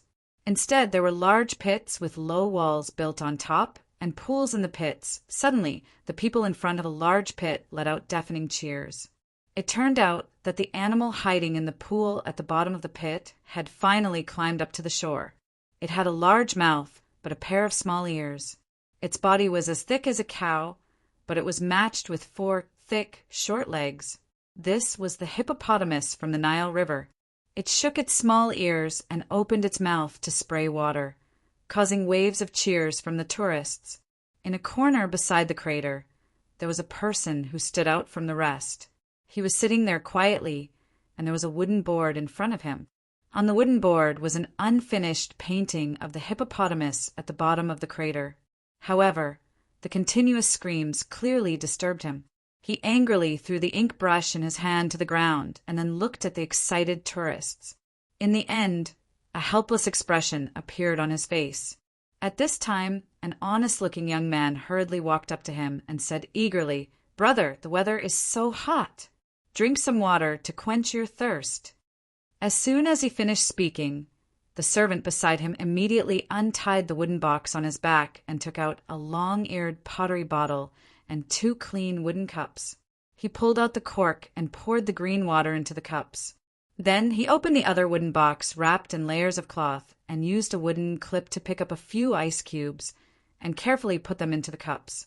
This action was seen by the people around them, and they couldn't help but look at the 2 of them carefully. After all, people who could use ice cubes to cool off in such a hot day were definitely not ordinary people. The man who was painting picked up a cup and drank it in one gulp. Then he chewed on the ice cubes and said vaguely, "Not bad, it's apple juice. Pour me another cup." The servant hurriedly took the cup and poured the water. "I say, Axicus, are you always so extravagant when drinking water?" This man was drinking the water provided by others, and he actually wanted to criticize him. That was a bit too much. But the young man didn't care. He also drank a mouthful of the water and explained, "I'm busy every day. How can I be so delicate? This is all prepared for Avia." The man who was painting didn't say anything. The young man curiously asked, "Brother, haven't you been helping the city hall with the carving and design for the sports meet recently? How come you have time to come here?" "I've already finished helping them, so I came out today to relax." "Then, if you want to come to the zoo, you should tell us in advance. If Big Sister Eunice knows that we didn't take good care of you, Avia, and I will be scolded by her." It turned out that these 2 people were the 2 sons-in-law of the king of Devers, Alex and Axicus. Hearing this, Alex was a bit unnatural. In the past, when he was carving and painting, he could not eat or sleep for a long time and was completely immersed in his creation. This was actually very harmful to his body. After getting married, Eunice asked him to change his bad habits in the past. Because of this, the 2 had several arguments. After the Devers intervened and talked to the couple, he was willing to change. Eunice also took good care of his life so that he could devote himself to his creation. Since then, his carving and painting skills had been constantly improving, and he finally became the top carver in the whole kingdom. "I have hands and feet.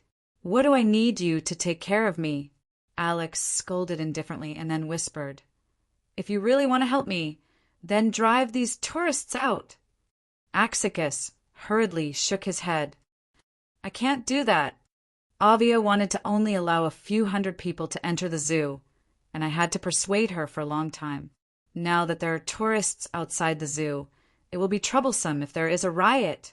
I say, you are now so busy with Avia that you don't even care about your father's business." Alex couldn't help but ask. Axicus scratched his head and did not answer directly. Instead, he asked, "I heard that the Dionia Academy is going to set up another art academy, and they're going to let you be the dean. Is this true?" Alex hesitated for a moment, looked at the painting on the board, and said softly, "This matter is still under discussion. It has not been decided yet." Although Alex had his own carving room and a few apprentices, this was completely different from the situation of being the dean, teaching and managing dozens or even hundreds of students. It was because of the great pressure that he had slipped out to draw alone these days to relieve his boredom. After the news was confirmed, Axicus was delighted. As the largest ironware manufacturer in the kingdom of Dionia, his father not only continued to maintain the lead in weapons and civilian ironware, but also began to involve in the production of metal handicrafts. For example, the previous Anti-Bryce star statue was designed by Alex and made by the Theos Ironware Workshop. But after all, his family did not have a strong foundation in the production of handicrafts, and there were not enough engravers. In the metal handicrafts market of the kingdom, the famous engravers either worked alone or were trained by other workshops. The upcoming establishment of the Dionia Academy of Arts would be good news for his family's handicrafts workshop. While Axicus was thinking, the zoo guard came and said his brother is looking for him. He was stunned, because he had no brothers, only a sister. Who was so bold as to pretend to be his brother? Axicus decided to see what was going on. When he walked to the side door, he saw a teenager waving at him and shouting, "Brother, it's me!" Axicus smiled in realization. Since Theos and Sostus were both big businessmen in Turkestan, and they were both in the Turkestan Chamber of Commerce, the two families often interacted with each other. Also, Sostus was interested in training his second son, and often brought him to visit his house. Axicus liked this clever little brother very much. "Why are you here?" Axicus asked in a pleasant tone. "Brother, help me." Soxicles put on a pitiful look. "Isn't this a sports day? Many guests came to my house, and my father insisted that I bring the guests' children to the zoo. In the end, we found that we had to wait for a long time when we arrived. The weather is so hot, and the younger children can't stand it anymore. How many people?" Axicus frowned. "Including me, 5 people. But I just saw my cousin, Picestas, also in the queue. He brought about 7 people. Can he join us?" "Picestas?"